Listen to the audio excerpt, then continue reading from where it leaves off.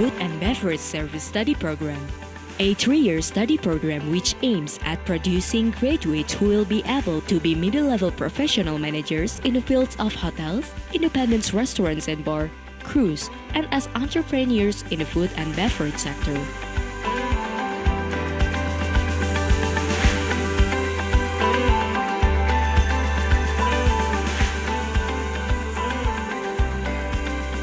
Associate Degree or Diploma 3 programs.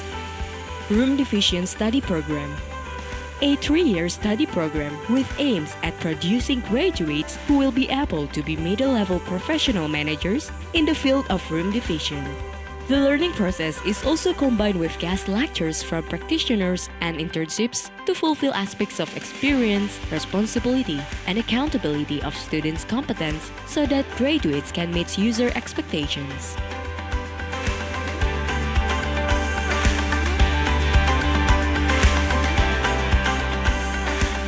Bachelor of Applied Tourism Diploma or Diploma 4 programs. Hotel Management Study Program, a 4-year study program that study all major departments in hotel such as front office, housekeeping, F&B production, F&B service, and back of the house departments such as human resources, accounting, sales, marketing, and revenue, to create competent and professional graduates at a leadership level in the hospitality industry. Hospitality Accounting Management Study Program, a 4-year study program specifically educates its graduates to have professional skill in the accounting department in the hospitality business. This study program is the right choice for young tourism people who want to pursue career as purchasing manager, credit manager, cost controller, chief accounting, or financial manager.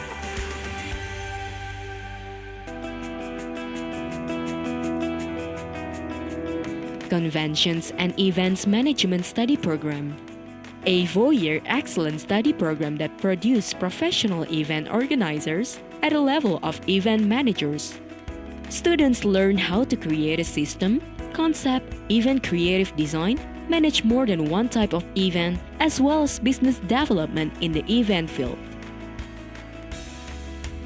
Tourism Destination Study Program, a 4-year study program to create top leaders in the management of tourism destinations, academics, researchers, and entrepreneurs in the tourism sector.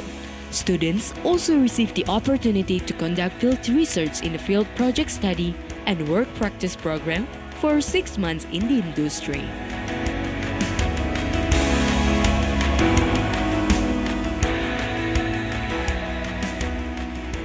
Travel Business Study Program, a 4-year study program that provides students with comprehensive knowledge and skills in the travel industry. The graduates of Travel Business Study Programs have profile as consultant, product manager, sales and marketing manager, general manager, and entrepreneur.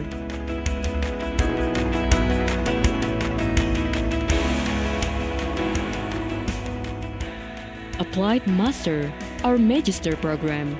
Master of Applied Tourism Study Program is the first applied tourism postgraduate program in Indonesia that provides vocational education in the fields of destination planning and development, as well as hospitality management. In addition, students are also equipped with entrepreneurial skills. Therefore, they can be a reliable entrepreneurs in the tourism and hospitality sector.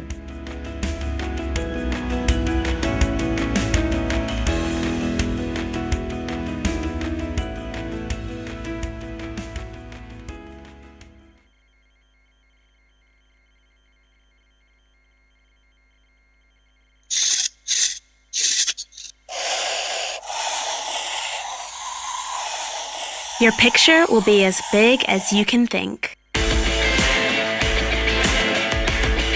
At Woosong University, you can paint your own picture towards the future.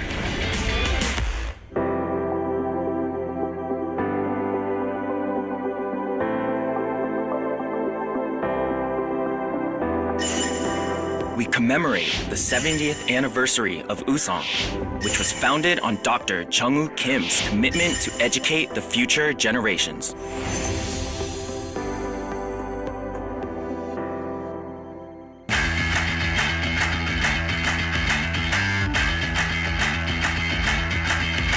Everyone talks about globalization. However, Woosong has a unique perspective. International students and English-speaking professors from more than 80 countries sharing lectures and classrooms with universities from the Americas, Europe, and Asia. 그럼 추수만 한국인네. It's a truly open campus where global citizens come to study together. This is what it means to be uniquely global at Woosong University.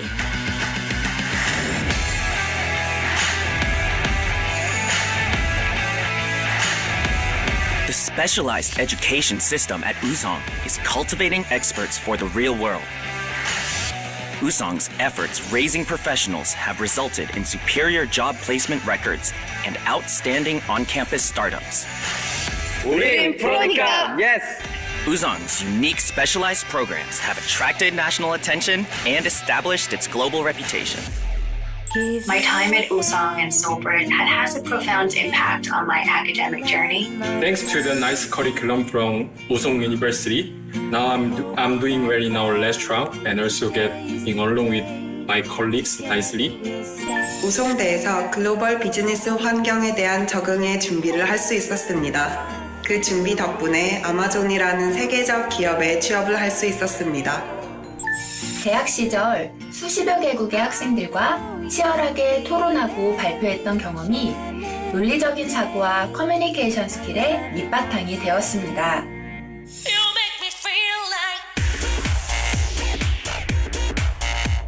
What is Woosong's plan for the future? A university with no boundaries between classrooms and the world. A university with open systems that intersect between online and offline, analog and digital. 다음학기는 유럽에서? Wow! Be one step ahead. Grab this opportunity towards the future at Woosong.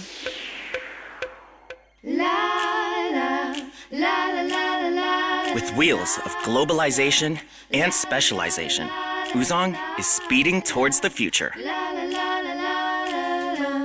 Would you like to join in painting your big picture at Woosong?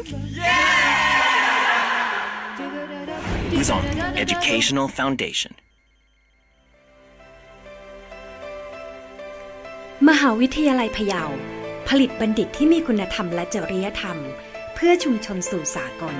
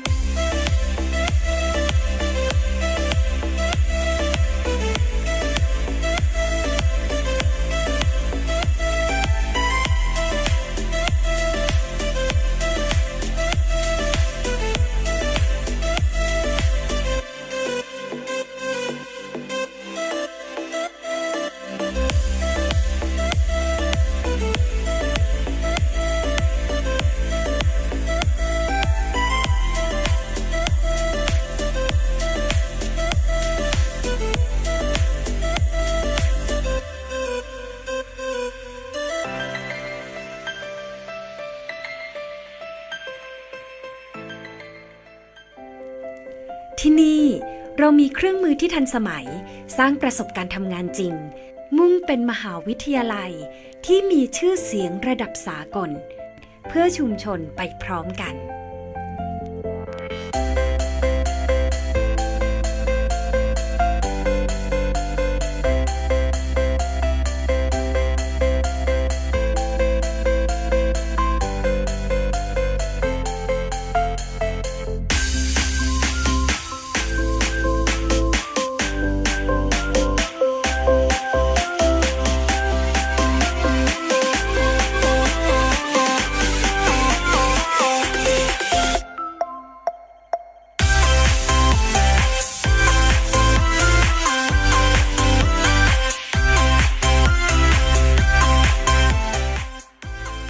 เป็นมหาวิทยาลัยที่มีชื่อเสียงระดับสากล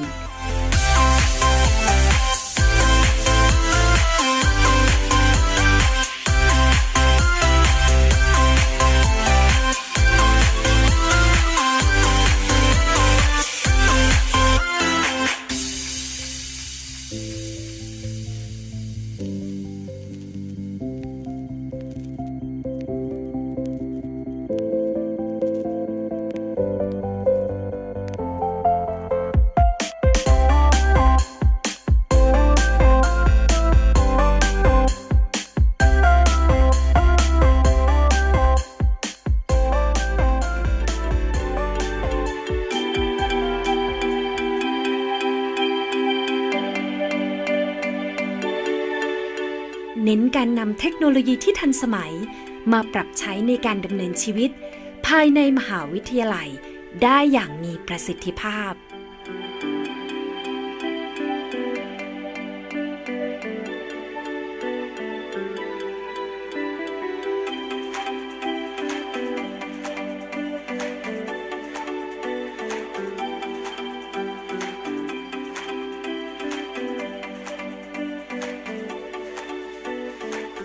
UP Product เป็นผลิตผลจากผลงานวิจัยและนวัตกรรมมุ่งสร้างคุณประโยชน์ต่อสังคมโดยนำองค์ความรู้และงานวิจัยเข้าบริการชุมชน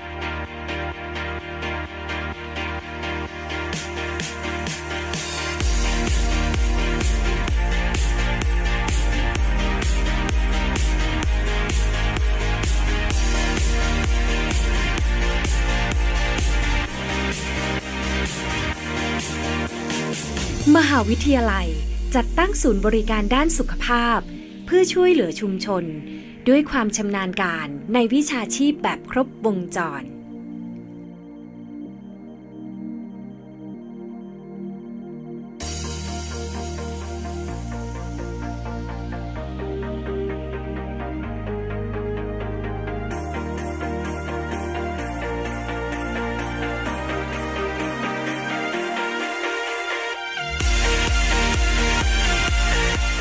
มหาวิทยาลัยพะเยาให้ความสำคัญกับศิลปะและวัฒนธรรมจึงได้ทำนุบำรุงและอนุรักษ์ประเพณีท้องถิ่นซึ่งเป็นส่วนหนึ่งของชุมชนเสมอมา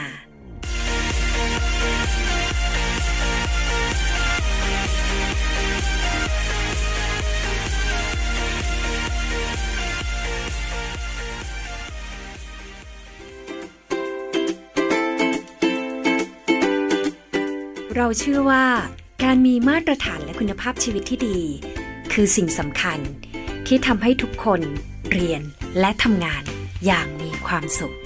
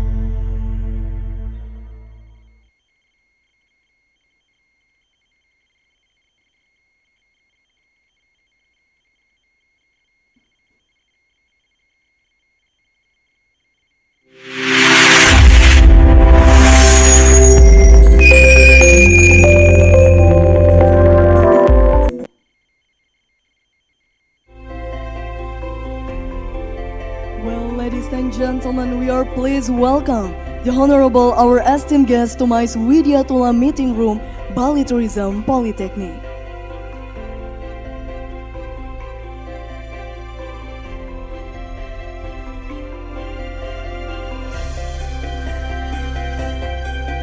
Ladies and gentlemen, please welcome our Director of Bali Tourism Polytechnic and all respectful speakers.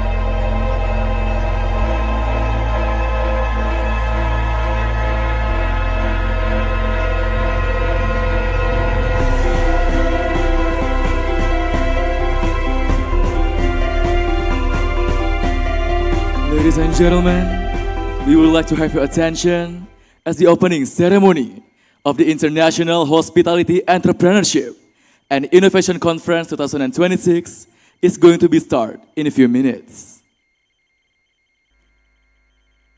Om Swastiastu. Assalamualaikum warahmatullahi wabarakatuh. Shalom Namo Buddhaya. Salam kebajikan. Salam sejahtera untuk kita semua.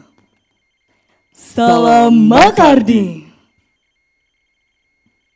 We would like to extend our warm welcome to the following esteemed guests to Widya Tula Meeting Room Bali Tourism Polytechnic.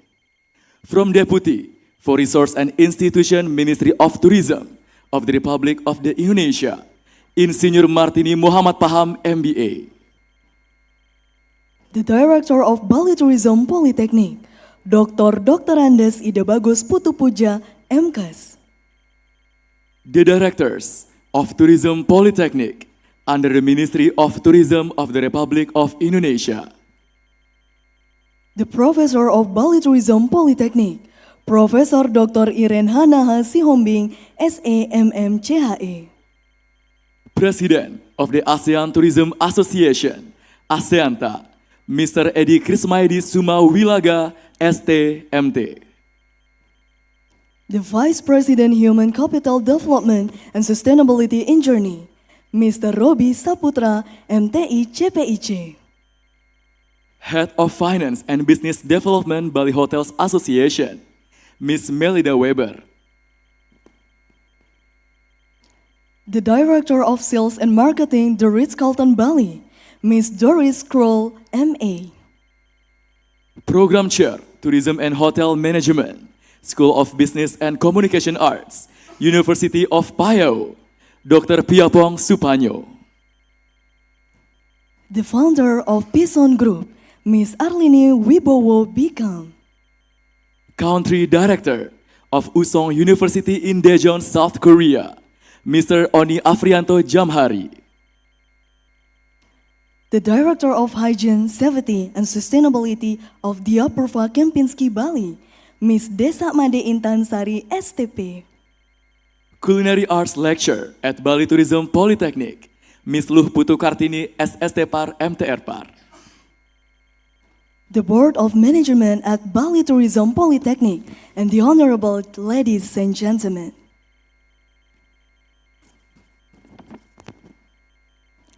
Good morning and welcome to Widya Tula Meeting Room, Bali Tourism Polytechnic. In this special occasion, let us thank God, the Almighty, because of His grace and mercy, we could gather here together to attend the opening ceremony of International Hospitality, Entrepreneurship and Innovation Conference 2020. Friday, May 8, 2026, that's conducted by hybrid system from Widya Tula Mais Tourism Polytechnic. My name is Yehning Amanda. And my name is Kevin Nelson as the event announcer for today. Ladies and gentlemen, The first agenda is Nusantara Dance Performance. Let us witness Nusantara Dance presented by Bali Tourism Polytechnic Traditional Dance Student Community.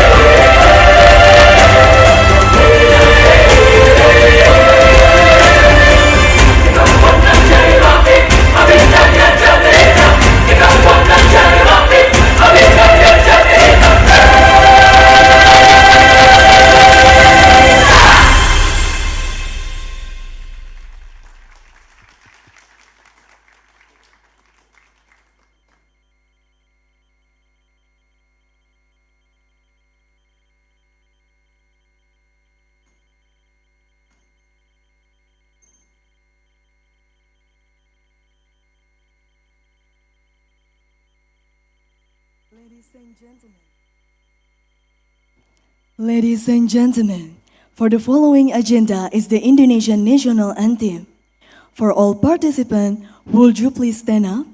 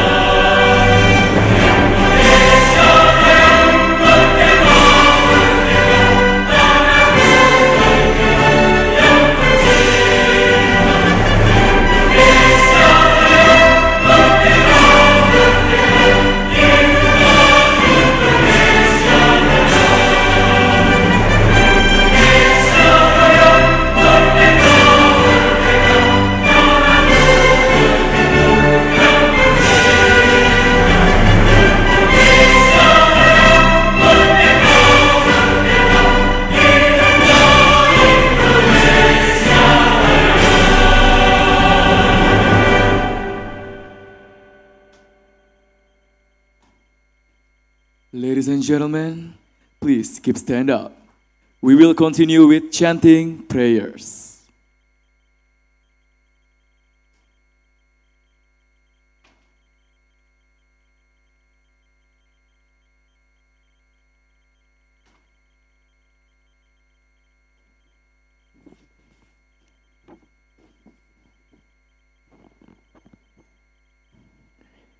Distinguished guests, ladies and gentlemen, please remain standing.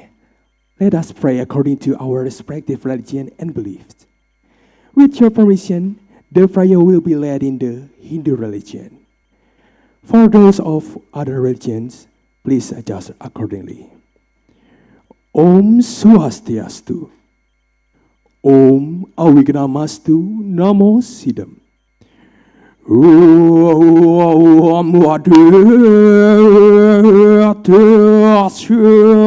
Param Jyote Raktu Adhyatya Namostute Swata Pankaju Madhyaste Vaskaruya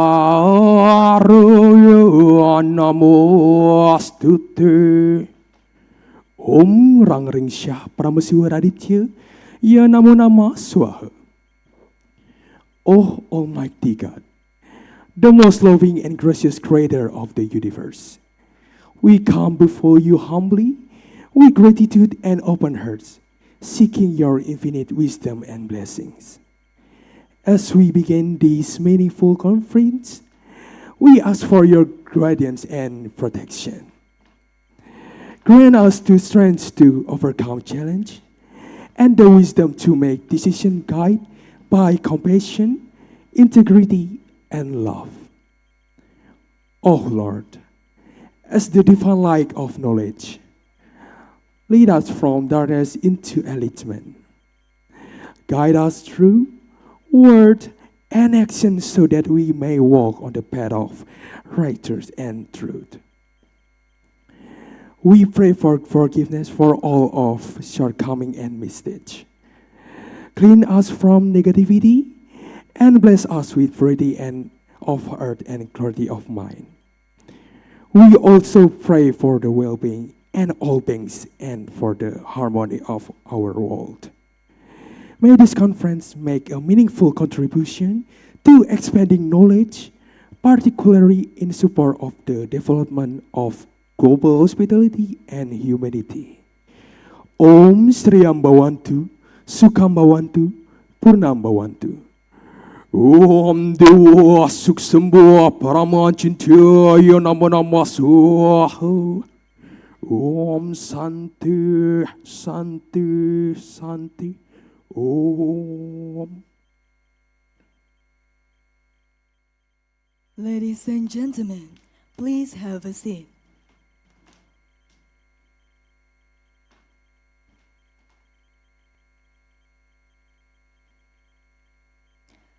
The next agenda is the report delivered by General Manager of International Hospitality Entrepreneurship and Innovation Conference 2026. For Mr. Iputu Kusmawan Aditya, the time is yours.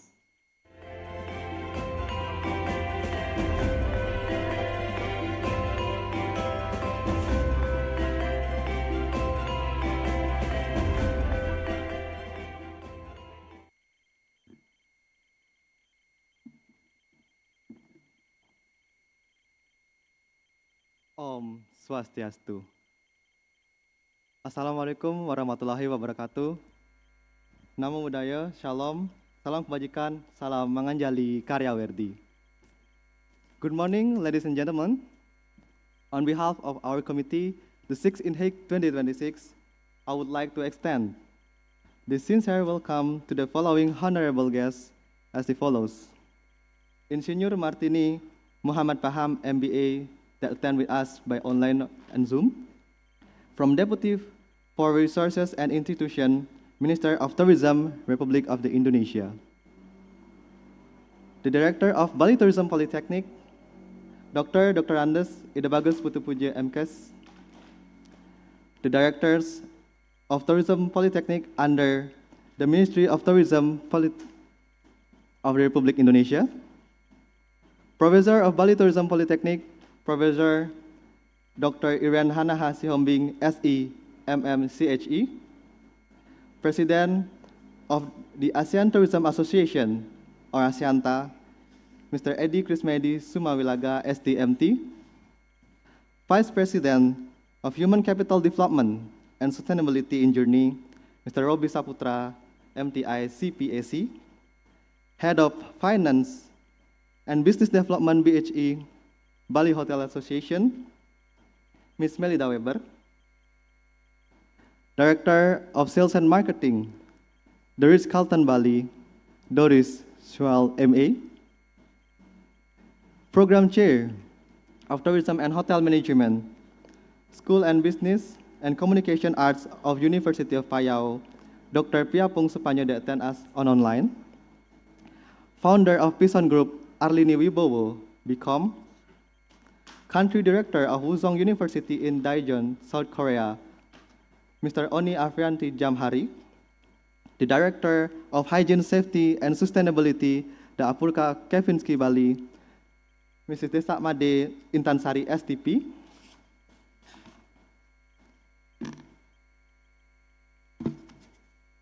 Culinary Arts Lecturer at Bali Tourism Polytechnic, Luh Putu Kartini, SST PAR, MT PAR, CHE, and the esteemed all the invited speakers of the 6th Inheic 2026.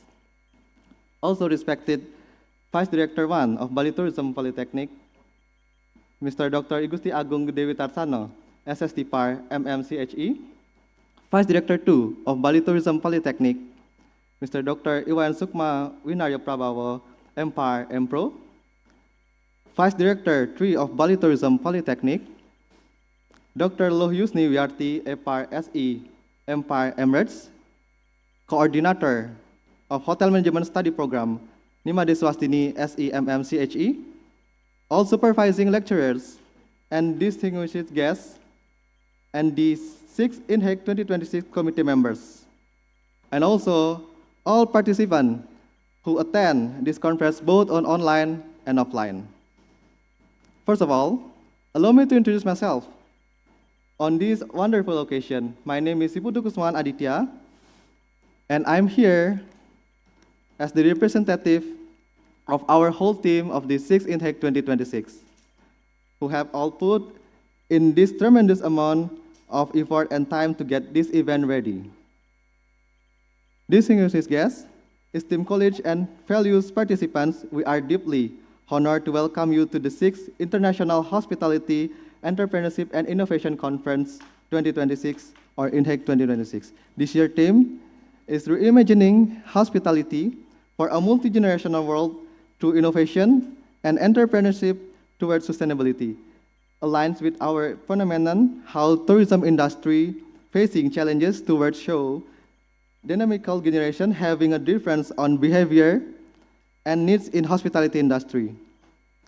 The 6th Inheic 2026 features a rich of program with expertise, including 6 practitioner speakers and 5 keynote speakers with high of caliber.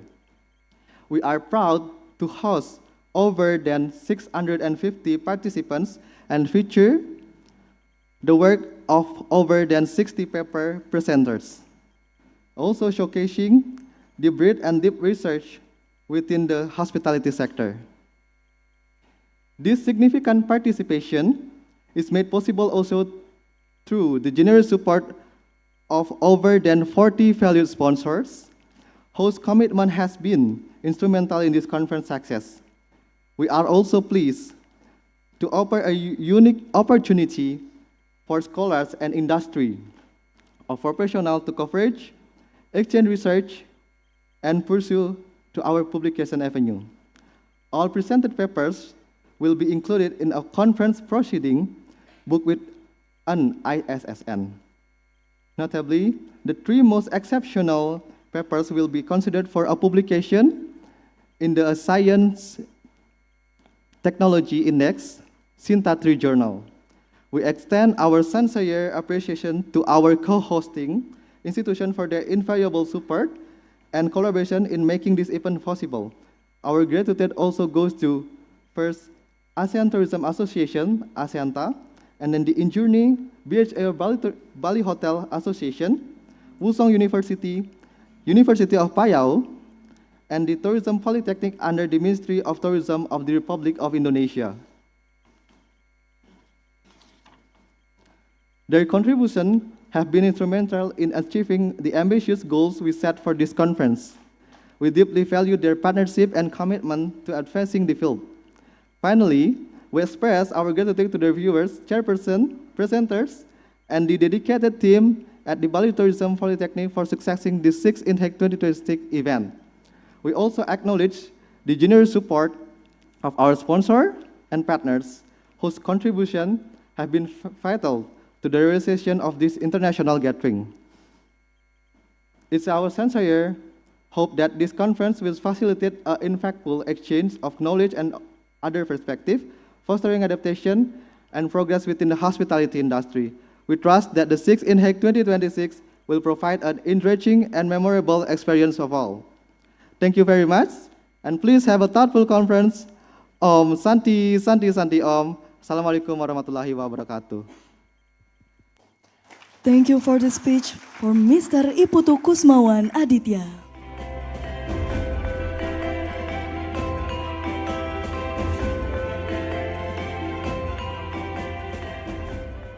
Well, ladies and gentlemen, the next agenda is report that delivered by Coordinator of Hotel Management Study Program. For Ms. Nimades Swastini SAMMCHE, the time is yours.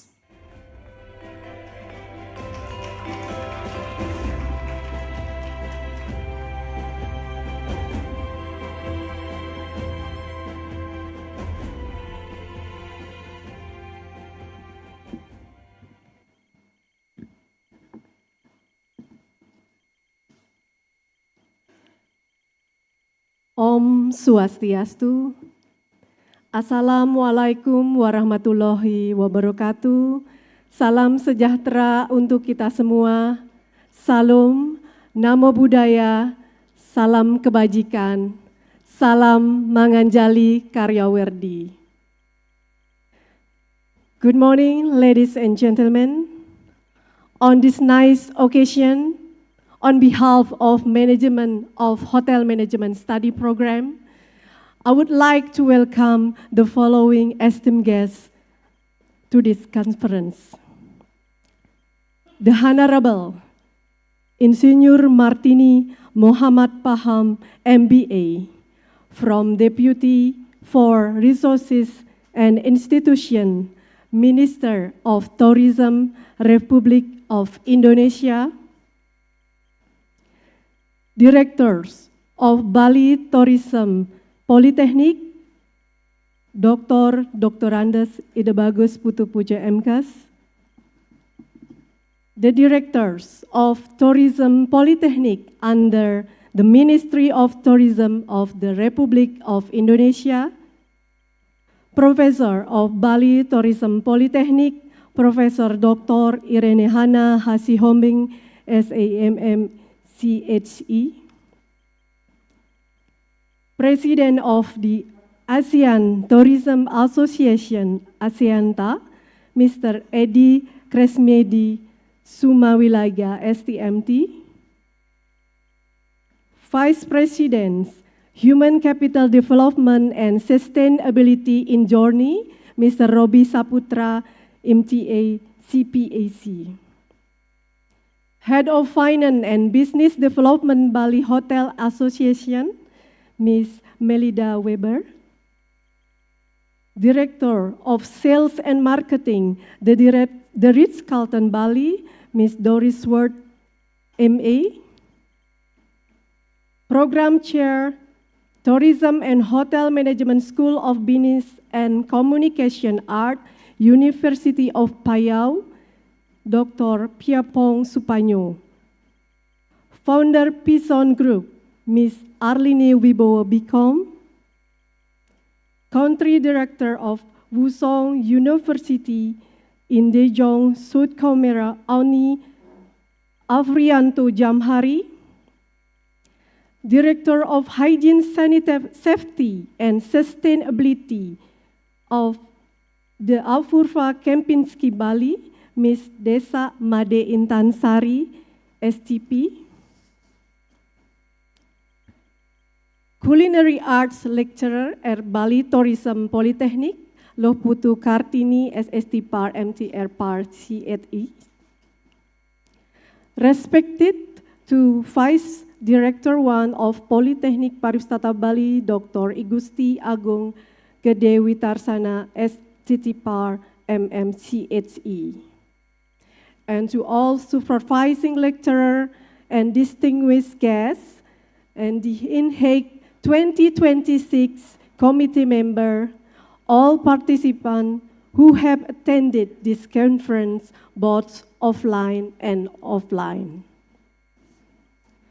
Good morning and best wishes to all of us. Ladies and gentlemen, it is my honor to present the Management Application Results Seminar Inheic 2026, organized by the 8th semester students of Hotel Management Study Programs. This international conference, organized under the Managerial Application Program, provide a distinguished platform for expert speaker and researcher to present their work and share insight. The theme of reimagining hospitality for a multi-generational world through innovation and entrepreneurship towards sustainability is of great importance in today's context, as it addresses how tourism industry receive a very dynamical needs and concern from such a generational differences. I honor to hear from experts in their field, engage in insightful discussion, and network with professionals from various backgrounds. I encourage you to actively participate, share your views, and make the most of this valuable learning opportunity. I sincerely thank all parties for their invaluable support and contribution to this event. I hope this forum inspire meaningful exchange and enrich both academic and industry insight. The success of this event is due to the hard work of many individuals, and I extend my gratitude to the student supervisor and committee members. My seminar foster productive discussion and advance knowledge in the hospitality and tourism industry. Wishing you all a successful and smooth event. Om Santi Santi Santi Om. Wassalamualaikum warahmatullahi wabarakatuh. Salam Namo Buddhaya, salam kebajikan, salam manganjali karyawerdi. Thank you. Thank you, Ms. Made Suwastini, for the amazing speech.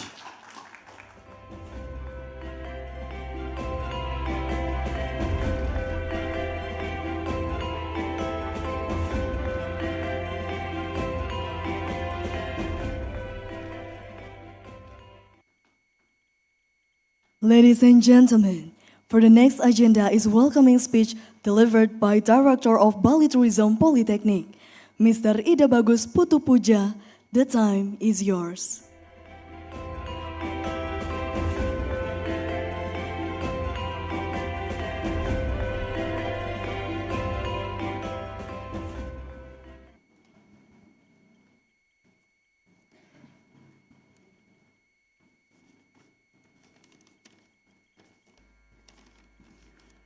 Om Swastiastu, Assalamualaikum warahmatullahi wabarakatuh, salam sejahtera untuk kita semua, salam, namo buddhaya, salam kebajikan, salam makardi.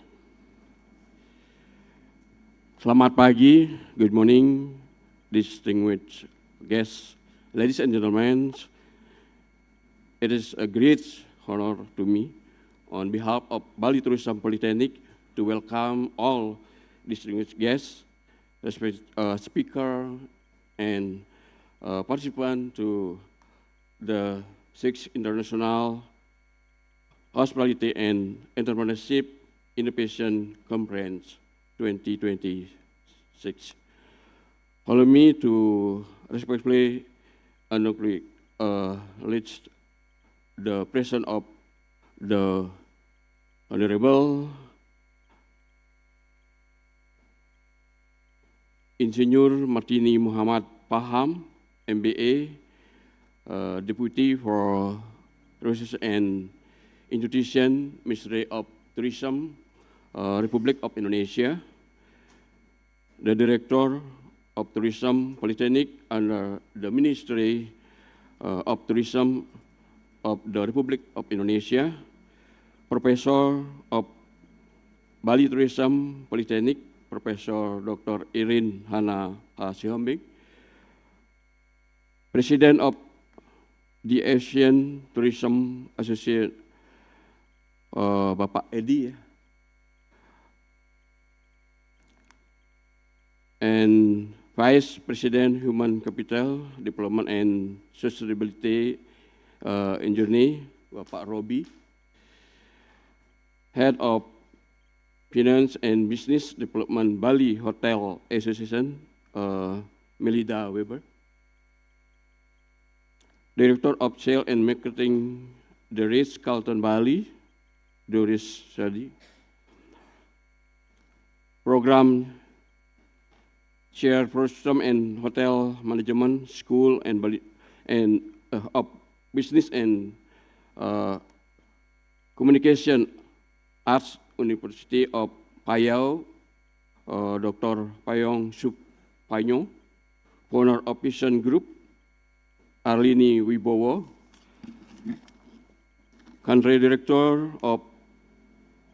Woosong University of Daejeon, South Korea, Oni Afrianto, Director of Hygiene, Safety and Sustainability at di Apurva Kemenski Bali, Desa Madi Intan, Sari, Culinary Arts Lecturer at Bali Tourism Polytechnic, Luh Putu Kartini, and all distinguished speaker of Inheic 2026. Respondents, all supervisor lecturer and distinguished guests, the Inheic 2026 committee member, all participants joining both online and offline. First of all, I would like to express my appreciation for your presence and participation in this conference.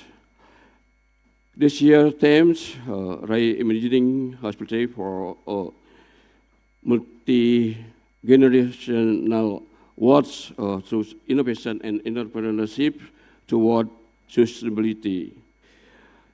Engage us to explore innovative and sustainable approach in shaping the future and hospitality and tourism.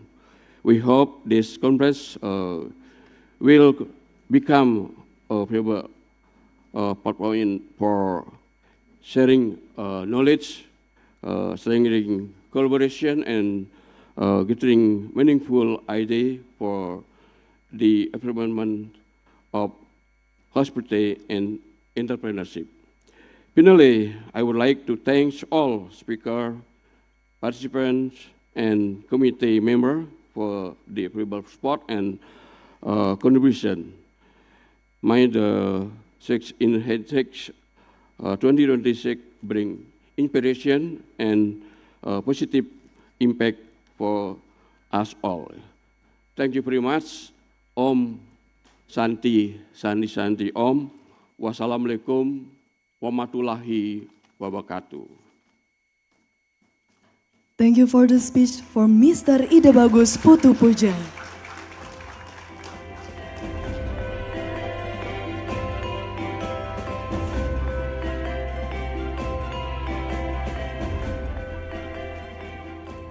Well, ladies and gentlemen, the next agenda is welcoming speech that delivered by Deputy for Resource and Institution, Minister of Tourism Republic of Indonesia, to Insinyur Martini Muhammad Paham MBA. The time is yours.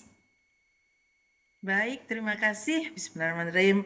Om Swastiastu. Assalamualaikum warahmatullahi wabarakatuh. Salam sejahtera untuk kita semua. Shalom, namo buddhaya, dan salam kebajikan.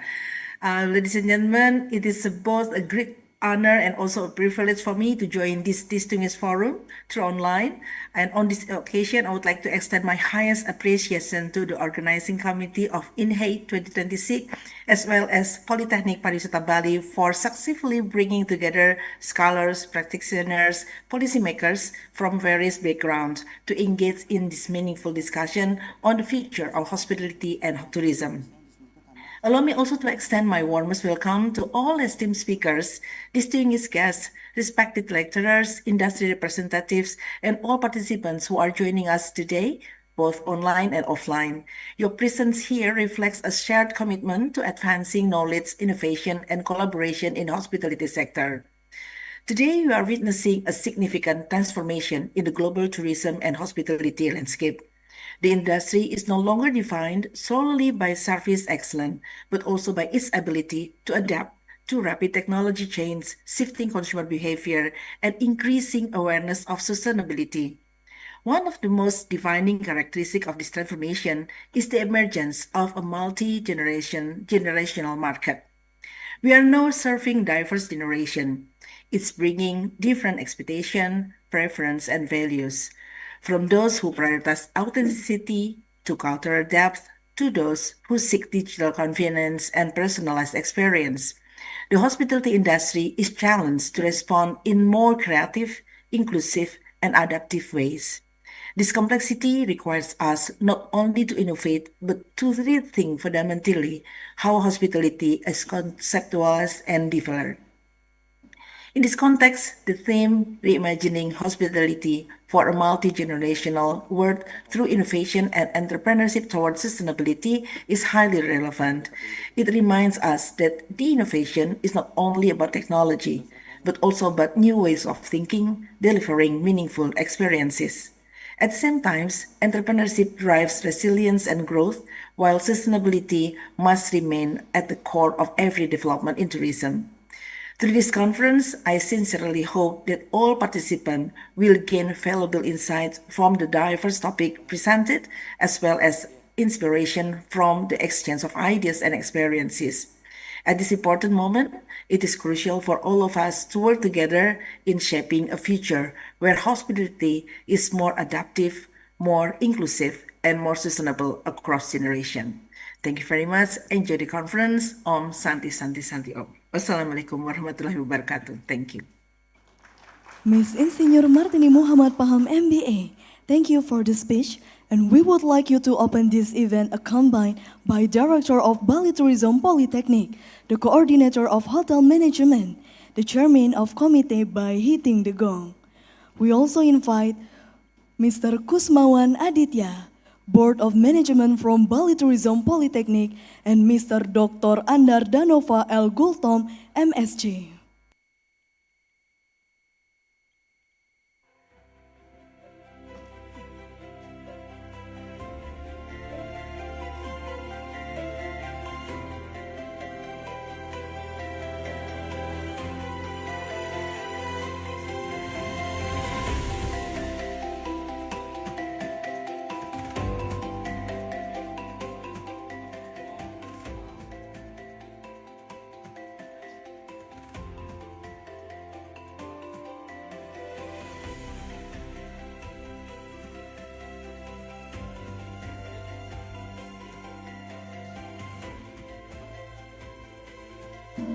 Ladies and gentlemen, the 6th International Hospitality, Entrepreneurship and Innovation Conference 2026 is officially open.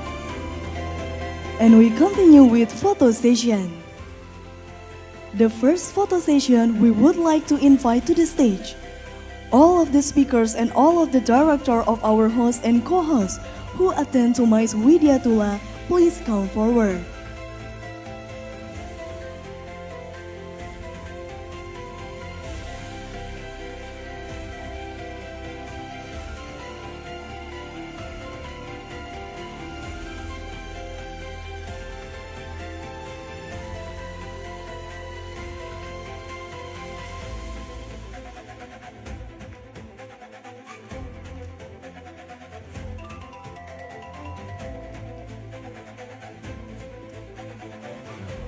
Alright, we start for the first photo session on my count. 1, 2, 3. Once again, 1, 2, 3. Alright, for everyone on the stage is pleased to be back on their place and still be stand up. And now we invite all of the offline participants to be please stand up.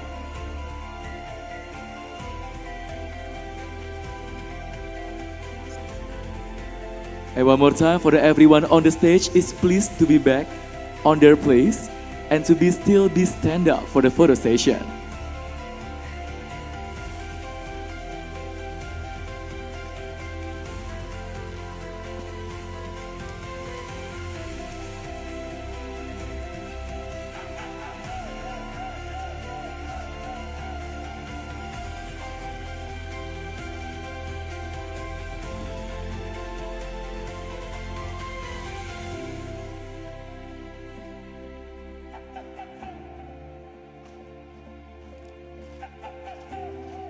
Alright, for the photo session on my count.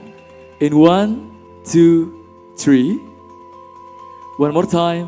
1, 2, 3. Thank you very much. For all invited participants, please have a seat.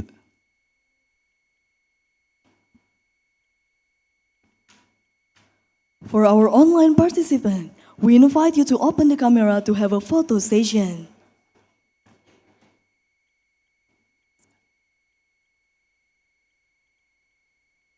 And for our online participant, we invite you to open the camera to have photo session.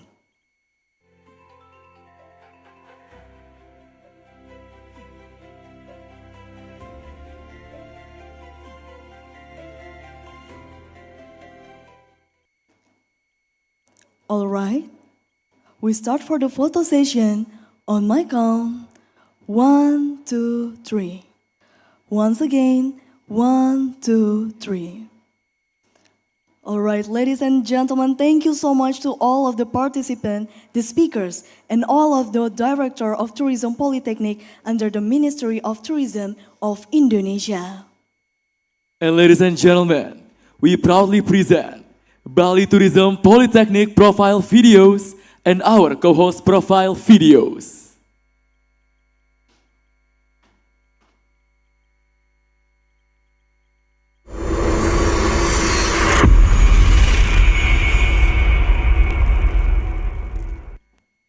Peluang itu ibarat sunrise. Jika tidur terlalu lama, kita akan melewatkannya. Maka, bangun dan bangkitlah untuk mempersiapkan diri. Sebab tanah kita, Indonesia, menyimpan segudang sejarah dan budaya. Memiliki panorama yang indah dari Sabang sampai Merauke. Sungguh berpotensi untuk menunjang pariwisata. Sumber daya manusia yang mumpuni pun harus segera disiapkan untuk membangun pariwisata.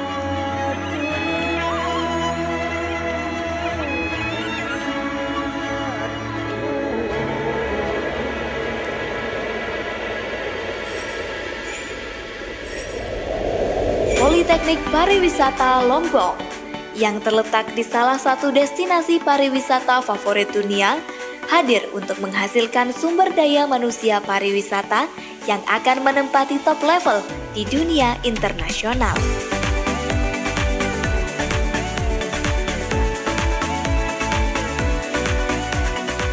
Politeknik Pariwisata Lombok merupakan perguruan tinggi negeri pariwisata di bawah Kementerian Pariwisata dan Ekonomi Kreatif, Badan Pariwisata dan Ekonomi Kreatif Republik Indonesia,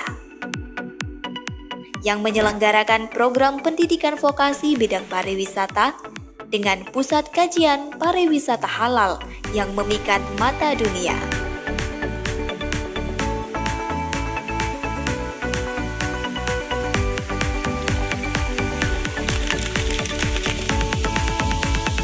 Dalam proses pembelajarannya, diterapkan 70% pembelajaran praktik dan 30% pembelajaran teori.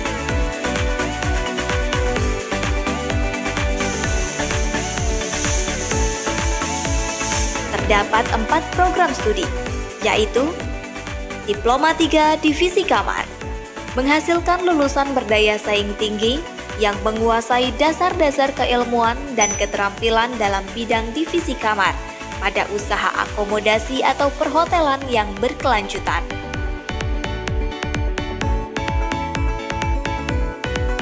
Diploma 4 Pengaturan Perjalanan, berkonsentrasi pada bidang pariwisata, khususnya usaha produk dan jasa di bidang transportasi dan perjalanan wisata. Mahasiswa juga didorong untuk mengembangkan pengetahuan dan keterampilan dalam bidang kewirausahaan serta teknologi informasi.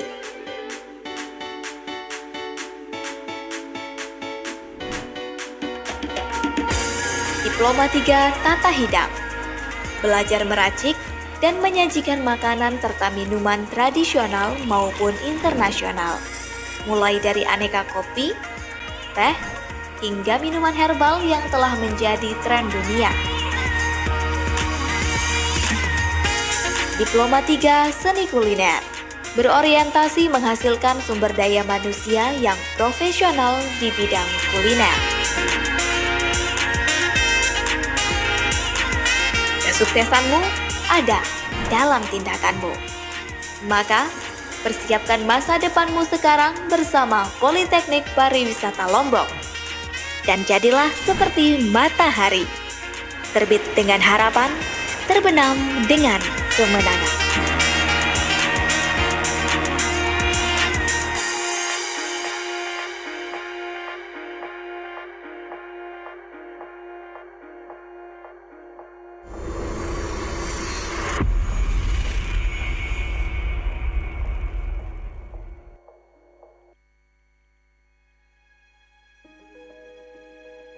Indonesia is one of the amazing masterpieces in the universe, between beautiful nature, rich cultural heritage, and the dynamics of rapid modern development, create a unique environment and will captivate the hearts of anyone who visits. From green mountains to white sand beaches, it stretches widely from the tip of Sumatra to Papua. This land of Indonesia, which is full of charm, is a great opportunity which can accelerate economic growth, improve people's welfare, and strengthen the country's image in the eyes of the world.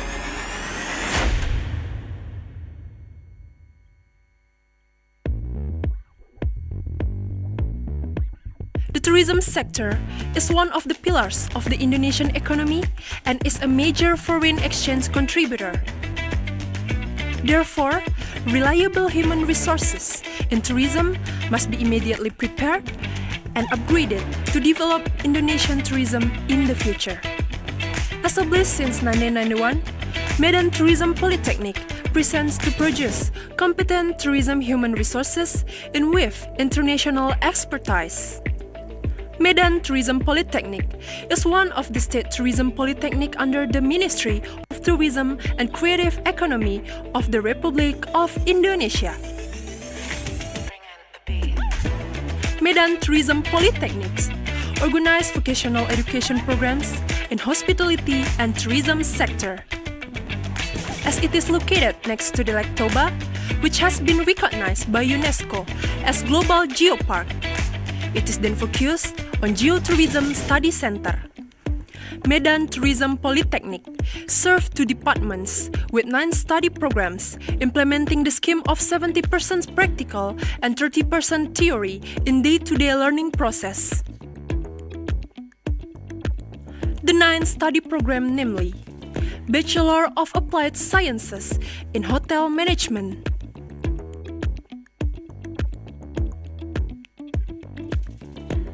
Bachelor of Applied Sciences in Tourism Destination,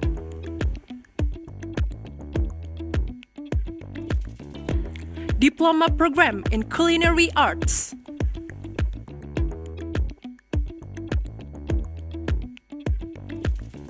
Diploma Program in Baking and Pastry Arts,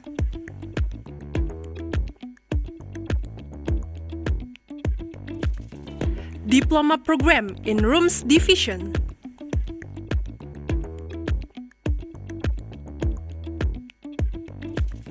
Diploma Program in Food and Beverage Services,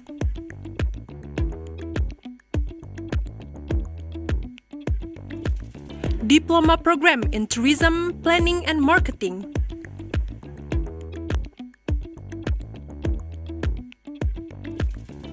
Diploma Program in Tours and Travel Operation,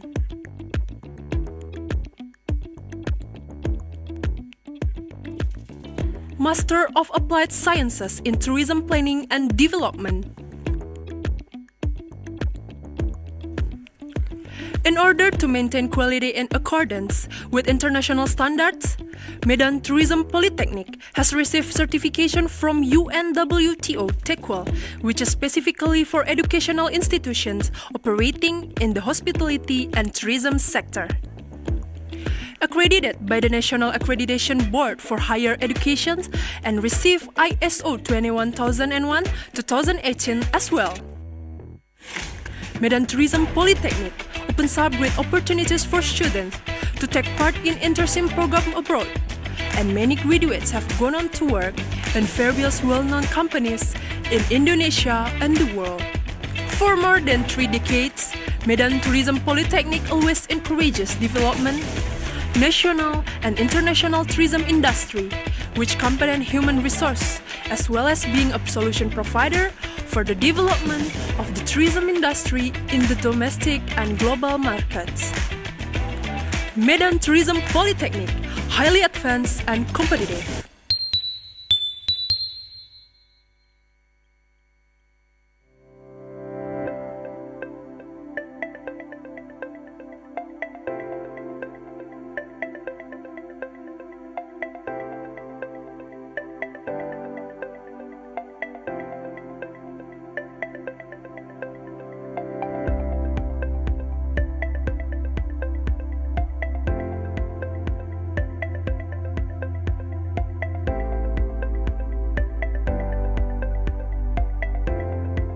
The Bandung NHI Tourism Polytechnic is a state tourism institute under the Ministry of Tourism and Creative Economy, and is dedicated to develop tourism in Indonesia in terms of human resources.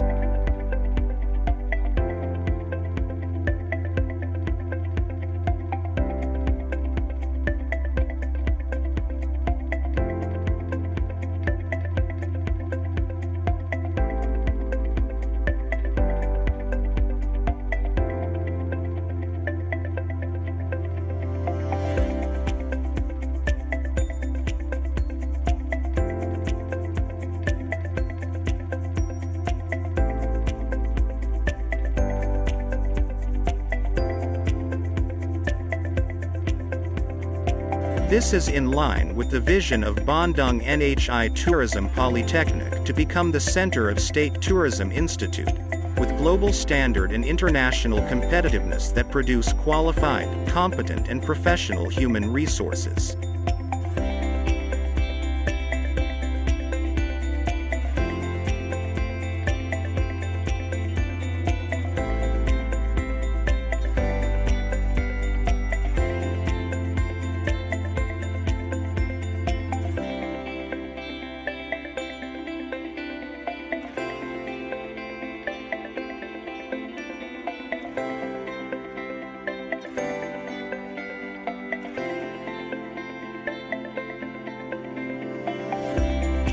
Bandung NHI Tourism Polytechnic has 26,000 alumni spread all over the world, in which 35% work overseas and 65% pursue their career in Indonesia.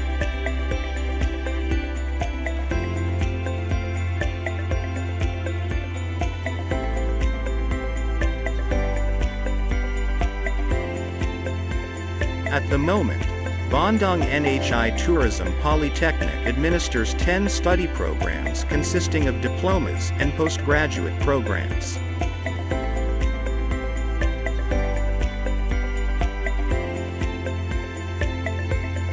Bandung NHI Tourism Polytechnic is accredited A and has received TED Qual recognition from UNWTO and ISO certification.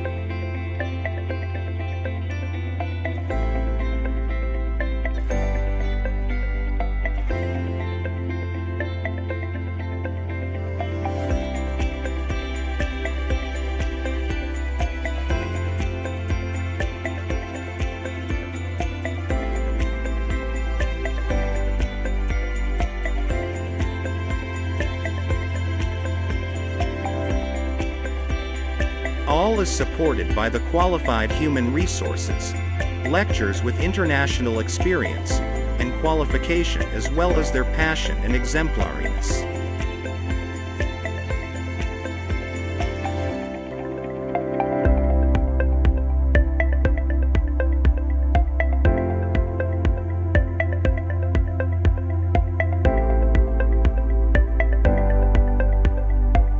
Every year, nearly 10,000 applicants enroll to study at Bandung NHI Tourism Polytechnic, but only 700 are selected.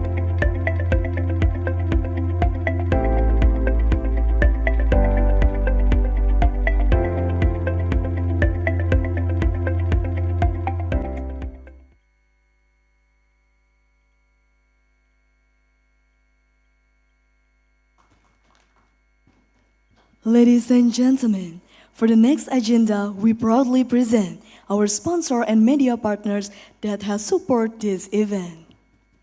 Mino Beach Club Ungasan, GWK Cultural Park Bali, Amanda Brownies, Bali Pro Clean, Toko Puncak, Ngembang Desa, Tribe Coffee, Python Homestay, Citraland Water Park Denpasar, LPD Desa Adat Kampial, Koperasi Buana Arta Mulia, Lamina Atabek, Capture Booth, Di Sini Laundry, LPD Desa Adat Pecatu, Loverboy Restoran, Trade with Putra, pengelola kawasan pantai Melasti Ungasan. Maheswari Makeup, Retreat Bali, Mandala Hill Villa, Koperasi Pandawa, North Tour Bali, Agat Collection, Serenity Spa, Koperasi Guna Prima Dana, Dapur Susi, Ungasan Property, Desa Adat Kutu, IPB International, Alpha Hotel Management, Bali Teak, Samsam Suka-Suka, M-Bites, Makeup Bayua, Sari Timbul Bali, CV Wanabe, Ayasa Floris, Bintang Kreasi Nusantara, and Pullman Bali Legian Beach. And ladies and gentlemen, we also present you our sponsor video that contribute the most in this event. Looking for a place where the whole family can laugh, play, and create memories together? Step into Trans Studio Theme Park Bali, Bali's only indoor theme park, home to 16 exciting rides and 3 spectacular shows made for all ages.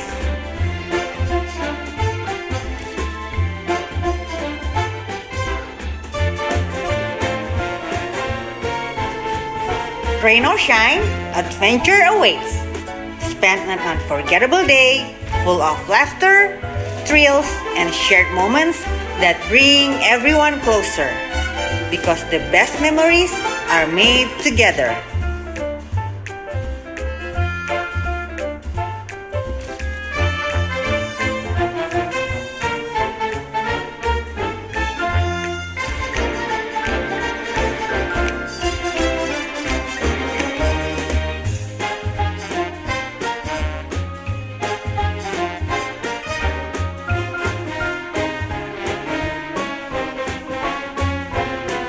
Why wait? Start your family adventure now.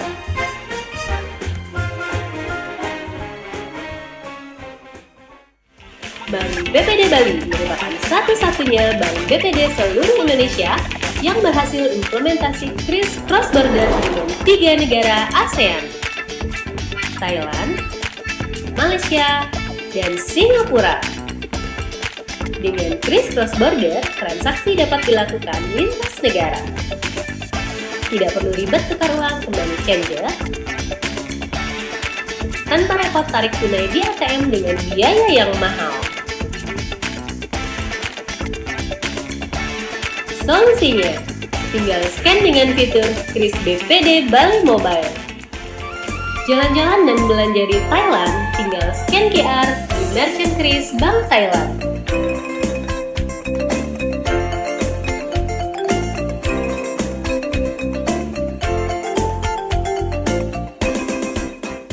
Belanja di Malaysia juga bisa scan QR merchant di lebih dari 2 bank Malaysia.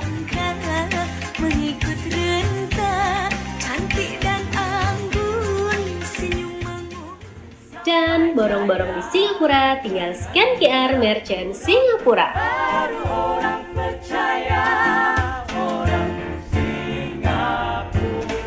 Bank BPD Bali merupakan satu-satunya bank BPD seluruh Indonesia yang berhasil implementasi kris cross border dengan 3 negara ASEAN.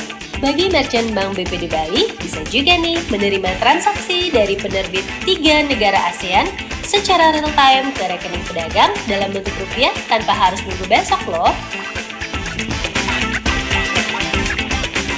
Krisnya 1, menangnya banyak. Bisa-bisanya keluarga Pak Dika. Bapak! Antara adek buka tabungan yuk. Lah, hari ini kan Sabtu, Dek. Nggak bisa dong. Bisa. Nggak bisa. Bisa. Nggak bisa. Bisa. Pakai lipin aja. Kapan aja, di mana aja, bisa. Tinggal selfie, langsung jadi. Nggak perlu video call. Wih, mantep banget. Dibilangin. Lipin aja, semua bisa.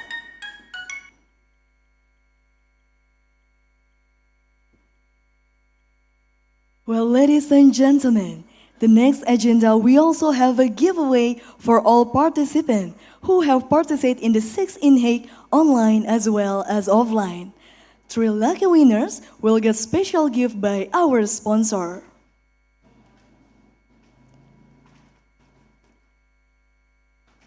All right, on my count, 1, 2, 3, spin.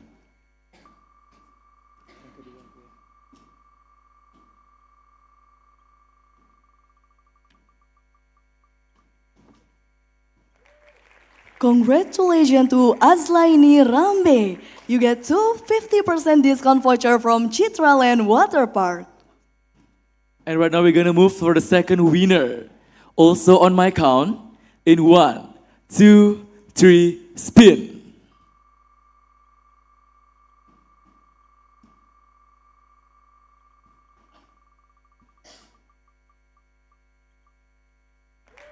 Congratulations to Muhammad Fauzan Rifnandi. You're gonna also get 50% discount voucher from Citraland Water Park. And congratulations to all of the winners.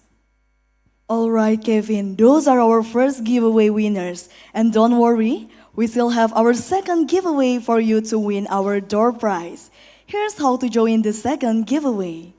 First, you need to capture the best moment of Inheic 2026 on your Instagram story. And then second, don't forget to tag at inheic.ppb in your stories to ensure your entry is counted. Winners will be chosen based on the most creative stories. And guess what? One account with the most creative stories will walk away as the winners for today. So grab your phones, start snapping, and share your Inheic 2026 experience with us now. The winners will be announced at the end of Inheic 2026. All right, ladies and gentlemen, we would like to continue to our next agenda. That's Keynote session. In this session, we will have 4 keynote speakers that already joined offline who will share their insight based on our conference theme, Reimagining Hospitality for a Multi-Generational World Through Innovation and Entrepreneurship Towards Sustainability. Our first presentation from our keynote speaker will be presented by Professor Dr. Iren Hanaha Sihombing, SAMM CHE, lecturer from Bali Tourism Polytechnic. Professor Dr. Iren Hanaha Sihombing, SAMM CHE. The time is yours.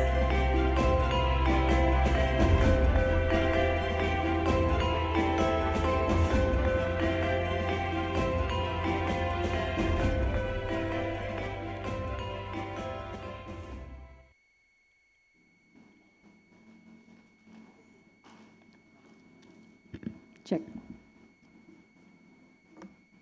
Okay. Om Swastiastu. Assalamualaikum warahmatullahi wabarakatuh. Shalom, Namo Buddhaya, Salam Kebajikan, Salam Makardi. Good morning, respected keynote speakers, distinguished chairpersons, esteemed academics, industry leaders, researchers, students, and all participants. It is both an honor and a pleasure to be here in this important conference on reimagining hospitality for a multi-generational workforce, innovation and entrepreneurship toward sustainability. This theme is timely, it is relevant, and more importantly, it is urgent. Today, hospitality is no longer challenged only by competition, service quality, and technology disruption. The real challenge before us is deeper. How do we build a hospitality industry that remains attractive, humane, adaptive, and sustainable for the next generation of workers? And when we speak about the next generation, we are speaking about Generation Z. Generation Z is entering the hospitality workforce with a different mindset. They are talented, digitally fluent, creative, and highly responsive to change. But they also have different expectations about work. They do not only seek employment, they seek meaningful work, psychological well-being, career growth, flexibility, and a sense that their future is worth investing in. This is where our conversation must begin.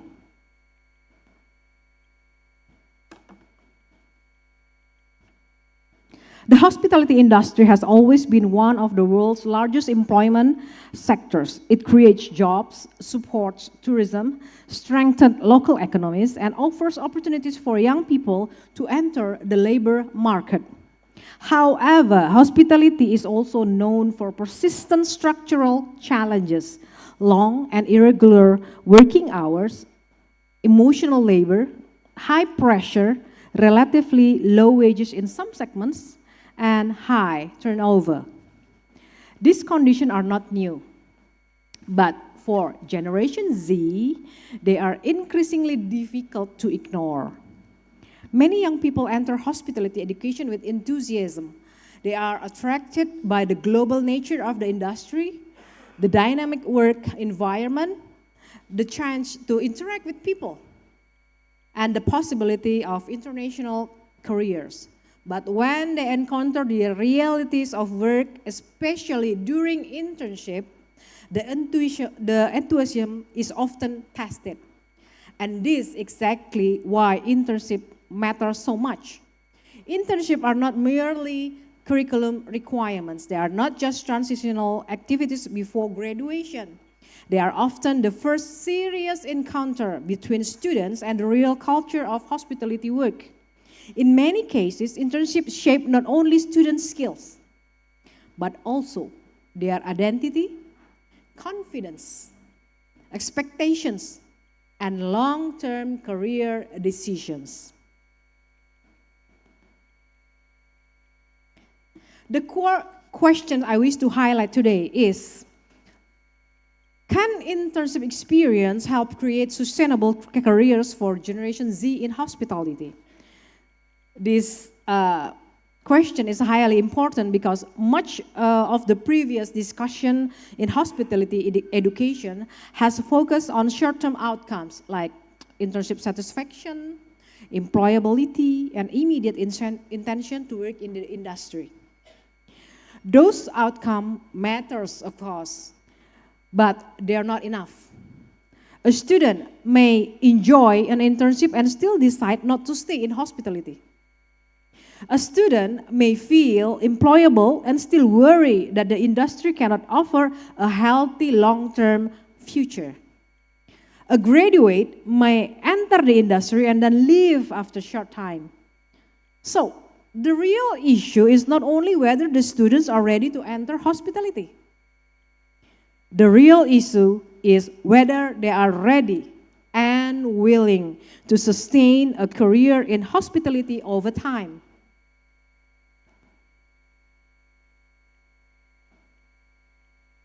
In the research that we conducted, I found a very important insight. Internship experience shapes career sustainability, not only directly, but more importantly through a psychological and developmental mechanism called career adaptability.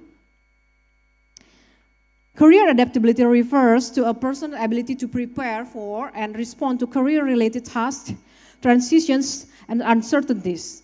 It includes 4 important dimensions: concern, being future-oriented; control, taking responsibility for career decisions; curiosity, exploring career possibilities; confidence, believing in one's ability to solve career-related problems.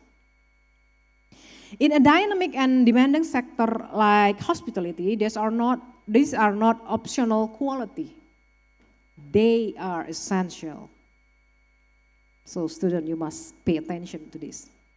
The study shows that positive internship experience significantly strengthened career adaptability. In turn, career adaptability significantly strengthened career sustainability. In other words, internships become meaningful not simply because students are placed in industry, but because they help students become more adaptive, reflective, and prepared for the future. This is a very powerful message. It means that the value of internship is not only in exposure. Its value is in transformation.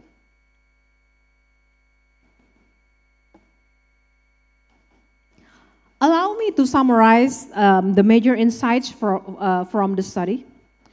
First, internship experience positively influences career adaptability. This means that when students experience internship with clear goals, meaningful assignments, and support for learning, they become more capable of planning their future, managing decisions, exploring its possibilities, and facing challenges with confidence. Second, career adaptability positively influences career sustainability. Students who are more adaptable are more likely to believe that they can build a viable and meaningful long-term career in hospitality, even in a sector that is often perceived as unstable or demanding. Third, career adaptability mediates the relationship between internship experience and career sustainability. This is perhaps the most significant contribution. It tells us that internship supports sustainability careers because it develops internal adaptive resources in students. The internship is not just a place to perform tasks. It is a place where future career resilience is built. Fourth, industry attractiveness has a positive direct effect on career sustainability. Although its moderating role is not statistically significant, this means that student perception of the hospitality industry still matters. If they see the industry as offering growth, dignity, opportunity, and quality of life, they are more likely to imagine themselves staying in it. But interestingly, the influence of adaptability remains important regardless of whether the industry attractiveness is perceived as especially strong. This finding is very meaningful for Generation Z. It suggests that external image alone is not enough. What matters just as much is whether we help young people build the internal capacity to navigate uncertainty, complexity, and change.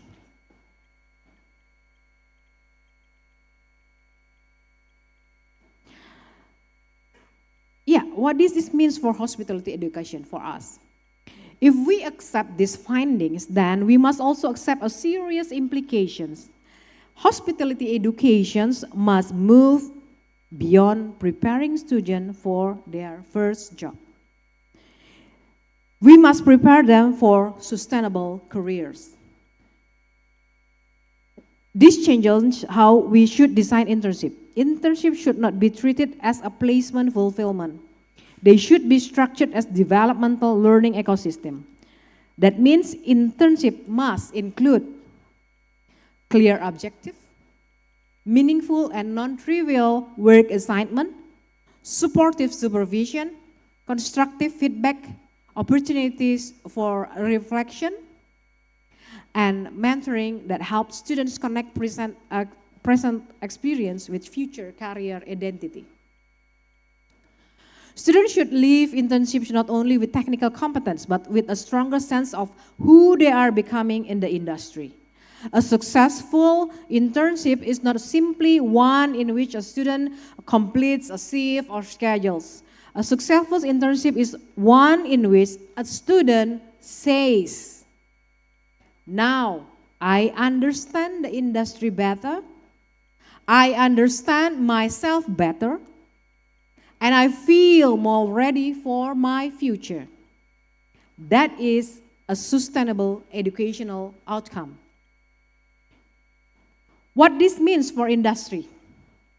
The responsibility does not belong to educational institutions alone. Industry partners are also playing a decisive role. If students are given repetitive, menial, unsupported, or exploitative tasks during internship, then the industry should not be surprised when young graduates choose to leave. Generation Z is observant.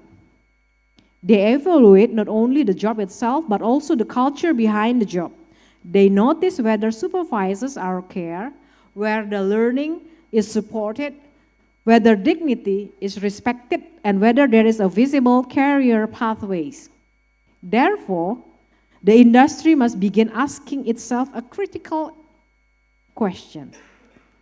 Are we designing internship and early career experience that attract Generation Z? Or are we unintentionally pushing them away? If we want sustainable talent pipelines, then internship must become spaces or guided learning rather than low-cost labor. Supervisors should be trained not only in operation, but also in coaching and developmental support. Organizations should communicate clearer career pathways, fairer expectations, and stronger opportunities for growth. Because for Generation Z, sustainability is not only about salary, it is all about respect, purpose, growth, and psychological viability. I see some students here is nodding their head. Okay. So, this conference theme is invite us to reimagine hospitality for a multi-generational workforce. That means we must create workplaces where different generations can contribute, learn, and thrive together. But reimagining hospitality also means we must stop asking younger workers to simply adapt to old systems that are no longer sustainable. Instead, we must redesign systems so that adaptability becomes mutual. Educational institutions must adapt, industry leaders must adapt, supervisors must adapt, policies must adapt, and our understanding of career success must also adapt. A sustainable hospitality sector is not one that only fills vacancy. It is one that builds long-term human flourishing. And this is where innovation and entrepreneurship become highly relevant. Innovation in hospitality is not only digital innovation, it's also human capital innovation. Entrepreneurship is not only about creating business, it's also about creating new models of leadership, new forms of mentoring, and new ecosystem of career development. If we are serious about sustainability, then we must innovate not only in products and services, but also in how we nurture people. Why Indonesia matters? The Indonesian context makes this discussion especially important. As a country with strong tourism potential and a growing hospitality education sector, Indonesia has both an opportunity and a responsibility. We have a young population. We have a vibrant service culture. We have expanding tourism destination. But we also face challenging in ensuring that hospitality careers are seen not merely as available, but as desirable and sustainable. This is why evidence from Indonesian hospitality students is valuable. It reminds us that future of hospitality is not built only in hotels, restaurants, and destination. It also built in classroom, training system, internship program, and the minds of students preparing to enter the industry. Ladies and gentlemen, the future of hospitality will not be secured by infrastructure alone. It will not be secured by branding alone. It will not even be secured by technology alone. It will be secured by whether the next generation believes that hospitality can offer them a future worth staying for.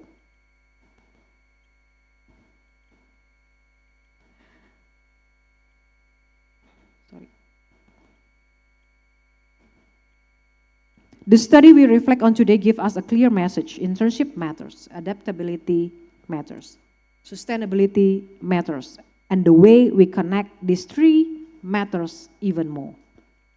So, let us reimagine hospitality not merely as an industry of service, but as an industry of sustainable human development. Let us design internships that do more than place students. Let us design them to empower students. Let us build workplaces that do more than employ Generation Z. Let us build workplaces that help them grow, belong, and remain. And let us ensure that when young people step into hospitality, they do not see only a job for today, but a career for tomorrow. Thank you very much. Om Santi Santi Santi Om. Wassalamualaikum warahmatullahi wabarakatuh. Thank you very much, Professor Dr. Iren Hanahasi Hombing, SAMMCHE, for the speech that you shared to us today. We hope that the speech you delivered to this conference can bring benefits for all the participants. And you're pleased to have a seat as we continue for the second keynote speaker.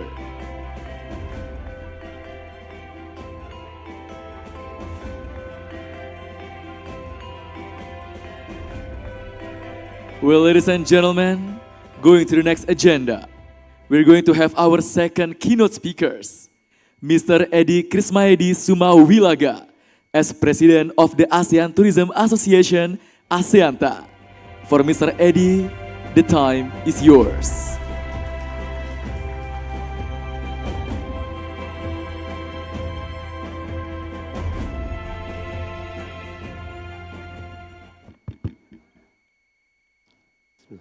Om Swastiastu. Assalamualaikum warahmatullahi wabarakatuh. First, thank you for the opportunity given to me for participating in this 6th Inheic 2026. It's an honor for me as the president of ASEAN Tourism Association to participate in this event. And I understand that this event, my participation in this event is not first time. I think we had already attended this in 2024. So congratulations to all Polytechnic Bali for continuation of this event and a successful event coming up. I think for my keynote speech this morning, Professor Iren has touched on how the internal progress within education internship is being undertaken. For me, as I have a hat as the president of Association of Tourism in ASEAN, at the same time also having a role in AirAsia, Indonesia. So my contribution this morning mostly will be on how the ecosystem of tourism will look like, especially within the current situation that we are facing. Yesterday I was fetched by Mbak Prema and Mas Joseph, and I didn't have opportunity to really talk with them in the airport because my intention in that when I arrive is just to talk with my team in Bali on how we can really navigate this situation in order for us to really overcome this situation. So tourism is another thing that I think to me is quite fragile in terms of how the industry will look like. We had, of course, COVID in 2020. And from the airline perspective, we actually have made announcement that in February, on 20th, we will announce that we are going to have a full recovery in 2026. The trajectory that we have in February, week 2 February, is quite positive. We are confident that 2026 will be a successful year for all of us. However, only 2 weeks from that announcement, 28th of February, the war happened. So this is another challenge that we are having for the aviation industry, as well as from the tourism perspective. So in here, aligned with the theme of the conference, Reimagining Hospitality for a multi-generational world through innovation, entrepreneurship towards sustainability. The theme is relevant for hospitality, as well as on how we actually face the future of tourism as a whole.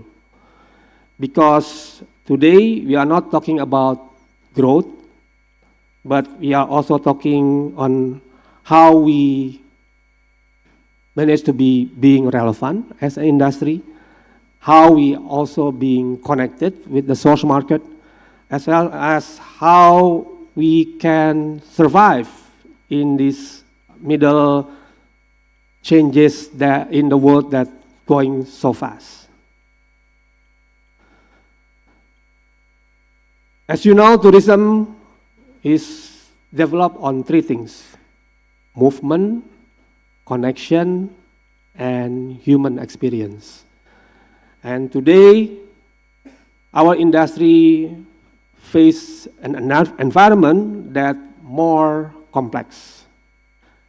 We are facing the pressure of economic, geopolitical, climate challenges, technological disruption, as well as changes in expectation of travelers among generation. And in facing this, we are now facing in turbulence, but turbulence does not stop the journey. It challenges us to lead it differently. And as a person that involved in aviation industry, I could say that turbulence cannot be always avoided, but it's really how to respond with this current turbulence that we are facing. In here, you can see that the pressure that we are facing by the industry is first, rising operating costs.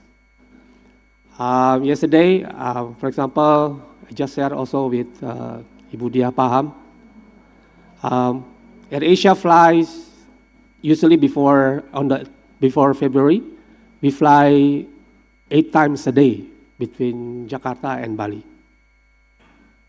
And we fly 5 times a day between Bali and Perth. So now we fly 3 times a day, Bali Jakarta. And we reduce Bali Perth to only 2, from 5 to 2 flights a day to Bali Perth. So you can see that the challenge is there. Though, of course, for international, we have opportunity to increase the fare, but people are not buying. People are really shifting. And I think that's the current situation that we are facing.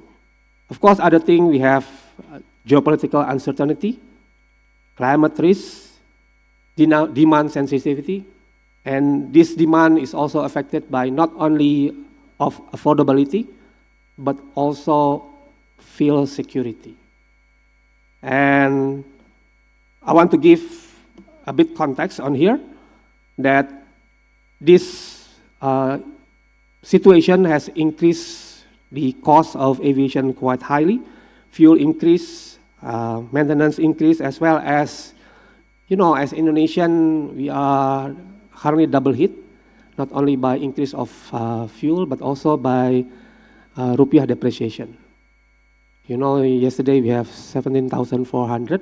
That is the record that we have all the time in terms of US dollar, meaning that in aviation industry, our expenditure is 80% is in US dollar. And only 20%, which is maybe my salary in rupiah. But mostly our expenditure is actually in US dollar, even our fuel for domestic. So I think this challenge is here. Not for me to scare you, but I think for us to be prepared. Because this kind of challenges is not this time. We had previously overcome the challenges, but we have also to be prepared in the future. Through this, as I mentioned, we optimize the network that we have. We do some efficiency on operation. We increase utilization of our aircraft in aviation until some of the airlines are even opening new routes to identify or to find a new source market that would be more sustained in terms of how they can operate. So I think the same thing is also applied to hotel. Once we are maintaining the network that we have, we are expecting that hotel can be still filled by guests. Restaurant can still be open to receive guests. And of course, the small and medium-sized enterprise can still survive in this situation. Then we can also identify that some of the industry have also increased their costs, food costs increase, labor costs, as well as the pressure of the digital platform. And here, I would mention that tourism cannot be longer rely on volume, but it must rely on resilience. So for this, in Asianta, when we start having this war on 28th of February, we conducted a study where we have collaboration with Piers Anderson to identify what would be the impact of this towards our member in Asianta. For your information, Asianta was established in 1971. Our members mostly is comprising 4 members in each country. First one is actually National Travel Association. Second is National Hotel Association. Then airline. Then the 4th component is actually NTOs, the National Tourism Organizations. And from the survey that we are undertaking in March 2026, we found out that 48% of business predicted that Q2, which is starting April up to June, will be worse compared to 2025. 55% also predicted that demand will be lower than last year. And 72% cancellation is happening, especially from Middle East as well as 70% from Europe. And this means tourism industry is not only facing one crisis, but this system-wide disruption. So certain area affected by war, it impacts connectivity, perception of travelers, as well as the trip pattern within the world itself. Because one thing that we can see, tourism is industry that interconnected, cannot be dependent by itself. Hotel cannot be independent by hotel itself. Also same thing, airline also cannot be independent by airline itself, but we are actually in one ecosystem that affecting one to another. Therefore here, as potential general manager of hotels in the future, I would give a message to you that collaboration with other parties, other stakeholders is important. Because you cannot stand alone, you have to work with others, and taking into account the current perception of travelers, that's pose another challenges. Likewise, connectivity is like lifeblood. Without connectivity, there is no growth in tourism. And this slide shows that previously, world is depending too much on Middle East hub. And once the airspace is closed, become a global tragedy.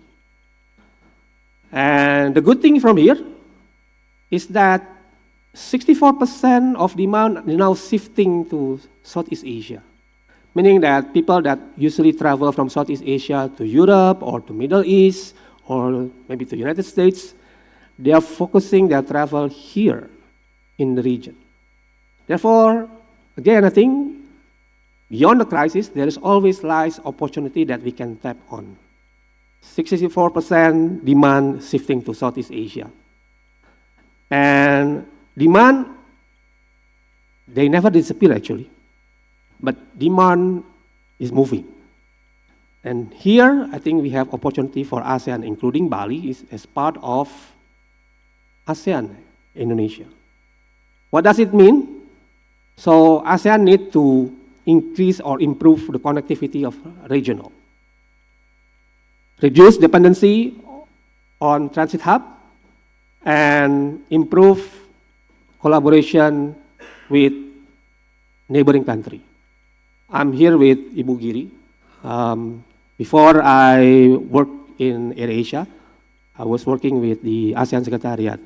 And Ibu Giri is in Ministry of Tourism. At the time, the last position was Sekretaris Kementerian. And now Ibu Giri is here as a lecturer. I'm happy to be here. And this collaboration within ASEAN is already there, which I think we should improve it by more doable outcome that we can rely on. So here, on top of what will be the focus for hotel, I think hotel now need to really focus on regional traveler, create experience package, improve local tourism ecosystem, because now people are really want to have local experience rather than, I don't know, packages that are really rigid.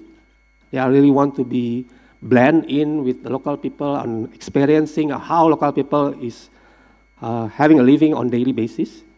And of course, you have to have more flexibility in terms of pricing strategy and distribution, because traveler today is cautious and they are very value conscious, and also at the same time they are still trying to find meaningful experience.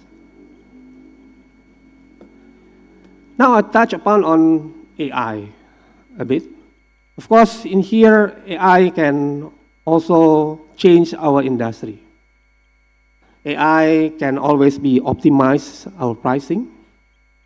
Of course, we can also automate the process, recommend the travel, as well as helping in creating personalization to the guests. But humans create empathy, trust, and memorable experience, as well as cultural connection. That's why I always believe that tourism cannot be replaced with AI. You need to have human touch, and I think this is the role of people in this industry, where you need to interact with the guests, because that will be part of experience that you are offering to the guests. AI always can help in doing digital check-in in the hotel, providing recommended restaurant, answering FAQ, but AI cannot read the expression of people that are tired, or the expression of guests that are disappointed, or creating emotional connection. So I think this is the advantage of people, and that's why working in tourism cannot be replaced by AI. AI can always be help tool, but people are still there needed to create interaction. In aviation, you can imagine if cabin crew is an AI. They cannot calm the passenger that are fear of flying. and they cannot help when there's a disruption. They still need people on the ground to help this industry moving. So in here, the key message that I want to highlight is that hospitality without humanity become logistics, meaning that you only move like goods from one point to another point. It's totally different. So we need to have human within tourism as part of the experience that we are offering to the industry. Now, we need to move from the old model to the new model. This slide shows how important we need to transform our industry in tourism. Now, from the volume growth, we need to create more resilient growth. From working in silo, becoming ecosystem. From transaction, becoming experiences. From standardization, which I think is quite important, like this morning, Pak Putu mentioned that Polytechnic Bali is applying for ISO 21000. It's important. But again, I think personalization is much more important. People being called by name, understanding where they're from, I think it's something that tourism should look into more focusedly. And I believe this is the DNA of Indonesian. One thing that I had also opportunity last night when we talked with Mbak Prema and Mas Joseph, I think here in hotel management, you are very determined that you will be working in the hotel industry. Where in some other part of the ASEAN, not very far from ASEAN country, we see that there are difficulties in finding talent to work in the hotel industry. Many of what they so-called as Gen Z, they want to be freedom. They want to have life-work balance, which one thing that quite contradict with the hotel situation is that they don't want to work from 7 to 3 o'clock. They want to be free, which I think that's happening in many of ASEAN countries. Therefore, this opportunity, I think, a lot that can be filled by Indonesian.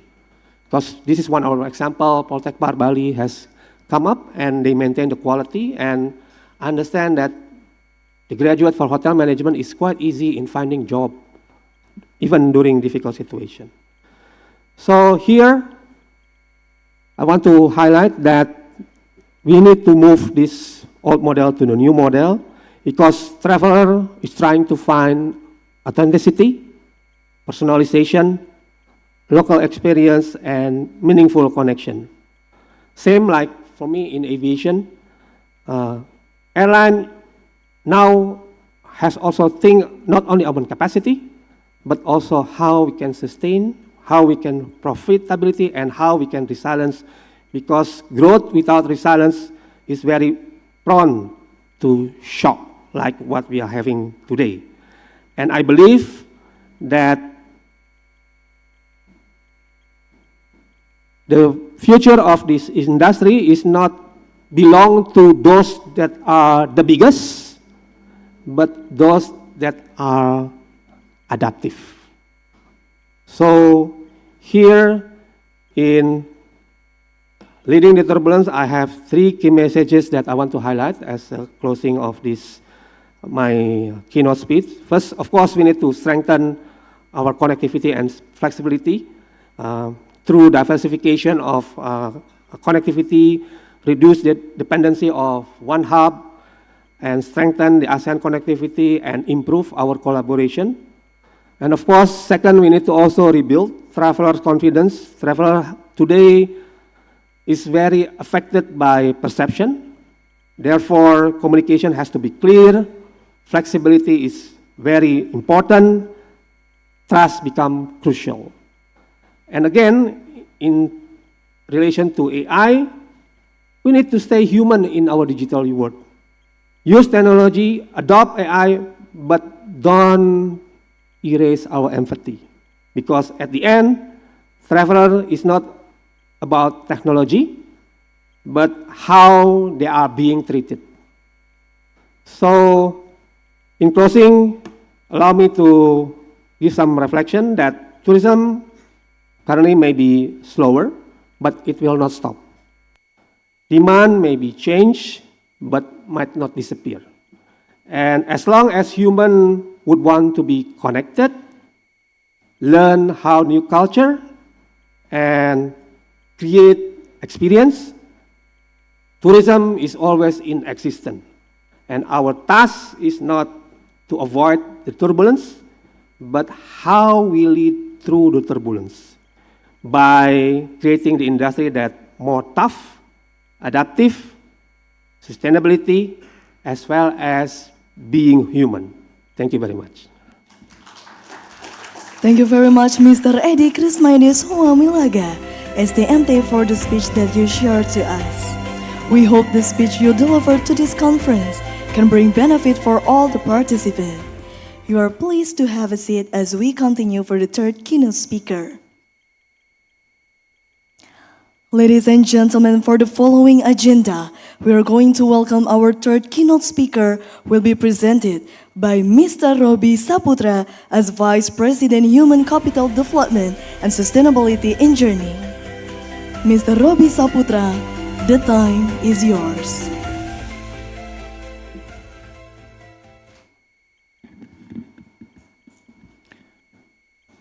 Om Swastiastu, Nama Budaya, Salam Kebajikan.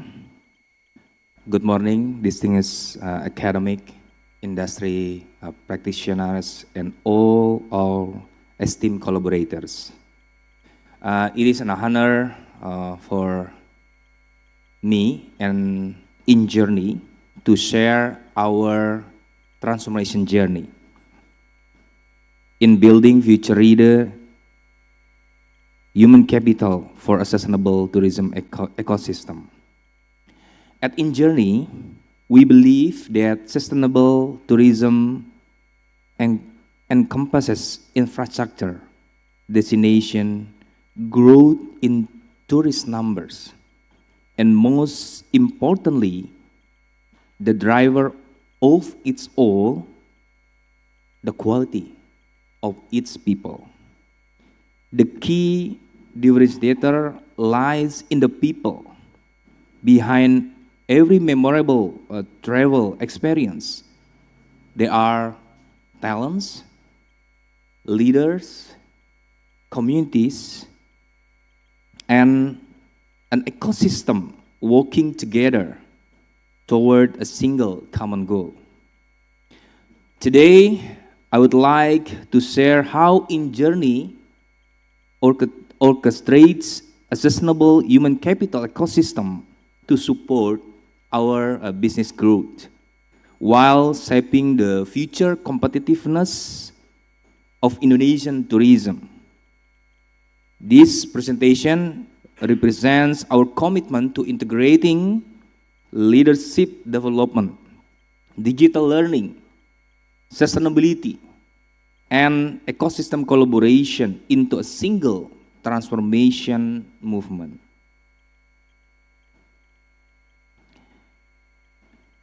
Indonesia is blessed with extraordinary tourism assets. According to the World Economic Forum, Indonesia ranks #1 in Asia for natural and cultural resources. From the wonder of Borobudur, Labuan Bajo, Mandalika, and various other premier destinations, Indonesia possesses all the elements to become a global tourism's powerhouse. Behind this immense potential, however, the contribution of the tourism sector to Indonesia's GDP must be further strengthened compared to our neighboring countries, given that our current achievement and contribution have not even reached a half or 1/3 of theirs. This gap highlights one critical reality: tourism development cannot be carried out in a fragmented manner. It requires robust collaboration between the government, state-owned enterprises, the private sector, educational institutions, local communities, and tourism talent. This is why InJourney was established as board of a holding company and an ecosystem orchestrator. Our mission is to integrate aviations, hospitality, destination management, retail, and also tourism development into a single connected ecosystem. And at the heart of this transformation, human capital serves as the primary key enabler. In just 3 until 4 years since its inception, guided by the vision, our vision, to be the leading tourism ecosystem in the region, providing memorable experience through Indonesian hospitality. InJourney has transformed into one of the largest integrated tourism ecosystem in Indonesia. Our ecosystem spans across airports, aviation services, hospitality, tourism destination, retail, and also destination management. Through these assets, InJourney currently manages 162 million passengers per year, 1.2 million destination visitors, 540 events and programs, more than 49,000 of our employees, and over 102 trillion rupiahs in assets under management. Consequently, we are undertaking a comprehensive transformation encompassing operational transformation, cultural transformation, leadership transformation, and also human transformation. 3 major future challenges for the people aspect of the tourism industries. The first one is talent crisis. The global tourism industry faces a severe talent shortage with a projected 18% labor supply gap in hospitality by 2035.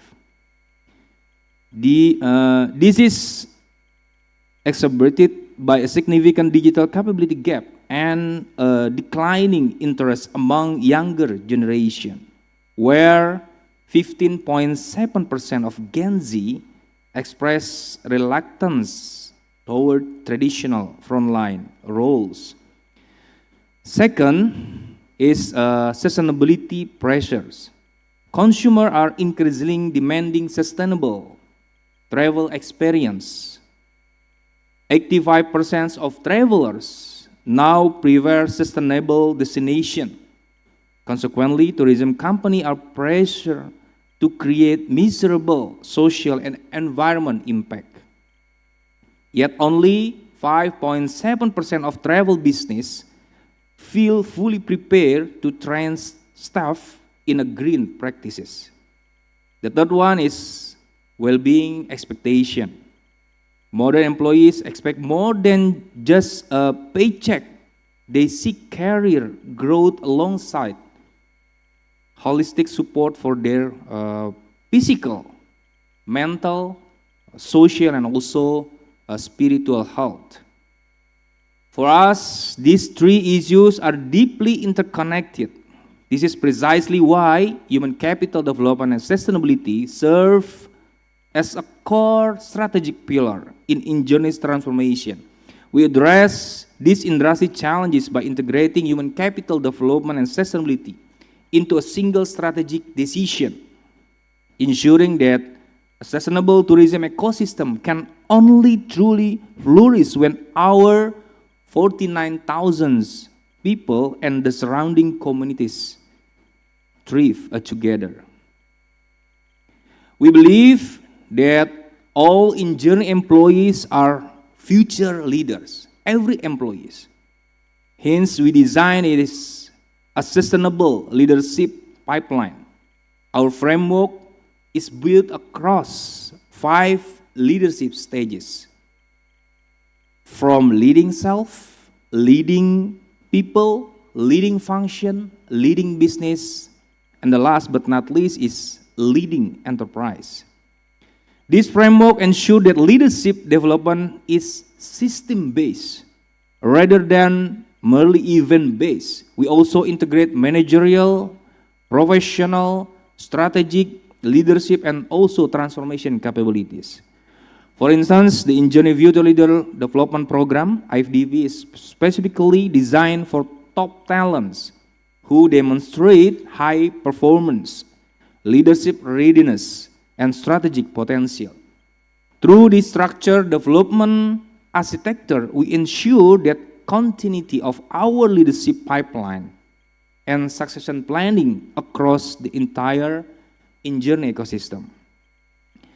Our learning ecosystem is designed based on three core principles known as the 3 E's: essential education, engaging experience, and experiential approach.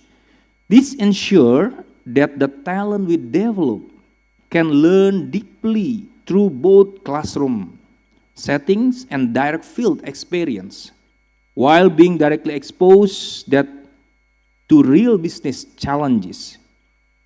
Key example including new hires undergo onboarding that we call one in journey, or onboarding new employee journey to instill the hospitality DNA from day one.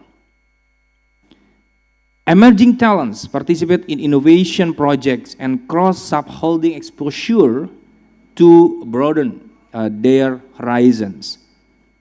Functional talents are developed through academy-based learning across 24 job family. Leaders gain global exposure through strategic partnership with international institutions and world-class business school. What makes our approach unique is ecosystem learning, where employees learn from various mentors, experts, and learning resources through collaborative ecosystem experience. This approach cultivates agile leaders who are capable of navigating the complexity of the tourism ecosystem. One of our flagship program is Engineering Future Leader Development Program, IFDP. This program represents the pinnacle of engineering leadership development architecture, designed to prepare our future leaders while accelerating ecosystem transformation through a comprehensive combination of leadership camps. We collaborate with the world top global business school like IMD, Inheic, and NUS. Global immersion to countries with world-class aviation and tourism ecosystem, such as France, China, Singapore, and also Thailand. Grooming classes, executive coaching, and also mentoring. And the last but not least is action learning project and business mentoring. Through IUDV, our top talent gain exposure to world-class institution and global ecosystem. Most importantly, they are challenged to resolve real-world strategic business issue through action learning project. Example of this transformation initiative include integrated global logistic airline one-stop service. I think this is their relation with AirAsia, PID, and also engineering AI, customer 360 degree. The FD program has generated more than 28 transformative projects with direct business relevance. A future ready human capital requires, of course, learning access that is both scalable and inclusive. To achieve this, we have partnered with LinkedIn to provide a world-class learning platform, the LinkedIn Learning Career Hub, which is fully integrated into our talent ecosystem. Currently, more than 45,000 our employees have access to global learning content, AI-driven personalized learning, clear career pathways, and the real-time skill insight. This platform enable employee at all level across our holding, our sub-holding, airport, hotel, destination management, and retail ecosystem to continuously learn and grow. The implementation has been met with overwhelming positively. For instance, our sustainable learning campaign in April aimed at accelerating sustainability awareness successfully achieve is over 50,000 learning hours, 50,000 course completion, and active participation from thousands of employees. Yeah. And also, through the inclusivity of this platform, we are able to democratize development access across the entire InJourney ecosystem. At InJourney, we believe that talent development doesn't stop within the walls of our organization. A tourism ecosystem can only truly flourish when local communities grow alongside it. This is why we have developed various ecosystem-based sustainability programs. First, we have InJourney UMKM by Sarinah Pandu. Second, InJourney Hospitality House. We have 7,000 participants through 17 local heroes, our trainers. And the third is InJourney Green, a program dedicated to environmental conservation, biodiversity protection, mangrove planting, and coral and restoration. The fourth is InJourney Community Care, focused on supporting health, education, literacy, and social welfare. Through this combined initiative, we aim to create shared value. We believe that sustainable tourism is the engine that drives increased tourism arrival, empower communities, preserve cultural heritage, and generate long-term economic impact. At InJourney, sustainability is directly integrated with our business strategy and human capital aspect. We focus on two primary pillars: environmental sustainability and socio-economic impact. One, the environment front, we execute water and waste management, a climate environmental strategy, biodiversity and conservation. We focus health improvement, poverty elevation, education and cultural development, community empowerment, and a local partnership. InJourney is deeply committed to ensuring that sustainability values live within all our assets. Through this program, we ensure that our initiative not only build organizational capability, but also provide a meaningful contribution to a sustainable tourism ecosystem. Transformation must be built upon a foundation of strong values and culture. At InJourney, we have 4 core cultural values that every employee must embody. Gotong royong, mutual collaboration, melayani sepenuh hati, serving with heart, leaving legacy, and ingarso sung tolodo, leading by example. With these cultural values as our backbone, we believe we have a solid foundation to develop high character talent. Furthermore, we cultivate leadership character through our heroes value: high achiever, ethical, resilient, opportunity creator, eager to learn, and strategic. By embodying these traits, future leaders ready at InJourney are equipped to become excellent leaders who are purpose-driven, collaborative, resilient, and human-centered. In closing, allow me to share one important message. Future leaders are not born overnight. They are intentionally planned, developed, and nurtured through a structured and sustainable system. Collaboration is not a choice, it's a must. Let's collaborate inside organization and across stakeholder. Om Santi Santi Om. Thank you. Thank you very much, Mr. Robi Saputra, for the speech that you shared to us today. We hope that the speech you delivered to this conference can bring benefits for all the participants. Now you're pleased to have a seat as we continue for the last keynote speakers.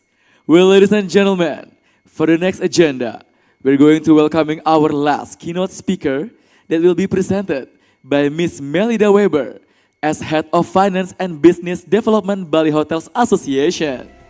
For Ms. Melida Weber, the time is yours.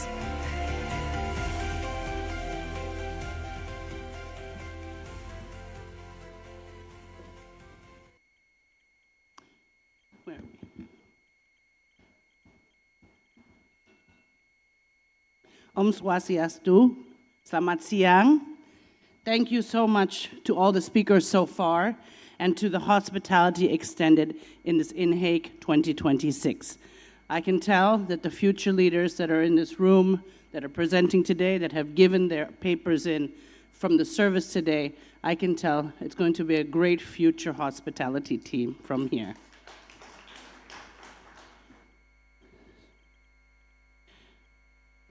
So today I was asked to speak about sustainable growth through financial strategy, the strategic positioning, and also through connecting through generations, which I think some of the keynote speakers today have already talked about. So luckily, since I'm the last keynote speaker, I only have to summarize and review, and I have lots of pictures for those of you getting tired of looking at presentations.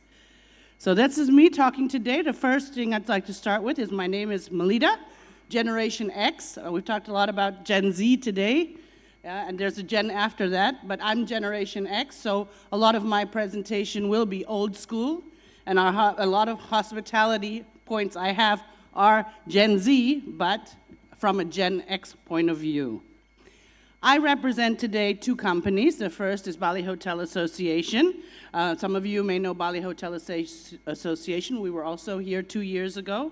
We represent hotels around Bali that are of 5-star levels, and some of them are here today as well. And many of them are employers of graduates from here. So Bali Hotel Association, and aside from that, I also work as the managing director of Viv Collectives. Viv Collectives is a hospitality management company that is more about nature, culture, and basically destinations and experiences, which is, I think, will come clear why this is all coming together in my presentation. So I've already mentioned to you about Bali Hotel Association and what we do. The biggest part of what we do is bring together people. And we bring together people for reasons such as educating our hotel members, which we are about 170 hotels, bringing them together, talking about sustainable suppliers, having sustainable suppliers lists that are having, also having Sungai watch barriers. We also have, you know what I'm going to do, excuse me just a moment, I'm going to put on my glasses so I can see. So we'll talk about, because of our members, we have invested in Sungai watch barriers. We joined in a worldwide plastic initiative. We have sustainable food festivals and cooking competitions and regular trainings with general managers, and each property has a sustainability champion.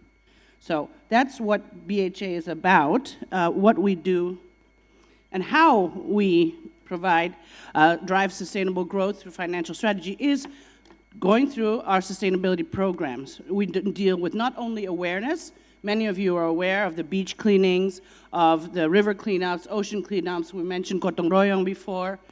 We also have to deal with the solutions. We have to talk about the future of rubbish separation, composters, solar. That is where we can have sustainable growth with a financial impact. So, having a list of sustainable suppliers which are vetted from BHA is very important, because I think every day you hear the words eco-lodge, green, but we at BHA ensure that that list is vetted. And what I mean by vetted is making sure that they truly are sustainable. Also, in holding sustainable food festivals and cooking competitions, we are, we are involving the hotels and their workers and the chefs and the teams to develop and make sure that sustainability becomes part of their everyday actions. Yeah? Joining a worldwide plastic initiative is an important thing. Working with the United Nations or working with international companies is important for BHA and its members to ensure that everyone is following in line. It means having a checklist, going through the checklist to ensure that your property is in line with the responsible tourism. Because, as I mentioned before, it's not enough just to put our hotel is green. It's a great marketing ploy, but it doesn't work unless you're truly green, and it's not sustainable unless you're truly following international sustainability policies. So here's just some pictures. As I mentioned, there's quite a few pictures. Here's some pictures on the Sungai Watch barriers we have put in. Sungai Watch, as some of you may know, they're responsible for collecting rubbish before it goes into the oceans. There's also some other sustainability solutions that we can offer, and the reason I mention here BHA and VIV is because of BHA introducing suppliers like this to hotels and businesses around Bali, that the property I worked for before, the Edge in Uluwatu, is using Maggie Farm, and the property we are opening in Tabanan is using a Shiva composter. So these are all sustainable solutions that are available to us here in Bali, yeah? And to be sustainable, we need to put these kind of CAPEX items into our budgets. For new properties, it's a little bit easy, and in their financial strategy, in making it part of their initial investment.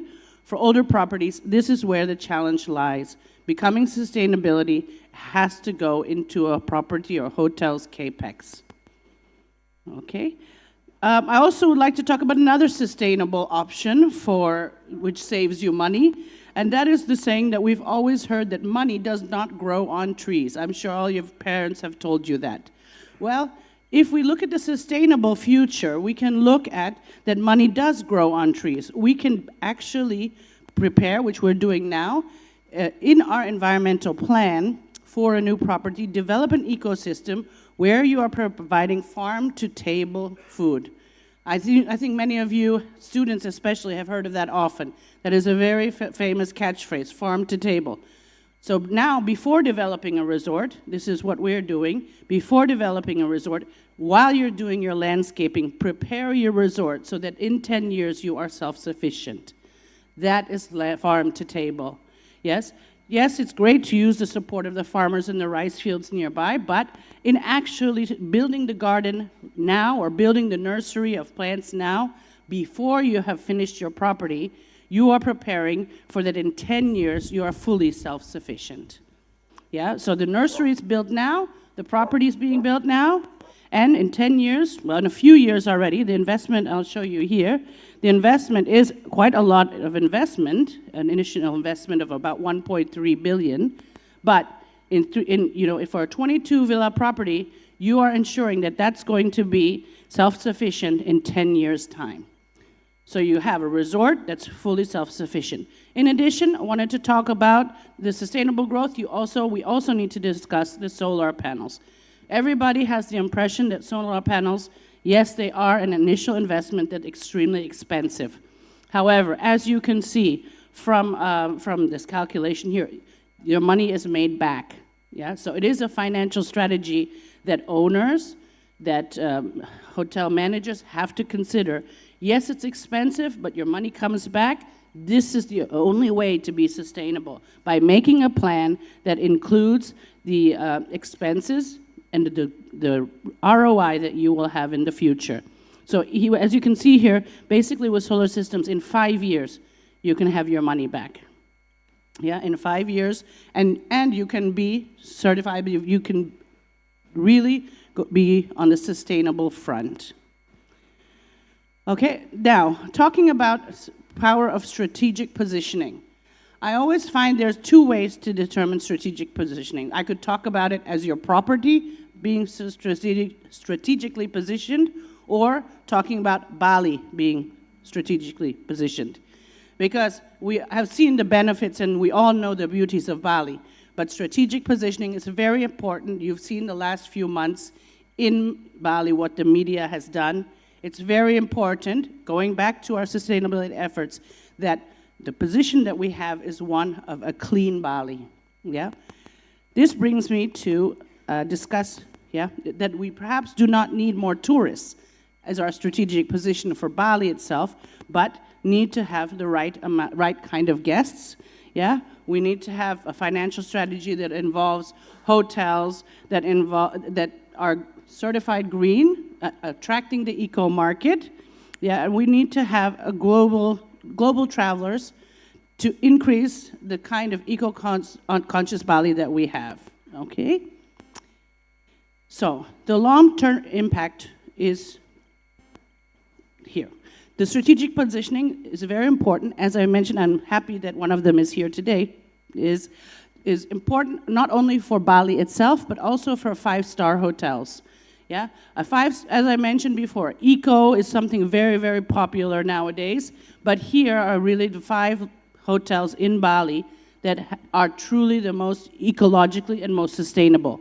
Why am I putting this under the power of strategic positioning? Because by being sustainable, they have put themselves in a very strategic position, not only for marketing, but also for the future of hospitality companies in Bali. You'll see there you have the Ulaman Eco Bali Luxury Resort. There's a Potato Head who has a great sustainable concept. Bamboo, Capella Ubud, Como Shambhala, and then of course the very large property which is here today, I think talking about sustainability will be the Apurva Kempinski. So if we can compare this Bali to other places, yeah, where, as I mentioned at the beginning, a good position for us would not be more tourists, but more ecological tourists. We can compare it to Bhutan. In Bhutan, where there is an additional charge, it's a high-value, low-volume tourism market. Komodo National Park, this started in 2026 as well. They also started to have a limited cap on tourist sites per day of 1,000. So I think this is the kind of power of strategic positioning that Bali is something we need to look into for our future. Here are some strategic insights that most of it is revolved around nature. This is where Bali's future strategic positioning should be, in a regenerative system, in wellness, in eco. That is where the low impact of the low environmental impact of properties. That is the kind of future that I think is a good strategic position for Bali itself and for properties. Okay? I think we've discussed all this. I think you can see here that I think most of the change and the importance of bringing sustainability into your positioning is making sure that when you position yourself, sustainability is at the top of that. Sustainability and eco-experiences, environmental and cultural experiences are all important in this aspect. This brings me to my last conversation, and that is connecting across generations. We had a beautiful speak from Dr. Irene about Gen Z already, and also touched upon. I think when I'm asked, how do we connect across generations? We've talked about sustainability. We've talked about the power of positioning. What we haven't talked is connecting across generations. I think everybody in this room, as I mentioned at the beginning, I am Gen X. I think the thing is we all have different approaches. We have a different language, yeah, even amongst our own house. We have different technologies. So I think what's important when we talk about connecting, we are the most digitally connected we have ever been. However, we are the most disconnected we have ever been when we try to, as we had in Dr. Irene's presentation earlier, yeah, we are more separated than ever because we all have different values. So as I mentioned, different lifestyles, different values. So how do we connect that? It's not just a social idea. Yeah, it's not just a social idea. I think acceptance comes as a big part of it, yeah? We have to make sure that what we are providing in our properties and what we are offering our guests is relevant to all generations, especially in the hospitality industry. The Gen Z and the generations before that, there are several others, the millennials as well, yeah? It's becoming an economic and cultural necessity, right, to find a way to bridge things together. So I think important also is the younger generations are always seeking authentic experiences, as we see that now in Bali as well. We have different areas in Bali with different generations. We have what used to be, Canggu is a different generation itself, Ubud a different generation. What we have to try to do is make these locations, make our hospitality experiences suitable for all generations. So have something authentic, have something quiet, have something that covers all generations, and we have to make sure that it's relevant to each generation.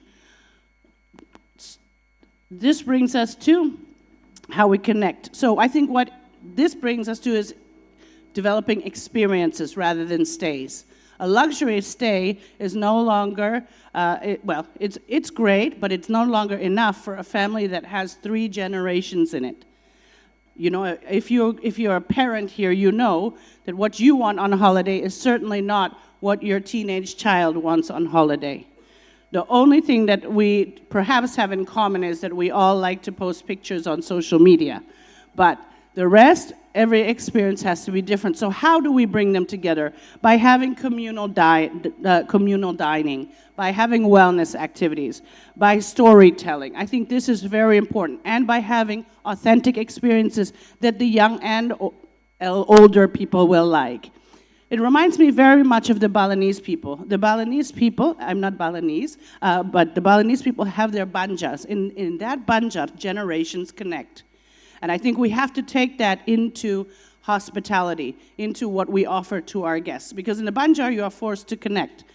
The older the older people, they share their traditions with the younger people. All generations appear in a banjar. In other Western cultures, we don't necessarily have that. We don't have a space where generations connect. And that is important, I believe, in offering good services and services that can connect different generations in a hotel or resort, is to have an experience suitable for all generations. Okay. I think we should shift. I've mentioned this already, apologies. We find something that suits all of our generations. In conclusion, I think it was a very good comment earlier. We should connect about generations. It's not just about the age. But I think when I'm looking at it from the hospitality point of view, I don't think we should think about it, how do we market to different generations? I think we should say, what experience can we create for all, to bring all of our generations together? So just in closing, I'd like to again thank everybody for coming today, and also thank you for having me. Thank you very much. Thank you very much, Ms. Melida Weber, for the speech that you shared to us. We hope that the speech you delivered to this conference can bring benefit for all of the participants. However, we kindly ask you to remain on stage as the awarding session will begin shortly. And we would like to invite as well the coordinator of Hotel Management Study Program, Ms. Nimade Suastini, SAMM-CHE, Dr. Niwayan Giri Adnyani, MSc-CHE, and also all the two presenters, the certificate and placard, the 6th Inheic for Professor Dr. Iren Hanaha Sihombing, SAMM-CHE, Edi Krismaide Sumawilaga, STMT, Robi Saputra, MTI CPIC, and Melida Weber.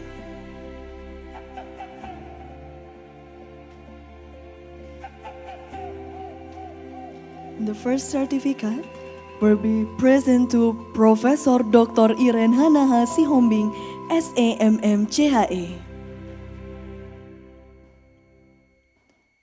The next certificate will be present to Mr. Edi Krismaidi Sumawilaga, STMT.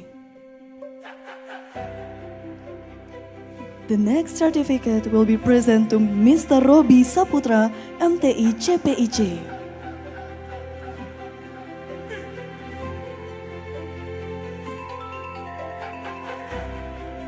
And the last is for Miss Melida Weber. And we would like to continue into the photo station.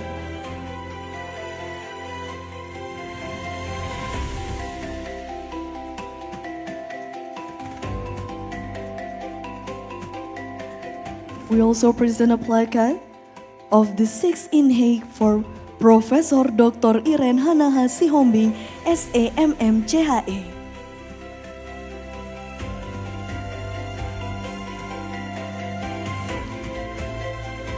The placard of the 6th Inheic also for Mr. Edi Krismaidi Sumawilaga, STMT. The placard of the 6th Inheic also for Mr. Robi Saputra, MTI CPIC. And also we present a placard of the 6th Inheic for Miss Melida Weber.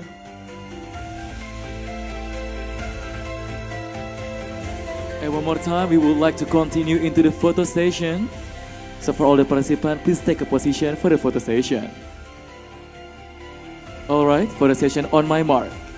In 1, 2, 3. One more time. 1, 2, 3.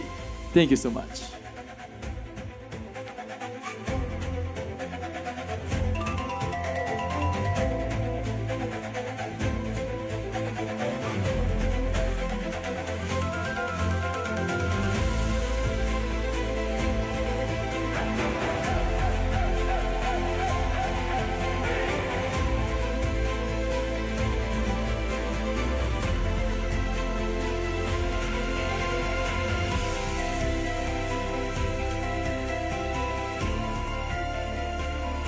Well, ladies and gentlemen, we already at the end of the keynote session. Afterward, we would like to thanks to our sponsor first. So thanks to Minu Beach Club Ungasan, GWK Cultural Park Bali, Amanda Brownies, Bali Pro Clean, Toko Puncak, Ngembang Desa, Tribe Coffee, Bayadan Homestay, Citraland Water Park Denpasar. LPD Desa Adat Kampial, Koperasi Bona Arta Mulia, Lamina Atabek, Capture Booth, Di Sini Laundry, LPD Desa Adat Pecatu, Loverboy Restaurant, Trade with Putra, pengelola kawasan Pantai Melasti Ungasan. We also say thanks to Maheswari Makeup, Retreat Bali, Mandala Hill Villa, Koperasi Pandawa, Nav Tour Bali, Aget Collection, Serenity Spa, Koperasi Guna Primadana, Dapur Susi, Ungasan Property, Desa Adat Kutuh.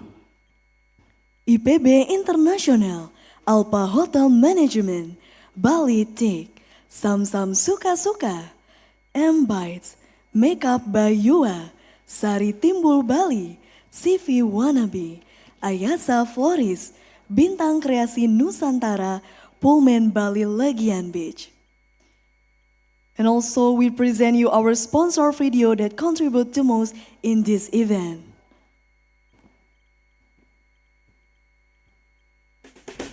Looking for a place where the whole family can laugh, play, and create memories together? Step into Trans Studio Theme Park Bali, Bali's only indoor theme park, home to 16 exciting rides and 3 spectacular shows made for all ages.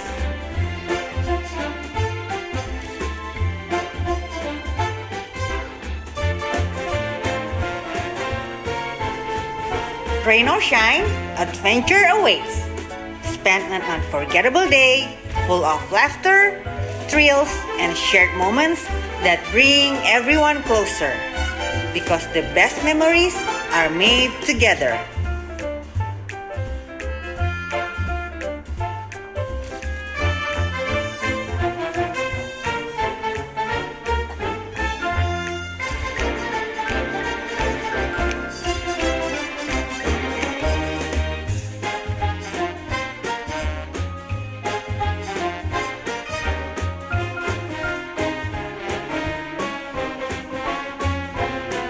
Why wait? Start your family adventure now.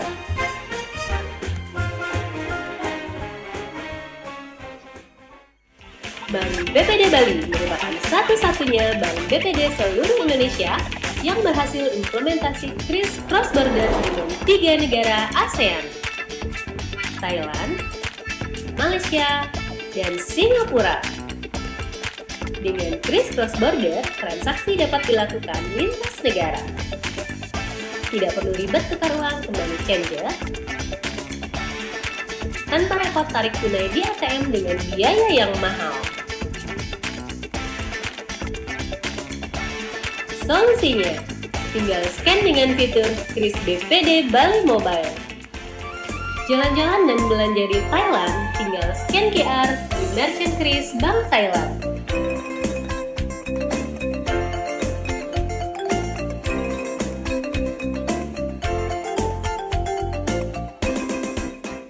Belanja di Malaysia juga bisa scan QR merchant di lebih dari 2 bank Malaysia.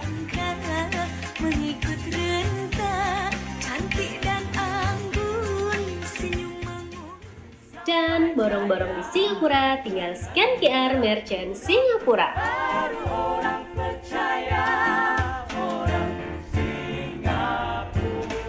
Bank BPD Bali merupakan satu-satunya bank BPD seluruh Indonesia yang berhasil implementasi kris cross-border dengan 3 negara ASEAN.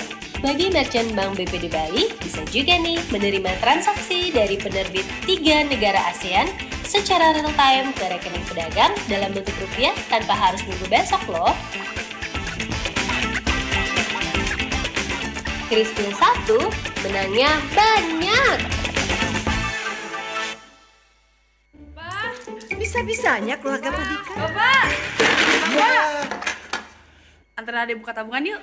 Lah, hari ini kan Sabtu, Dek. Nggak bisa dong. Bisa. Nggak bisa. Bisa. Nggak bisa. Bisa.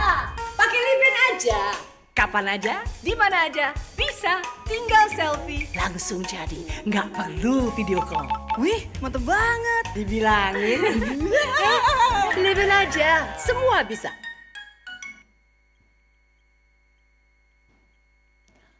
Ladies and gentlemen, for the following agenda, we are going to get into next plenary session. In this session, we will have 6 invited speakers who will share their insight based on our conference theme, reimagining hospitality for a multi-generational world through innovation and entrepreneurship towards sustainability. This plenary session will be divided into 2 sessions. The first session will talk about redefining hospitality experiences, innovation strategies for a multi-generational world. And for our online participants who will ask questions, please notify by clicking the raise hand feature on your Zoom. And for offline participants, you might be directly asking questions to the speakers during the Q&A session. And now, I would like to invite our moderator who will lead this session. Our moderator is Niwayan Ika Mahayani SS. For our moderator, the time is yours. Thank you very much, Master of Ceremony, for the wonderful opening. A very good morning, everyone, distinguished guests, respected speakers, all of the participants from both offline and online participants. Ladies and gentlemen, I warmly welcome you to this meaningful event. And as mentioned by the MC, my name's Ika Mahayani. And it is truly an honor for me to be the moderator for these plenary sessions. And I would like once again to welcome you to this international conference Inheic 2026, where we come together to exchange ideas, insights, and innovations, shaping the future of hospitality. Can you please give a big round of applause to all of us here? And before we begin, I would like to ask to everyone, how is everybody doing this morning? Is everybody doing great? Excellent. Yes, glad to hear that. Well, ladies and gentlemen, as we all know that the theme for this year's conference is reimagining hospitality for a multi-generational world through innovation and entrepreneurship towards sustainability. This topic basically is about how hospitality changing works to meet the needs of diverse generations. It focuses on using new ideas and also a creative business mindset to create a better and more flexible guest experiences. At the same time, it highlights also how importance of being sustainable and responsible for the future. And today we are going to explore two exciting and highly relevant topics, each featuring distinguished speakers from both academia and industry. And now let us dive deeper into our first topic. Well, ladies and gentlemen, our first topic is redefining hospitality experiences, innovation strategies for a multi-generational world. I'm sure that everyone here already noticed how different each generation expectations can be in hospitality experiences, right? Yes. Some travelers seek technology and speed, while others value personal interaction and also emotional connection. And that is why, ladies and gentlemen, today's topic is very relevant. So without further ado, in this first topic, we will be joined by three outstanding speakers who will share their expertise for this topic. So ladies and gentlemen, please join me in welcoming the speakers for this session. Our first speaker is Ms. Doris Walls, MA. She is a Director of Sales and Marketing at the Ritz-Carlton, Bali. Ms. Doris is a strategic hospitality leader with more than 15 years of international experience across luxury hospitality brands in Indonesia, Oman, China, Malaysia, the Maldives, and Austria. Throughout her career, she has worked with globally recognized luxury hospitality brands, including Marriott International, the Ritz-Carlton, St. Regis Hotels and Resorts, Intercontinental Hotels and Resorts, Jumeirah Hotels and Resorts, and Shangri-La Hotels and Resorts. She holds a master's degree in hospitality and tourism management from Model University, Vienna in Austria. And among her achievements, she was recognized as a 2025 Marriott Top Performer Sales in APAC, successfully leading record commercial performance at the Ritz-Carlton, Bali. So ladies and gentlemen, please welcome Ms. Doris. Please have a seat, Ms. Doris. And let us now move on to our second speaker who will be joining us online. So he is Dr. Piapong Supanyo, Program Chair, Tourism and Hotel Management, School of Business and Communication Arts, University of Payo, Thailand. Good morning. Greetings from Bali, Dr. Piapong. Are we connected? Yes. All right, so please allow me to introduce yourself. Dr. Piapong currently serves as Associate Dean for Research, Innovation, and Network Development and has more than 15 years of experience in tourism education, international collaboration, and hospitality research.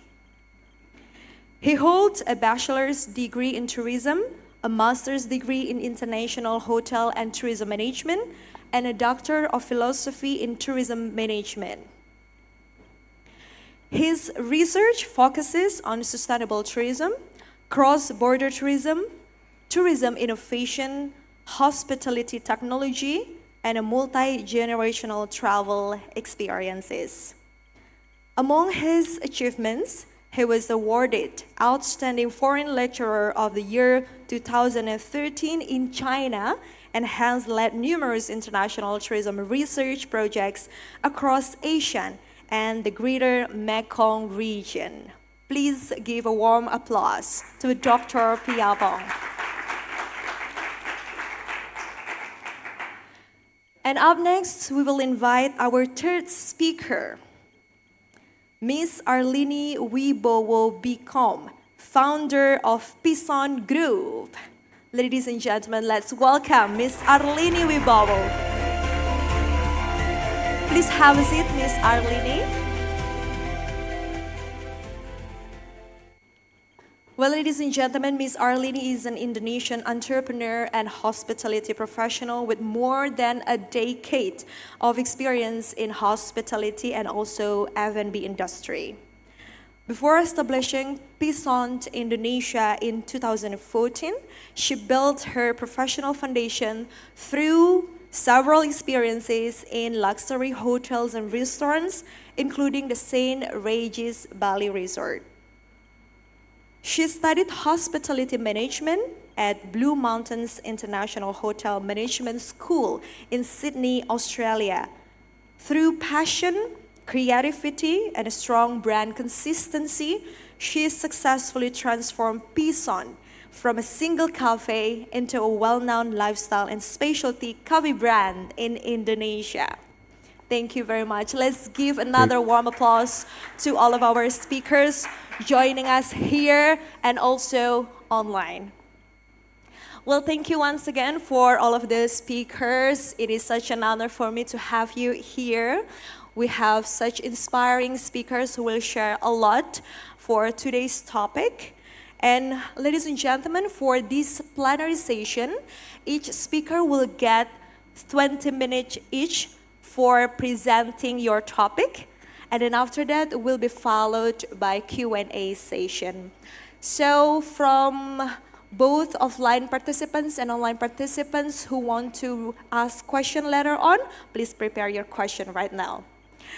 All right, so for the first opportunity, I will give it to Ms. Doris Swirls, MA, Director of Sales and Marketing at the Ritz-Carlton Bali. So Ms. Doris, the floor is yours. Thank you so much, Ika.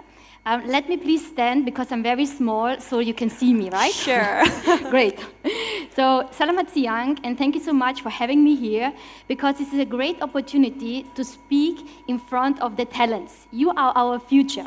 And working now in the hospitality for 20 years, it's very important that we have talents who follow us. Thank you so much for that. So we already had very good insights so far from our speakers, putting in a nutshell quantity versus quality, flexibility, emotional connection, shift in demands. This is all what counts nowadays, right? So in my presentation, I'm talking about the trends in luxury, in hospitality, moving into the sales and marketing.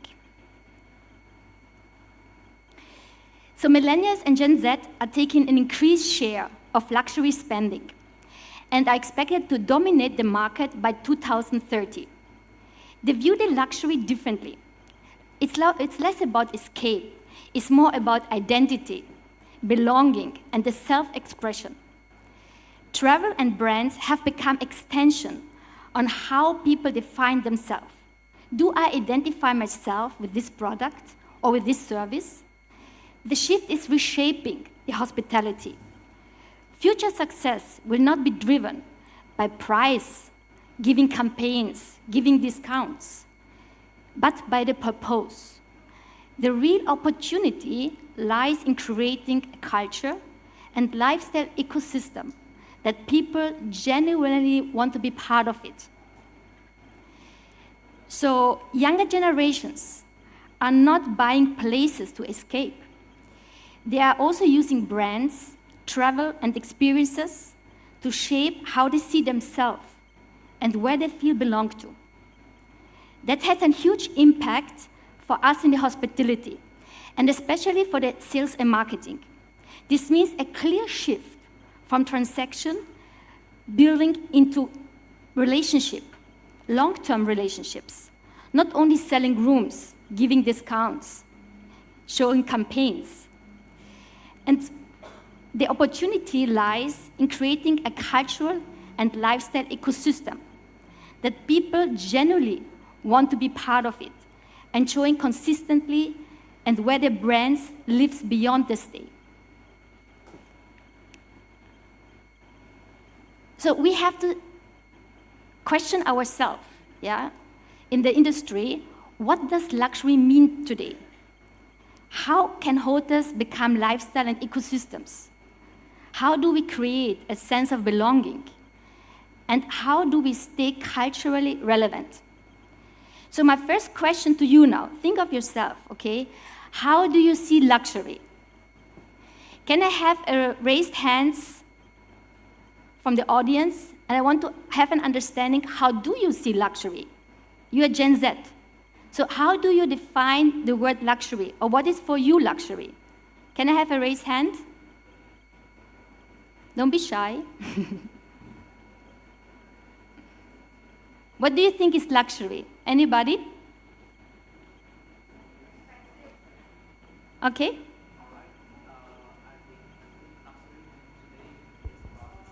One moment, we will get the microphone. Okay. All right, yeah. Thank you so much for the opportunity. My name is Igdes Kudana, and of course I'm Gen Z, yeah. And my answer is, yeah, luxury means that something expensive and it's related to something that bespoke or personalized. Okay. Another one? Can be, nothing is wrong, yeah? Everybody thinks differently. Anybody else? I'll give you an example. For me, luxury is getting experience of culture. Seeing something which is not for me in my culture. I'm coming from Austria, Vienna. So for us, it's music, yeah? Since I'm small, we have to play music, different instruments. But coming to Bali, wow, I see all these dances, the prayers, the temples. That's for me luxury, to have the opportunity to experience that. So as you see now, for every person, luxury is different, right? So it's no longer about owning more, but about the feeling, time well spent, meaningful experiences, and stories that connect on a personal level. True luxury is not what you have, but how it makes you feel, and what it says about who you are. Coming to the point number 2, how can hotels become lifestyle and ecosystems? When they go beyond offering a stay and become part of everyday life through the experiences, communities, and connections that guests engage with before, during, and after the stay. That's very important. We have 3 phases. It's not only guests coming to the hotel, experience it. No, the connection already starts way before and after. We always have to be connected with the guest. It's not just a place to stay, but a brand people live with. If a guest buys a product, we in sales and marketing, we call it, that's a sale. But if a guest coming always back to us, repeating, that's loyalty. And what loyalty means, we are now starting to establishing a brand. And this is what we want to achieve, not just simply selling. And then how do we create a sense of belonging? When guests feel genuinely seen, understood, and valued, not as a customer, but as an individual. It comes from a shared value, meaningful interactions, and experiences that create emotional connection. When people recognize themselves in a brand and connect with others through, it becomes more than a place. It becomes where they belong to, where you or the guest identify themselves with the place itself. And how do we stay culturally relevant? By continuously listening, adapting, and engaging with the world around us, establishing creativity, local culture, and involving values into everything we do, so the brand feels current, authentic, and connected, rather than static or outdated.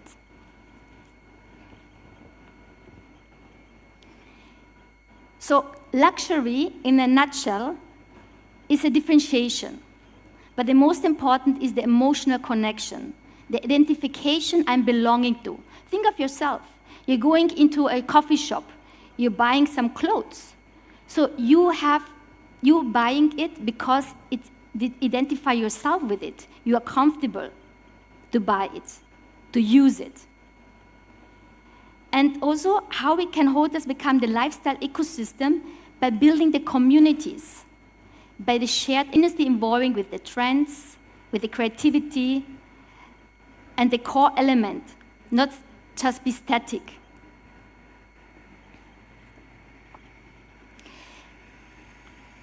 But there's some consideration we have. Are we delivering something that truly connects with us, or just something expensive? Are we creating emotional connections, or simply service? Where does our brand show up in guests' everyday lives? Are we following trends, or actively shaping the culture? This is not just only what you learn in the classroom. It's happening. It's really happening in the real working world. We are questioning this, and we have to adapt on that.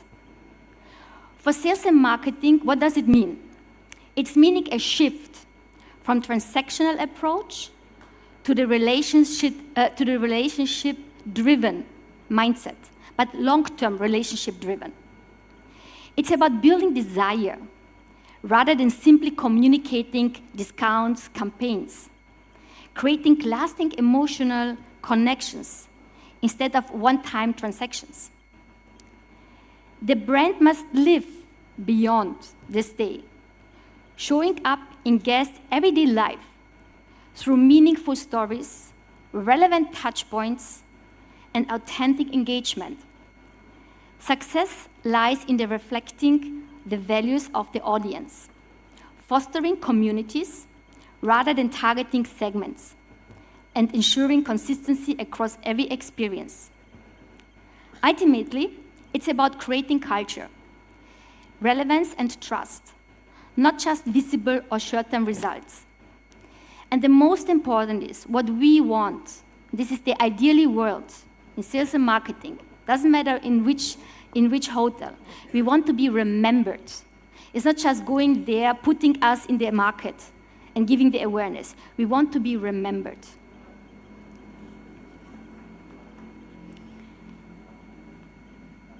The conclusion now out of this.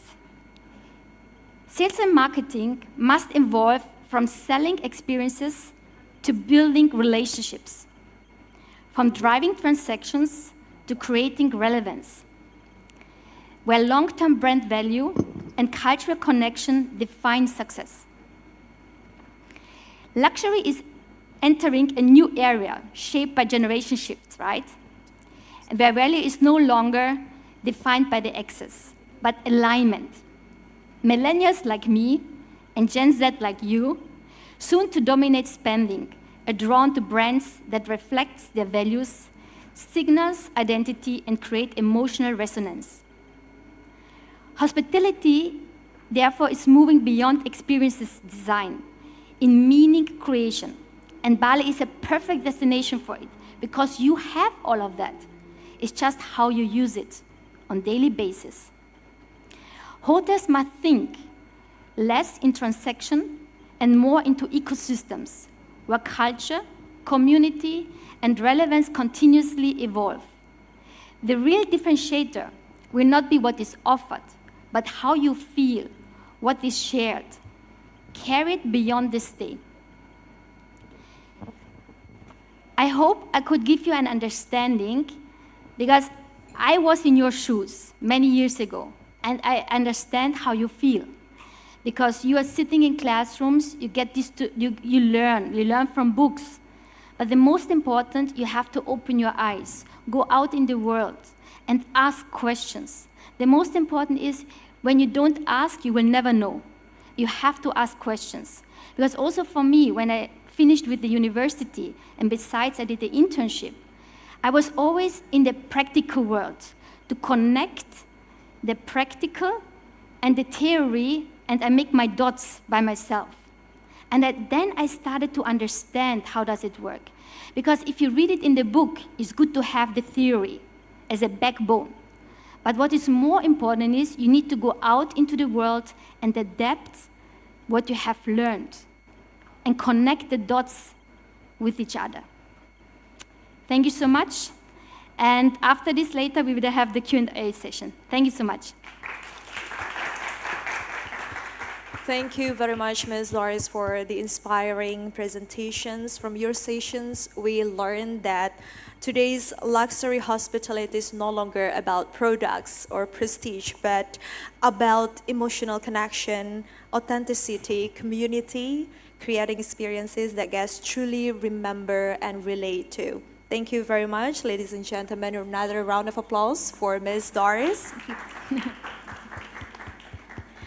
And let us now move to the second speaker's presentations. So Dr. Piapong Supanyo, Program Chair, Tourism and Hotel Management, School of Business and Communication Art, University of Payal, Thailand. You may deliver your presentations. Yeah, okay, thank you very much. Can you hear me? Yes. Okay. Good morning, everyone. I am very glad, honored to be here. I'm Piapong Supanyo. I'm the Associate Dean and Head of Tourism and Hospitality in School of Business and Communication Arts, University of Payal, Thailand. So today I will share about my topic is redefining hospitality experience, innovation strategy for multi-generational world. So the next page, please.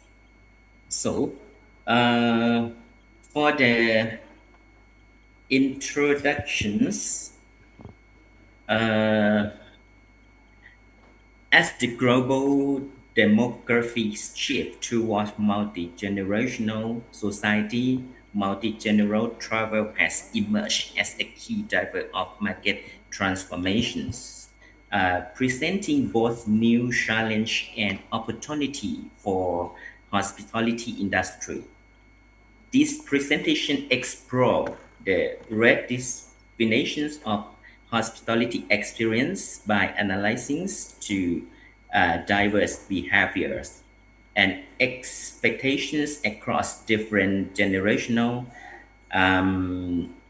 It's aimed to identify strategy synergy that lead to the development of the technology-enabled customer experience through innovation that enhance efficiency while preserving of the human touch of service.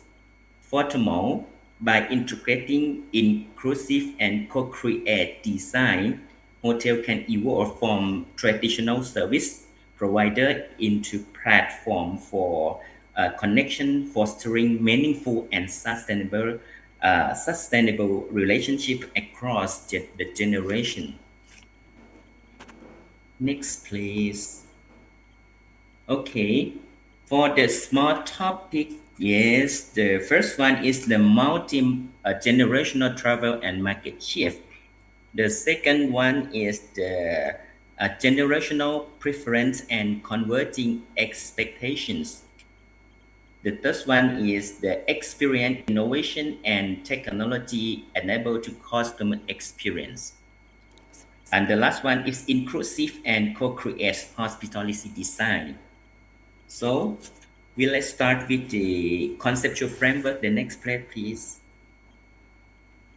Okay, the conceptual framework of the readiness, the hospitality experience for a multi-generational world is begin by analyzing market drivers such as the risk of the multi-generational travel and transition into understanding the divergent expectations between younger generations like millennial or Gen Z who prioritize digital agility and older generations like Gen X and baby boomer, as you know, who value high-touch service and reliability.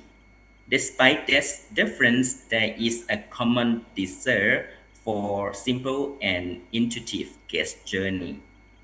The core strategy revolves around strategy innovation pillars, combining data-driven technology for personalization with the universal design principle to ensure inclusive environment.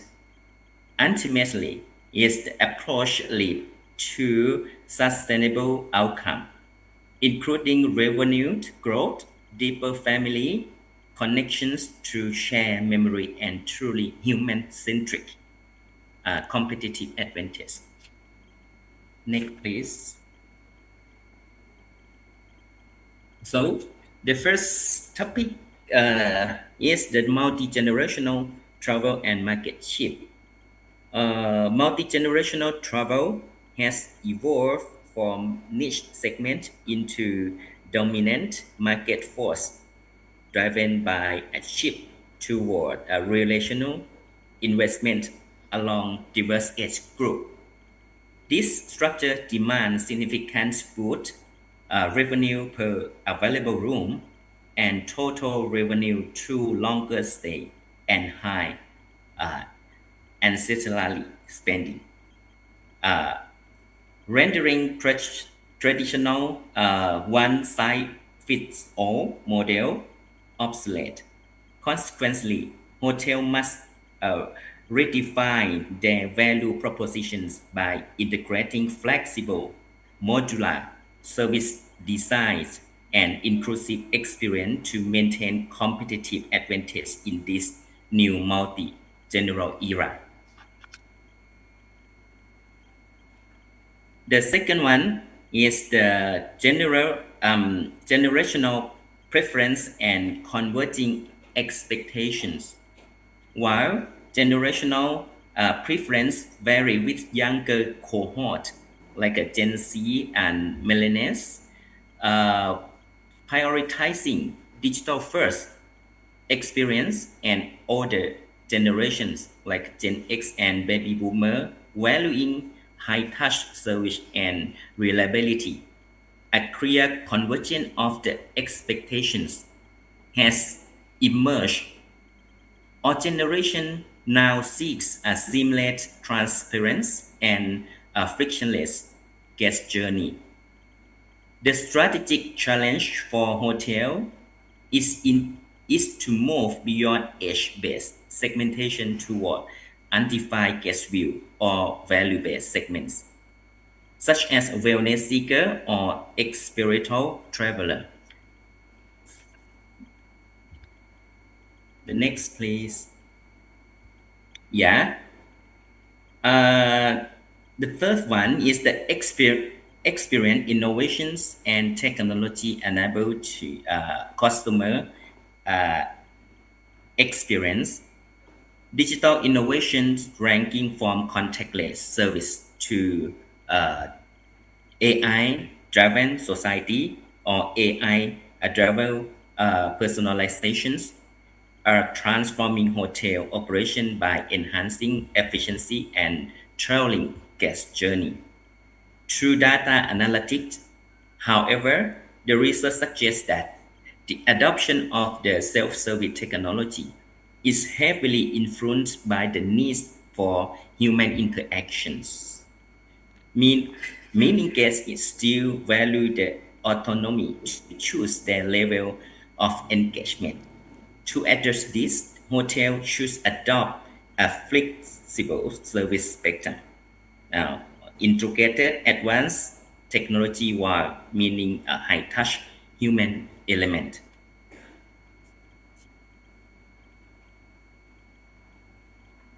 The next place,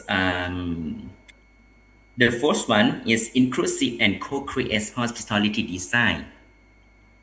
In an aging society, hospitality design must transition basic accessibility by embracing universal design and value co-creation. Universal design ensure environment and service are usable by all age without the spatial adaptations, fostering autonomy and dignity for senior complementing this with a co-creation approach where guests, hotels, and community collaboratively design experience enable the development of inclusive space and share ritual that resonate across generations. Okay.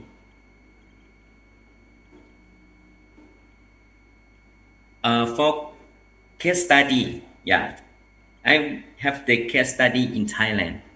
Okay, the Kim San Kitale Samui. As you know, this Samui Island is very big island in Thailand, and also the famous place. So, Kimstan Kitale Samui exemplifies the strategic interactions of the inclusive design and multi-generational hospitality by offering connect villa and the eco-friendly like Kid Club. Yeah, the resource effectively bridge to the gap between high-tech, convenient, and high-touch emotional connections. The pet-friendly policy and diverse culinary programming cater to value-based segments, transforming the traditional resource stay into co-create family experience that foster lasting intergenerational bond. The result and discussions. The integration of the smart technology with a human-centric service core is essential to meeting the converging expectation of the multi-generational market through an amplified guest view. By adopting universal design and flexible service spectrum, hotel can ensure increased accessibility while delivering highly personalized experience that resonates across the age group. Furthermore, transitioning toward a value co-creation platform foster meaningful intergenerational connections, transforming stay into shared emotional investment. Ultimately, this strategy innovation drive long-term competitiveness and brand loyalty by redefining hospitality and catalyst for sustainable family relationship. Yeah. Conclusion. In conclusion, navigating that multi-generational shift requires strategic fusions of digital innovation and universal design to create seamless, inclusive experience for all age. By prioritizing value co-creation, hotel evolve into virtual platform that foster intergenerational connections and meaningful shared memory within the family. This holistic approach not only secured sustainable competitive advantage and revenue growth, but also redefine hospitality and human-centric catalyst for social cohesion. Ultimately, success in the new era lies in balancing technological efficiency with the enduring warmth of the personalized human service. Okay, thank you. Thank you. Thank you so much, Dr. Fiapong Supanyo, for the insightful presentation. While technology continues to transform hospitality, the true challenge is actually finding the right balance between digital innovation and human interactive connection. Thank you very much once again, Dr. Fiapong. Please remain with us as we will have Q&A session after all of the presentations. And last but not least, we have Miss Arlene Wibowo Bicom, founder of Pison Group, who would like also to share her expertise. So please, Miss Arlene, the stage is yours. Okay, I think I'm gonna stand again. Okay. So good afternoon for everyone, to all attendees, ladies and gentlemen, and staff lecturer at the Bali Tourism Polytechnics, and also all participants present, both offline and also online. So first of all, I would like to thank you for the organizers, lecturers, and all the participants, and giving me the opportunity on this stage today. So allow me to introduce myself. My name is Arlene Wibowo. I'm founder of Pison. So today I would like to share a little bit of our journey and perspective through the topic of the redefining hospitality experiences and innovation strategies for a multi-generational world. As we all know today, hospitality is changing really, really fast, right? And then also customer behavior changed faster than ever before. And also trends change quickly. Social media influences how people choose where to eat, drink, work, and spend time. As we all know, in the past, a cafe was simply a place to drink coffee. And today, I think people expect so much more. And nowadays, people, they look for experience, they look for atmosphere, and also for identity. And also, one most important, and they look for emotional connection. Different generations also have different expectations. Millennials may look for comfort, consistency, and also work-friendly environment, while Gen Z customers and often look for aesthetic spaces, taking pictures, unique products, interactive experiences, and also social media-friendly moments. So because of this, hospitality brands cannot stay still. So we must continue adapting, learning, innovating at all times.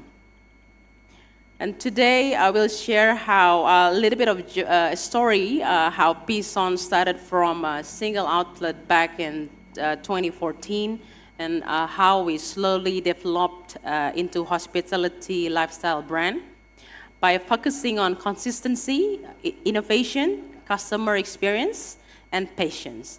So I hope this can provide a few insights, especially for students, entrepreneurs, and hospitality professionals who want to build sustainable brands in this highly competitive industry.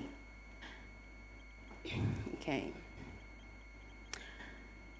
So, as we all know, hospitality is evolving rapidly due to lifestyle changes and intense competition, very, very intense for the past 2 or 3 years. Especially after the digital era and social media boom, customer expectation becomes so much higher. I think it's gonna get higher over the years also. People no longer choose cafes only because of food and drinks. They choose places based on feelings, atmosphere, design, or whether you can take pictures or not. And then also emotional experience. At Pison, when we first started back in 2014, I still saw some of my customers like a small little girl, and now they all graduated. And I remember also, I think the Putri Indonesia, Bali, last time. So I remember her still during her study, every day at Pison, I saw her every day, and then now she's, look what she's become now. So lots of emotional connection happens there. At Pison, we realized that very early that surviving in hospitality is not only about selling products, but it's building experiences and memories. When we first started back 2014, we only focused on a few simple things: good coffee, good food, comfortable atmosphere, warm hospitality, and most importantly is consistency. At that time, we did not even think about becoming a big brand. So I simply wanted to create a place where people could feel comfortable spending time in there. So, but over time, I learned something important. A customer evolves continuously, and business also must evolve. And I will explain how we maintain our brand identity while still adapting to trends and market changes. For me, in hospitality, balance is really, really important. If you follow trend too much, you will lose your identity. But if you never adapt, then you become irrelevant, right? So I want to share how we still trying to balance both of those aspects.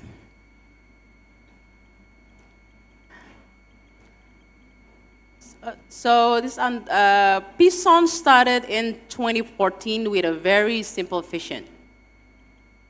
We wanted to create a cafe space that focused on quality coffee and comfortable experiences because I love making coffee.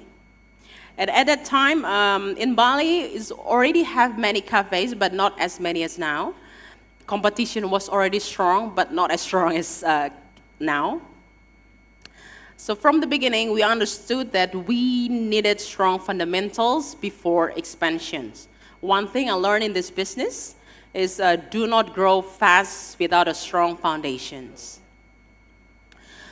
Many business focus too much on opening many branches quickly. I think on the our first or second years, people already approaching to open another branch somewhere, but sometimes they forget. It's very tempting, to open another branch quickly. But sometimes forgot to strengthen our system, culture, product consistency, and team quality. So at Pison, we focus first on building our DNA. Our strategy was simple. First, consistent product quality. Up until today, I'm still showing up every day in the cafe to maintain the consistent product and quality served to our guests. And customers must receive the same quality experience every time they visit. And secondly, strong brand identity. We wanted people to clearly understand what Pison represents. The third one is community-driven approach. We did not only want customer, we want community. And over time, expansion happened gradually. Every new brand maintains Pison DNA, but also adapts to its own location and audience. For example, behavior in Seminyak can be very different from customer behavior in Jakarta or Ubud. So adaptation is necessary. However, the core identity must stay consistent. And I believe branding is not only about logo or interior designs. Branding is about consistency of experience. How customers feel when they enter your space, how your team communicates, how your products are served, how problems are handled. So that's what makes you different. And all this create brand perceptions. And honestly, building this takes years. There is no shortcuts.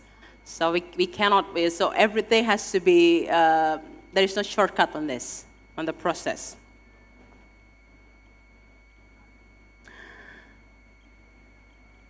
And also at Pison, innovation must be continuous and customer-driven. Innovation is not only about creating products. Innovation can happen in many areas. For example, menu innovations, seasonal drink, limited products. It's only available in certain outlets. A trend-based item also. We try always to catch up with whatever trends and viral things. Sometimes customers become excited because they discover something new. But innovation is not only menu related. Space and ambience design are also important. As of today, as we all know, cafes are part of lifestyle culture. People work there, meet friends there, meet meeting and work from cafe, create content there, and even build communities. So this space design, so this means space design becomes part of a customer experience. And another important innovation for us is community activity. For example, we are now having brand activations such as Padel. We have a Bison Padel Club, and also wellness collaborations, Pilates communities, sports tournaments, and lifestyle gathering. For me, why is this important? Because modern hospitality is no longer transactional these days, so it's relational. Customers want to feel connected to the brand emotionally. And service personalization is also important. Customers really appreciate small details, remembering names, preferences, favorite drinks, or simple personal interactions. Even remembering every day, let's say, for example, you get a regular customer every morning, comes to the cafe, they're sitting in the same spot, ordering the same thing. I think it will be good when they come in just to greet by name. A digital engagement is also another major part these days. This day, social media is not optional anymore. It becomes a communication, storytelling, and customer engagement platform. But one important thing, innovation should not feel forced. So this is why, even though if we can change with technology, I think still we need the human touch for hospitality. And sometimes business try too hard to follow trends and lose authenticity. There is no soul in it.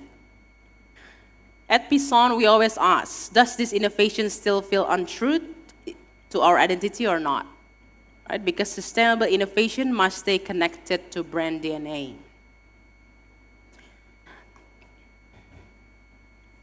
Okay, so today competition in hospitality is extremely intense, especially as I mentioned before, for the past 2 or 3 years. New cafes open almost every month. Trends change very quickly. Price competition, very aggressive. And also at the same time, customer loyalty is decreasing.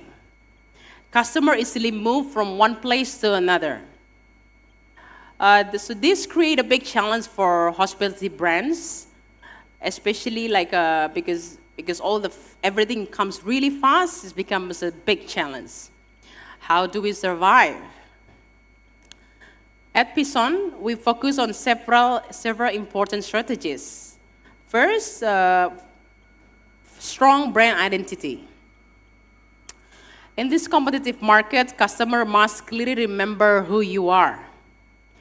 Second, consistent product quality. Consistency is one of the hardest things in hospitality. Customer may forgive one small mistake, but repeat consistently damage. Repeated mistakes is damage trust. And third, customer experience. Sometimes customers forget the product, but they remember how you made them feel. Fourth, community building. A strong community creates emotional attachment. And fifth, strategic location strategies. Location first still matters these days in hospitality. And finally, control expansion. This is very important. Sometimes business fail not because they are bad, but because they expand too aggressively. Growth must be healthy and sustainable. In business today, survival is not about being the biggest, but it's about being adaptable, disciplined, and consistent.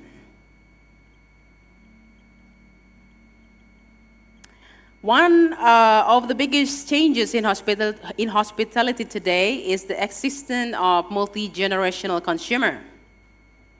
Different generations behave differently.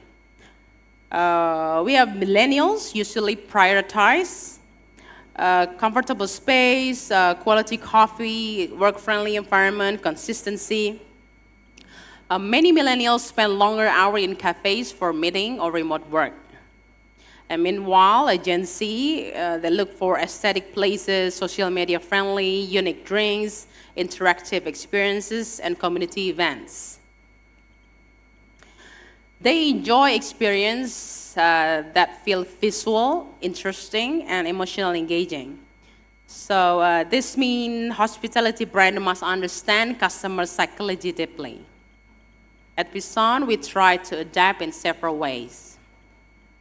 For example, in some Instagrammable spaces, not because we only want good photos, but because visual identity matters for younger customers. Trend-driven menu also help create excitement, as we all know, as the recent Dubai chewy cookies that we have this viral everywhere, all over the world. Community activities create belonging.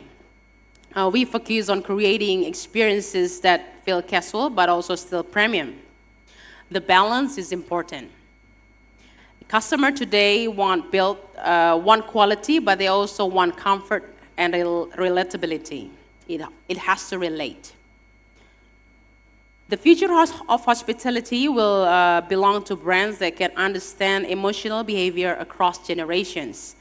Because at the end of the day, hospitality is still about people. So it cannot be replaced at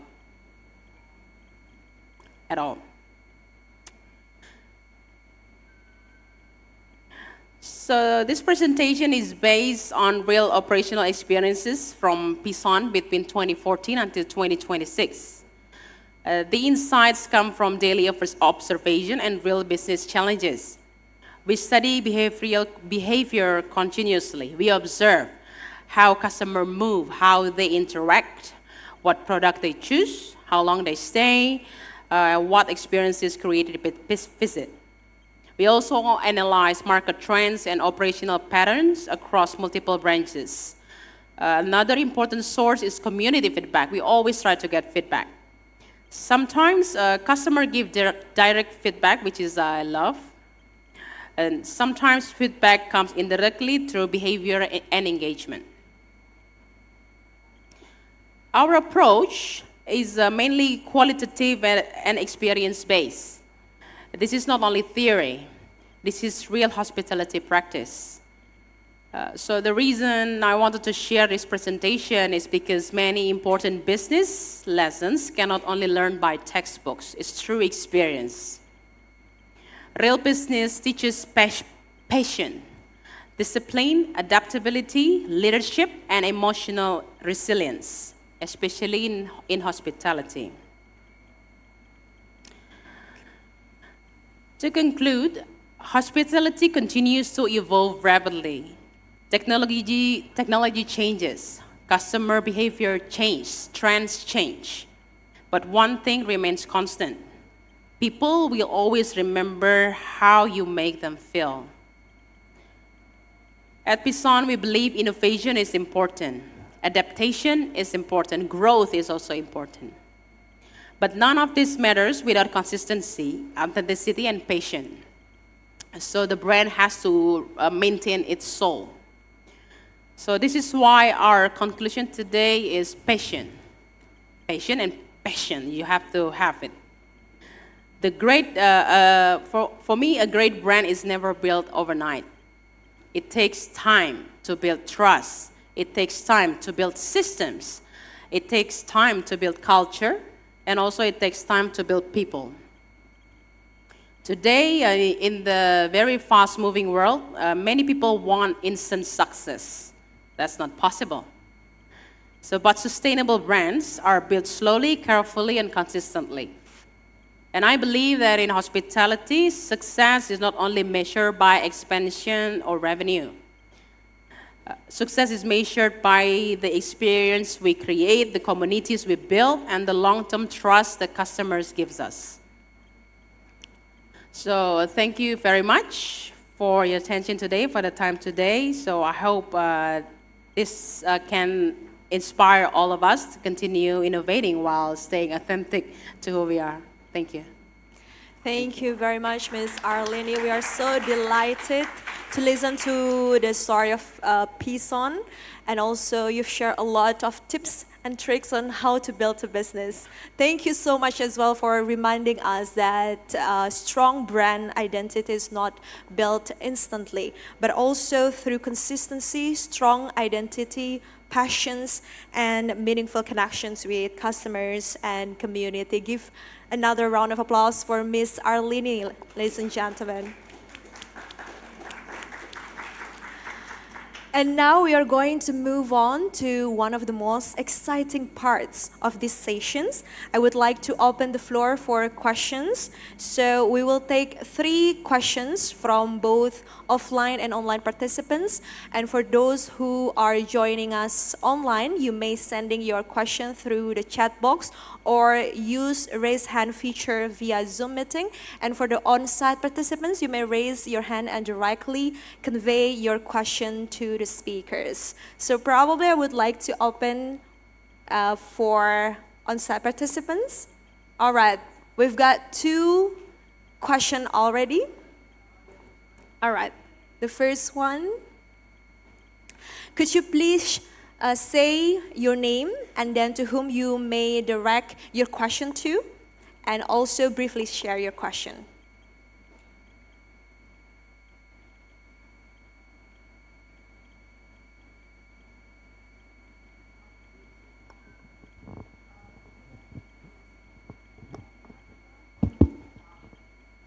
Thank you. My name is Yeni. I just started working in Marriott Nusa Dua Garden in Nusa Dua, so I have to learn a lot about hospitality, and I'm so happy learn a lot here as well. So I have 1 question for Miss Doris and 2 questions for Miss Arlene. Is it okay? So 1 question for Miss Doris is, so I believe Ritz-Carlton and all hotel have standard services level. So, but you mentioned that a generation have their preference, and Miss Arlene also mentioned about that. What if the customers have a different preference? So, do you think the hotel must meet all the preference of the customer, even though it's not based on your hotel standard? That's 1 question for Miss Doris. And the question for Miss Arlene. You said that the restaurant must adapt with the trend. If you adapt with the trend of Gen Z, do you think you will lose a customer from a different generation, like Gen X or millennial? And the second question is, you said that you make the restaurants more ambiguous and make people stay longer, but it doesn't mean that customer buy when they stay there. So how do you balance it? How you control the people who stay longer but not buy anything? It means that the customer who want to come will not come because it's full, something like that. Thank you. Thank you very much, Yanni, for the question. We'll keep the question and we'll give the opportunity to the next question.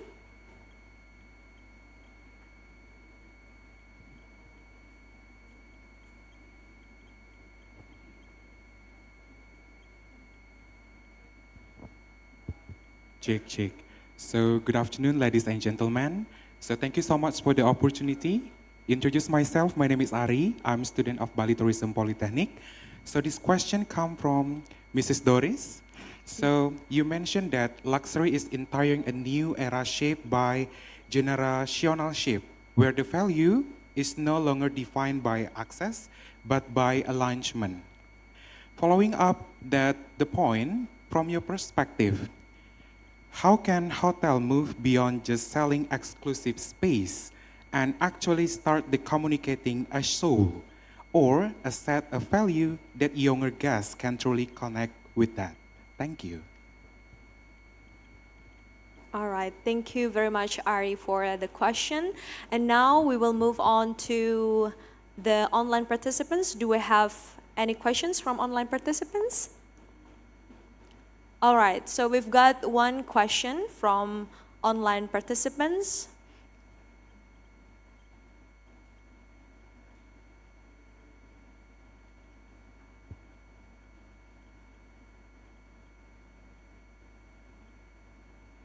All right.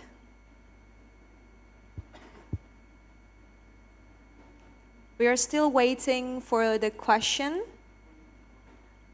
Oh, I see. All right, so we will later on read the questions from our online participants, but now I will give the time for our speakers to answer the questions. So the first opportunity, I will give it to Ms. Doris to answer the questions from Yeni and also Ari.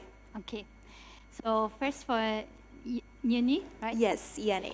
Okay, so first of all, we have to understand what means basics and what means preferences from the guest. So you are referring to the brand standards, which actually luxury hotels have, right? But brand standards has, in a way of, nothing to do with the preferences of a guest. So brand standards is just identifying what standards has to be in place. These are basics. And these basics, back to what we already said several times, consistency, that we are ensured consistency is given. So these basics are standards. Besides these basics, then you have the preferences of the guest. And I totally agree, we have a lot of different preferences on daily basis. That is so important why we have to customize each guest interaction. And we have to find out, again with question, what is their preferences in order to adapt on our standards. So the standards are the basic, the preferences is on top. We have to see it as a layer, you have a cake, right? So you have the basics first, and then you have the layers to create the cake. And the preferences give us the different shapings. So this guest might like to have these kinds of things, like for example, going out into the nature, spending time with culture. This guest is completely the opposite. It's like to do some sports, or like to do some with computers. But still, for both guests, the basic has to be implemented, regardless on the preferences itself. It's okay? The answer or more on that? Okay? Okay. All right. And the next question is from Ari. Okay, this was a long question actually. So let me resume your question, okay? So it was about shaping the luxury because of millennials and Gen Z, right? Okay, first of all, I want to give you a tip, a hint. One of my mentors told me, luxury is a circus of passion. Digest it. When I heard it first, I was like, huh? What you're talking about? Luxury is circus of passion. Okay. Another thing he gave it me through the way of my career, he says, because I'm in sales and marketing, and we are very much figure-driven, right? It's all about figures, achieving budget, forecast, having the expenses low, and. But then he also said, Doris, luxury is all about generosity. Another one. Okay, have to digest. So the meaning is, luxury, it's not defined by the materials, if it's expensive or whatever. It's defined by the way, and with generosity, it's not meaning the value. It can be time, how much time I'm spending with my clients, how much time I'm spending with my consumer. My consumer, my clients are my B2B partners, just to be clear. Somebody who is working in operations, their customers are the guest itself. I'm hardly get in touch with the guest. My guests are my B2B partners, where I get travel agencies, OTAs. This is my guests. And I have to treat them the same way as my team in operations treats the guest, the end client, right? And generosity, luxury, and shaping the Gen Z, right? Gen Z and millennials, shaping luxury. Like, I remember my mom. She told me, for her was luxury eating salmon in the morning. Nowadays, everybody eats salmon in the morning almost, because you get everywhere. Before, the good was very rare to have it. Now, it's very simple to get it. You just go into the supermarket and buy it, and that's finished. So Gen Z and the millennials, they're already having a perspective of some basics, which was for us, when I was growing up, was something wow, something rare, seldom. But nowadays, it's common. So we have to shape this perspective that not the goods itself is the luxury anymore. It's something different. The time you spend with your clients, the way you approach him, the experience you deliver. So this is more about luxury itself. Could I answer? Good. Thank you very Thank you. much, Ms. Doris, for your thoughtful answer, redefining luxury nowadays. And now I will invite Ms. Arlene to respond to the questions from Yenny. So there are two questions from Yenny. The first one is about how don't you lose customers even if you adapt with Gen Z trends? How don't you lose the other generations? And also how to make the customers stay longer but still increasing your selling? The time is yours, Ms. Arlene. Yeah, so thank you for the questions. It's a good one. The first one, that is why what's very important is adapting to Gen Z's trends. It does not mean changing your identity completely. So you gotta really know what's your core values, what's the soul of the brand is. For Gen Z, usually they look for experience, authenticity, speed, fast. But some older generation, I think they look for good service, comfort, more quality. So I think if you want to, so we don't lose the old generation while we adapting with these trends. So that is why you have to really know what you want, and then a strong brand should be flexible enough to attract. So it doesn't. So if you keep the consistency right, it's still there, but keep adding a new one over time. And also for me is trend can help bring people in, but consistency and hospitality are what makes it stays. Right, so that's for the first one. So it doesn't mean that you change completely. If you don't really know your core values, then you keep adapting to change, then suddenly your brand's changing to, I don't know, like, oh, where am I at now, you know? So, but if you keep remember and you stick to your core values, what the brand is, what the soul of the brand is, I think whatever trends you try to adapt, it won't affect the brand itself. Find the balance. So for the second question is how to control people that want to stay longer while you still have to make sales. It's a good thing. So that is why the brand cannot build overnight. So it takes time. So things happen through observation, right? Let's say in Ubud, if you ever have come to Ubud. So now we in Pison Ubud. We just now just create another brand that is called Pison Number 2. It creates to a slower pace, you know, because Pison is always speed, fast, you know, for service. But now we have another space that people can just sit down and do their work and enjoy. So we can do that by differentiating a seating zone. For example, short stay in the dining area, or you know, and then only a few spaces that can stay for longer. Table size strategy, for me it works in Seminyak.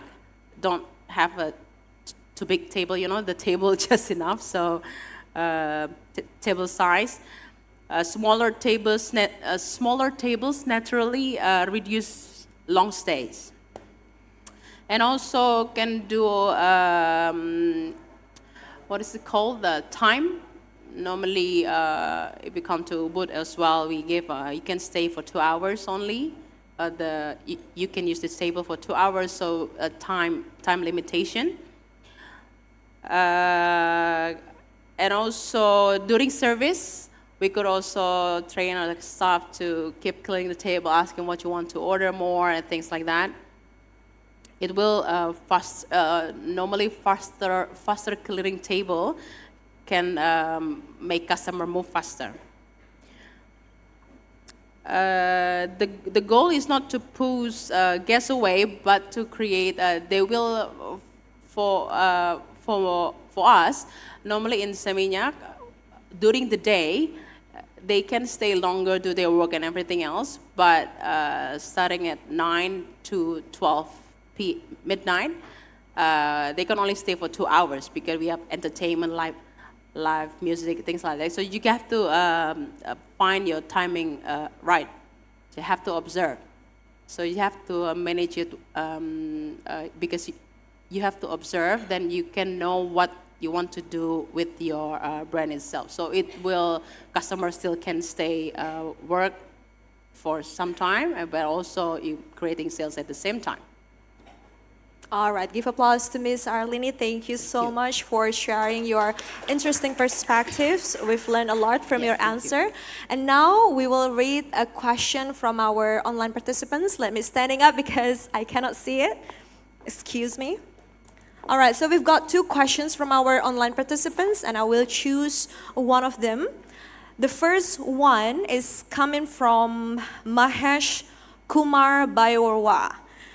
Does technological advancements reducing the traditional cultural and inheritance values in the modern world of hospitality?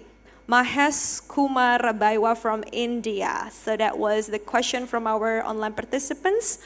I think that this question will be suitable for our second speaker, Dr. Piapong Supanyo. So Dr. Piapong, the floor is yours to answer the question. Yeah, for the, again, please, sorry. Yes, so I'll repeat the question once again.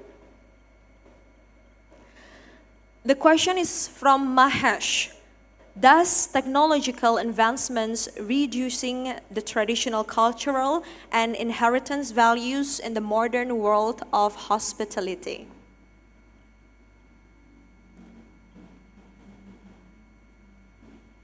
Right, Dr. Piapong, are you ready to answer the question? Yeah.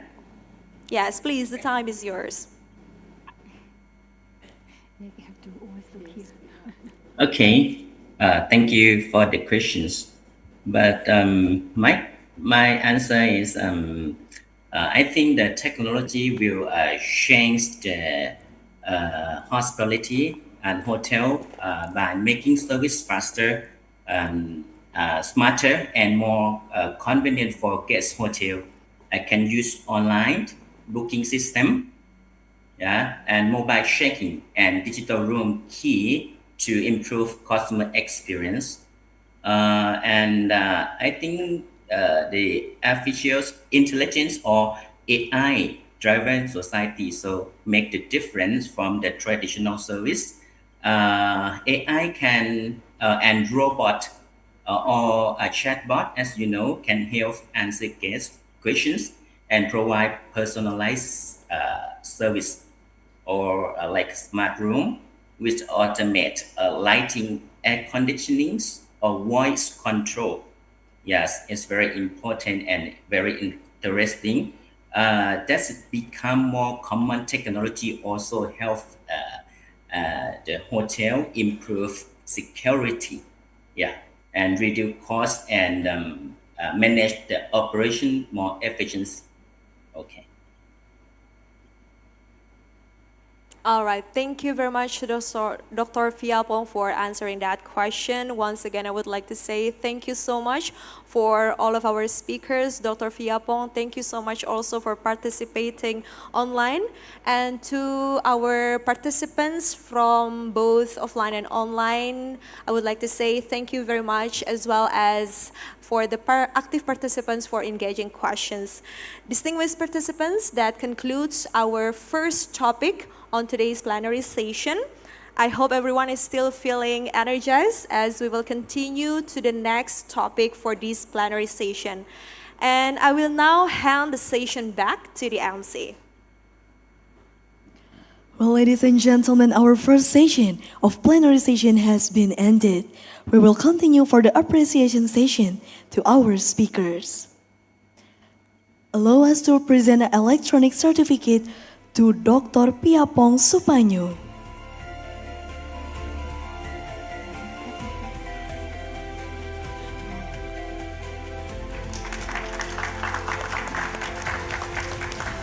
And then we also invite Mr. Dr. Igusti Agung Gede Witarsana SST Par MMCHE and Ms. Nimade Suastini SAMMCHE to present the certificate and placard of the 6th Inheic.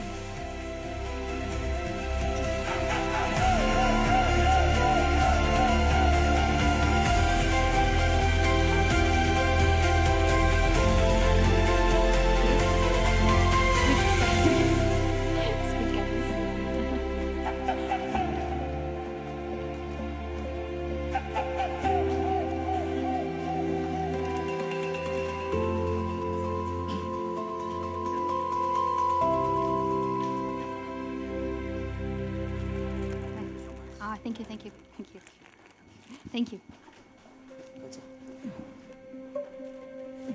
We present the certificate and placard, the 6th Inheic.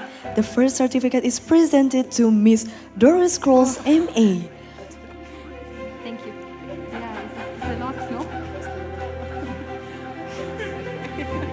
Yes, thank you.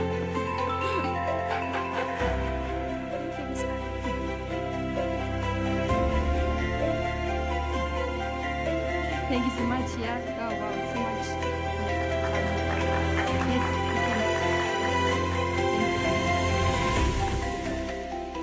I will come here. And the next certificate is presented to Miss Arlini Wibowo.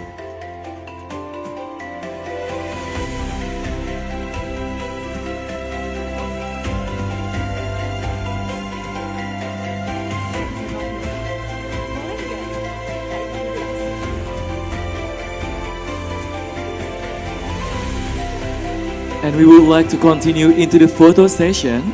So for all the participants, please take a position on the stage.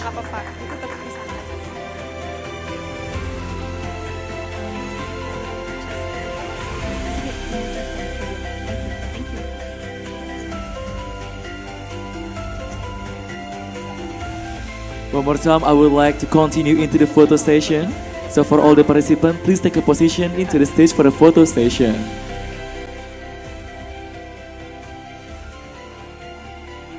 Alright, for the photo session, I will count it for you guys. In 1, 2, 3. One more time. 3, 2, 1. Thank you very much. Thank you so much, Mr. Agung Gede Witarsana and also Ms. Nimade Suastini for the gift presentation to all our speakers. Thank you so much. Thank you. We would like to invite you to have a seat and back to your place.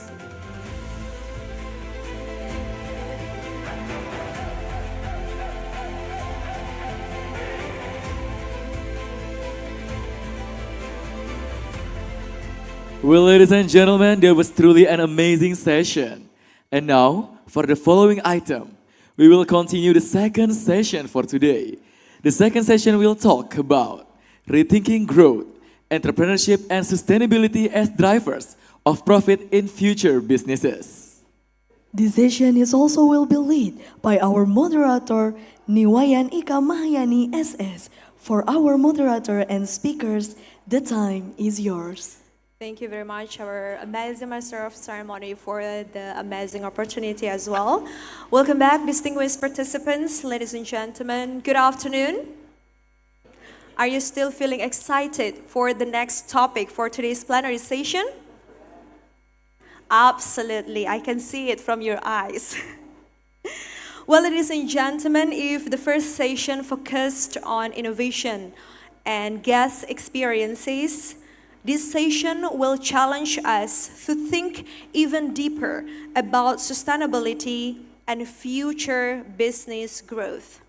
As our second topic is rethinking growth, entrepreneurship, and sustainability as drivers of profit in future business. That is a very interesting topic because we are going to talk about profit. Everyone loves profit.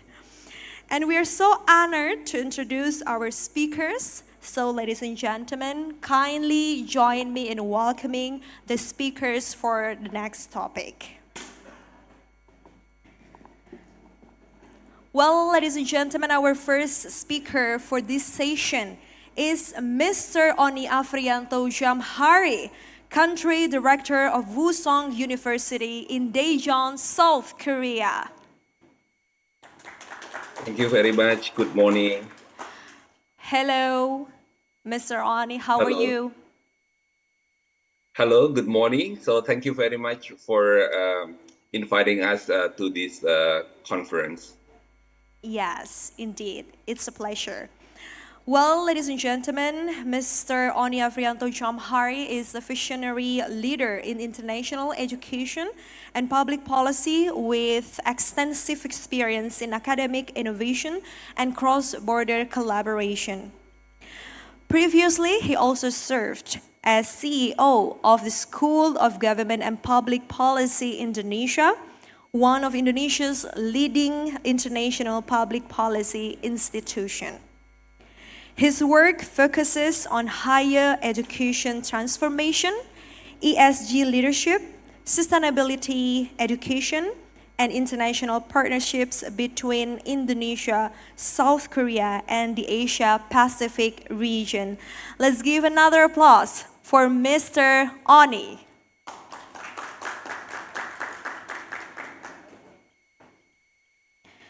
And our next speaker, I will invite her to the stage, Ms. Desak Made Intansari, Director of Hygiene, Safety, and Sustainability at the Apurva, Kempinski, Bali.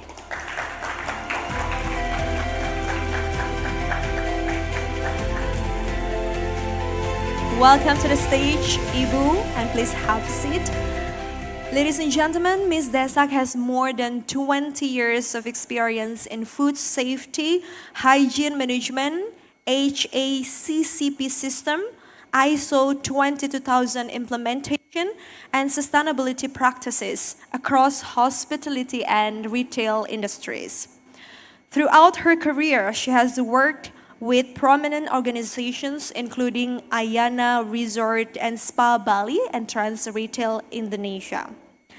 She is highly experienced in sustainability implementation, food safety system, environmental certifications, and operational compliance within luxury hospitality. So ladies and gentlemen, once again, give big round of applause to Miss Desak Made Intansari. And our final speaker for this plenary session is Bu Loh Putu Kartini SST MTR. She is a culinary arts lecturer of Bali Tourism Polytechnic.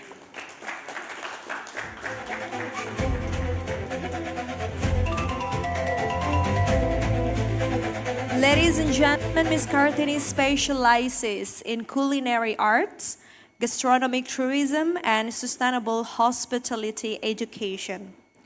She currently serves as head of the research subdivision at Bali Tourism Polytechnic and has experience in teaching, curriculum development, hospitality training, and international collaborative projects. She earned her bachelor's degree in food technology from IPB University, formerly known as Institut Pertanian Bogor, and holds a Master of Applied Tourism degree. She is also a certified hospitality educator with professional certification in GSTC Sustainable Tourism and HACP.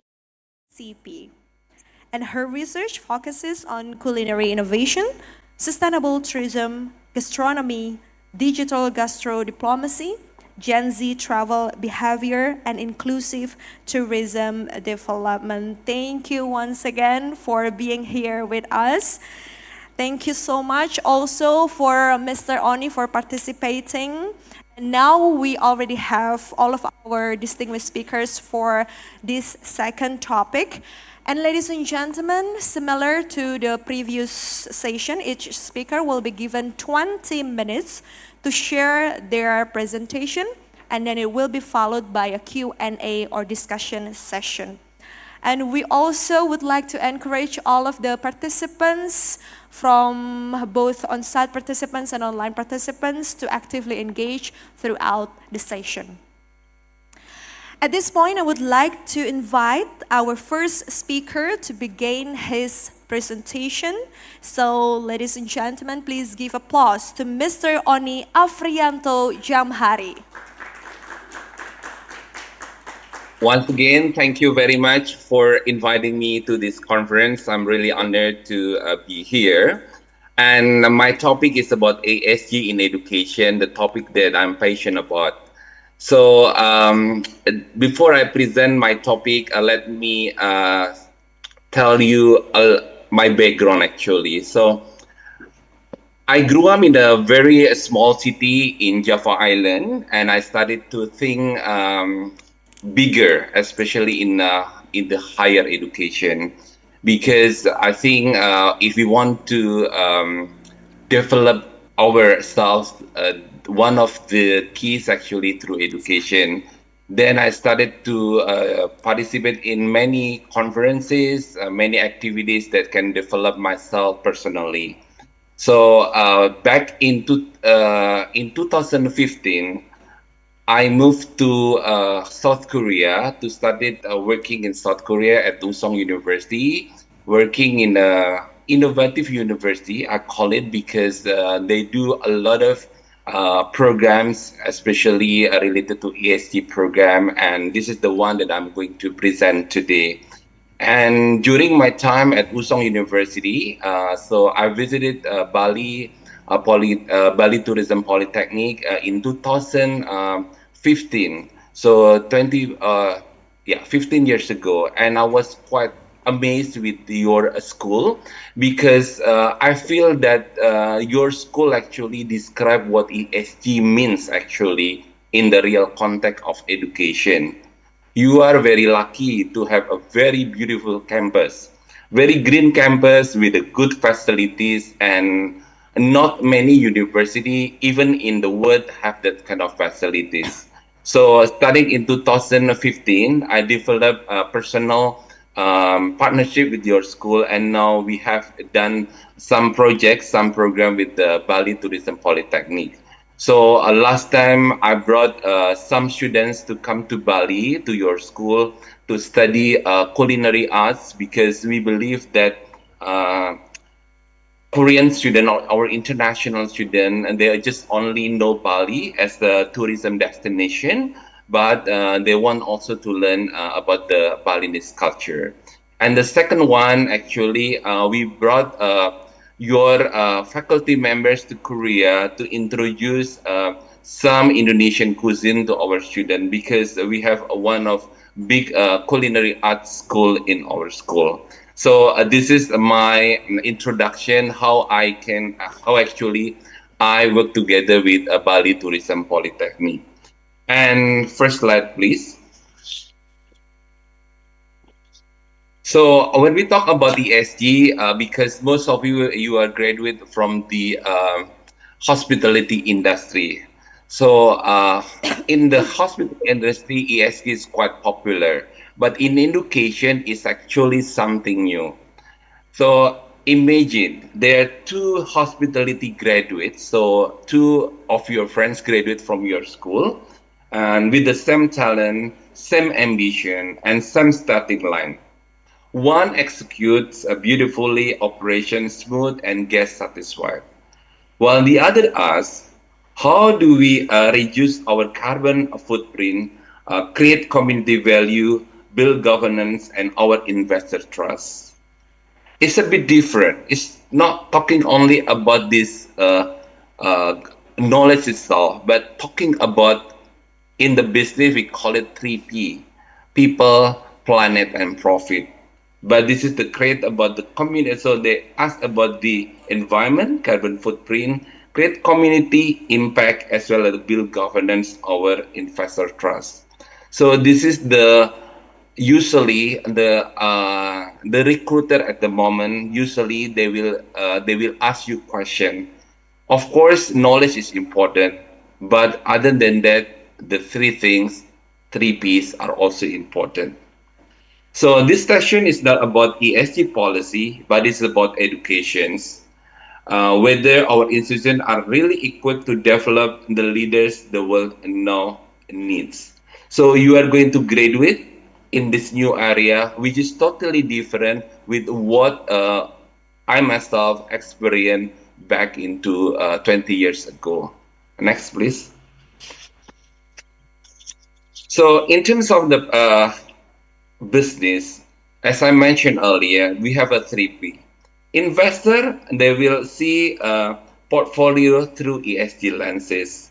Guests, in the previous session, we know that the guests know, they're just not talking about the price, about but many things considered, especially the environment.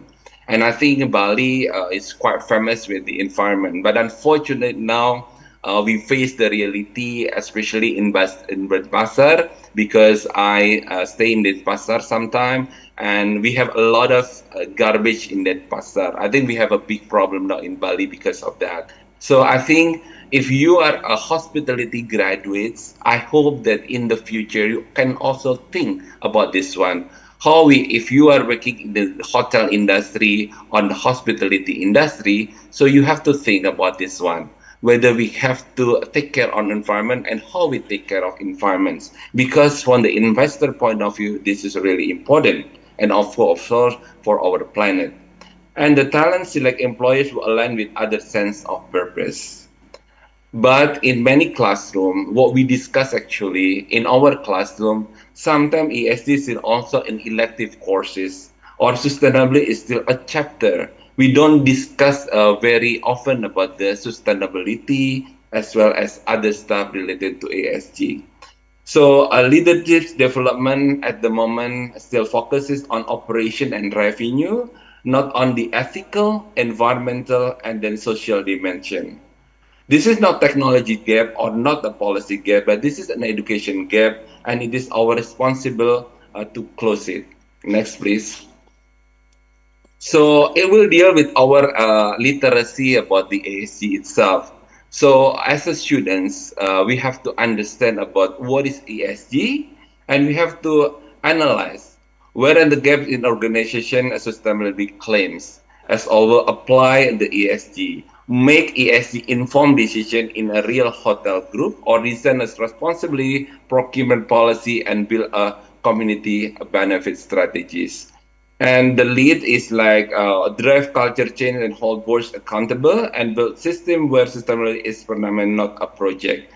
So basically, this concept of ESG, from the understanding, analyzing, and then applying and the leading, we have to create an ecosystem how ESG can be applied in our education system. Next, please. So as an educator, because we are an educator, we have to rethink about what we teach.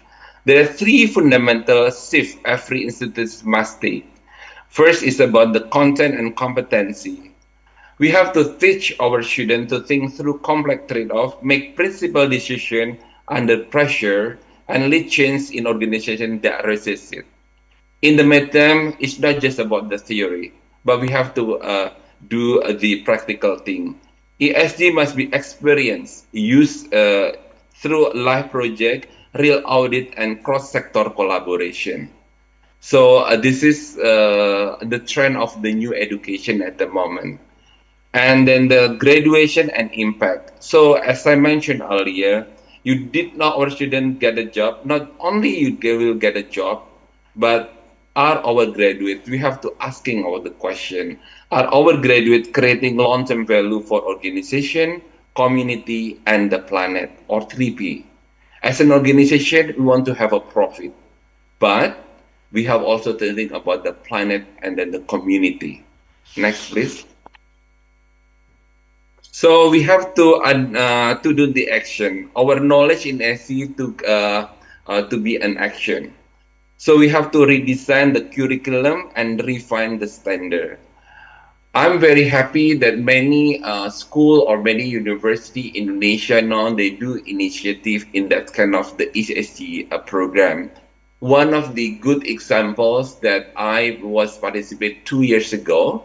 So UI now they have the UI green campus or green metric. So they do a lot of research on the green metric, especially if you want to be in the green university. They have the criteria. And in Bali itself, I'm admire about one of the school, Bali Green School. It's very good example about how the implementation of ESG in Indonesia higher and the school education. So ESG must run through a module, a lens on marketing, operation, finance, and strategy, and then assessment shift from exam that memory to project and then test judgment. So now I think not only the theory that we can learn from the campus, but the project that you gain from your campus, that's going to be the life experience for yourself for the future. Many schools in different world at the moment now is transforming. When they do the curriculum, they don't only teach the current subject, but they only teach the life skills. For example, if in Bali, for example, you have a lot of sport activities, diving, and then many things. This is kind of example actually people or the graduates can learn about our environment directly through lab project. And the global exposure and the local relevance. So we emphasize also in our education at the moment in our school that all the students in our university must take 1 semester study abroad, wherever they want. So we give an opportunity to students to see other worlds. If it is not possible, they visit the university, they can study online or doing the online studies through our partnership with many universities. So yeah, at Woosong, we bridge South Korea, Indonesia, and the Asia Pacific. Students work alongside industry on life challenges and international immersion, build the cross-cultural intelligent ESG leadership demands. Education must prepare students not just for job, but to stage industry, because we believe this is one of the importance in the higher education at the moment. If you see our student, they sometimes they spend like 1 week or 2 weeks in any part of the world, either doing the certification or the immersion program, because we believe through that kind of program, they will get the real world. They will understand what's going on in the other world. Because in Korea is quite small compared to Indonesia. So Korea, I always talk to, just Korea is only 6 hours finish from the top to the south. So from Seoul, and then the last is the Jeju Island, 6 hours. Well, Indonesia is too big. Yeah, so this is the way actually we have to put ourselves to see the world as a experience in the life projects. Next. So leadership's capability we must build. So we have to build our capabilities, either for our system thinking, and then ethical courage, and then stakeholder fluency, and then adaptive influence or adaptive mindset. So we have to be strong in, or we have to be resilient in facing all the situation in the world today, by have a good system thinking, ethical courage, and then stakeholder fluency, and then adaptive mindset. Next. So this is in the case of our universities. So in the most higher education, now they focus on the ranking, some but not. But the good ranking at the moment, they also put the sustainability in their criteria. We call it the QS sustainability ranking. So at our university, so we also joined the QS, especially on the decibel ranking.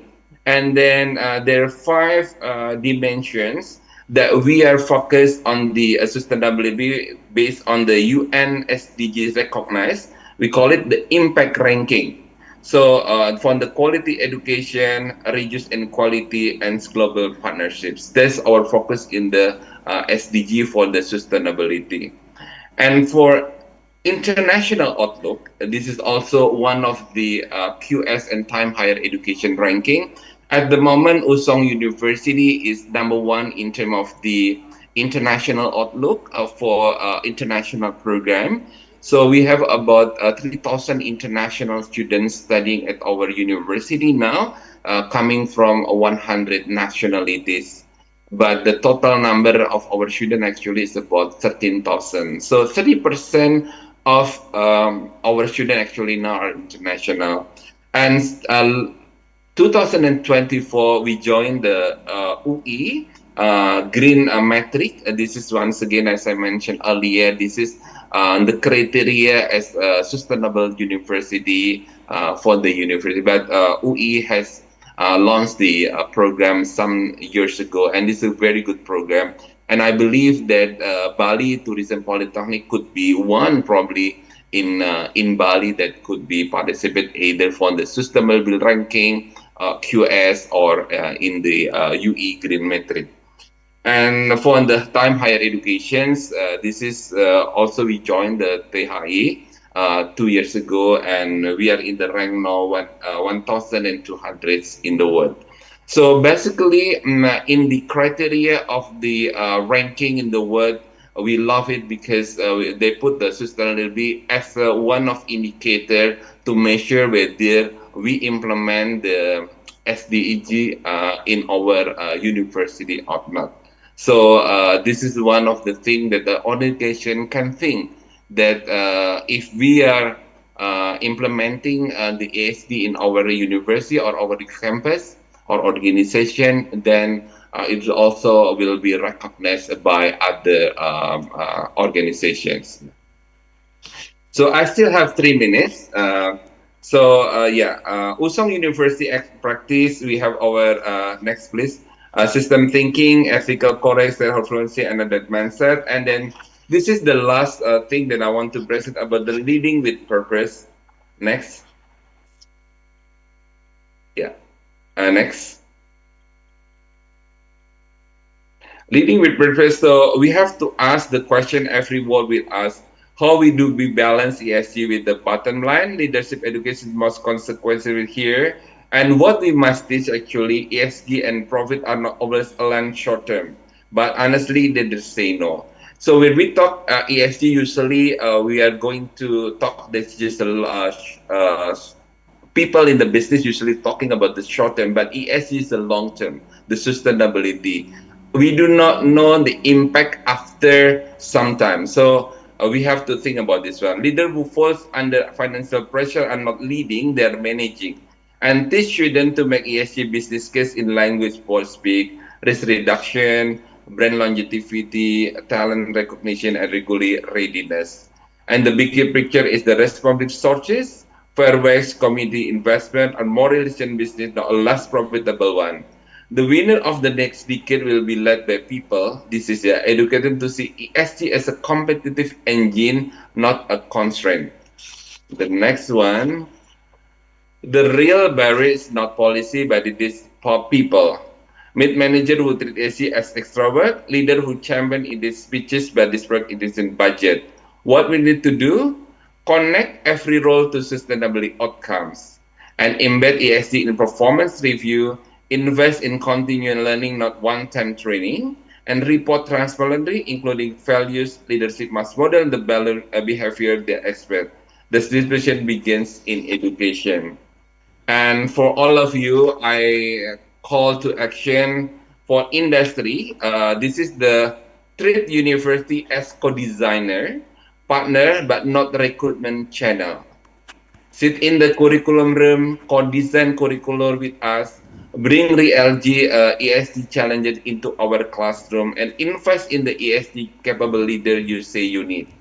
And for government, fund education industry bridges, create policy conditions that reward long-term sustainability commitment. And this is the last because we are working in the education. So for university, we have to embed ESG as a core lens, not an elective. Redesign program around leadership development and measure graduate by impact, but not just employments. So that's what I presented today.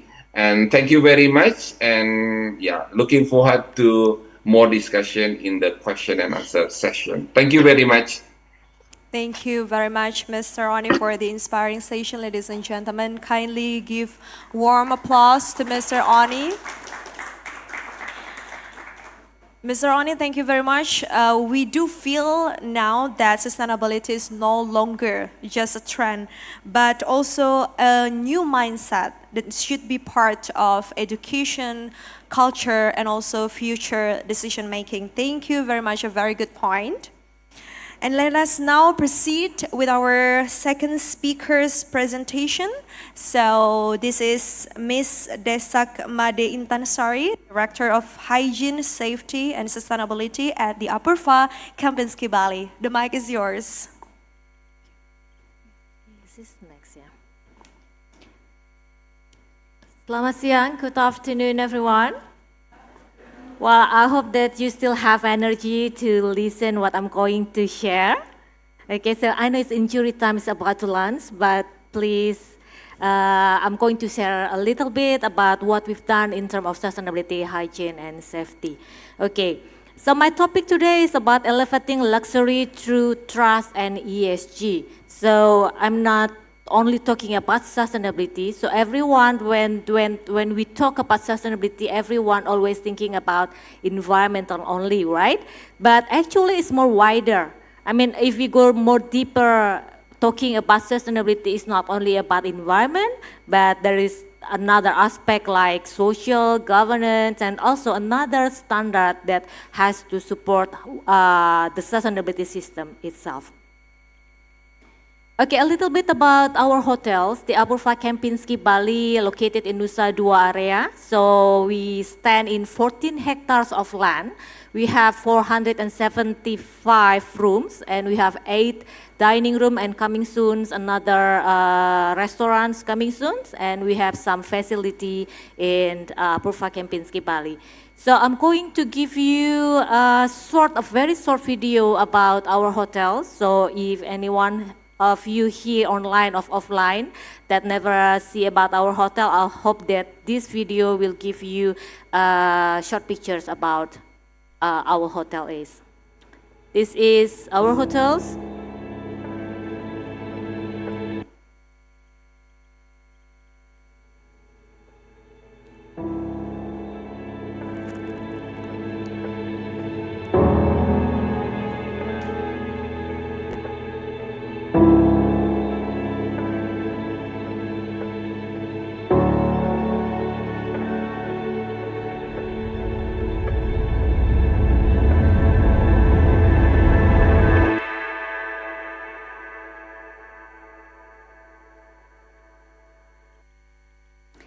Okay, at the Apurva Kempinski Bali, sustainability, hygiene, and safety is integrated in our operational. So we don't make them into separate from the operational.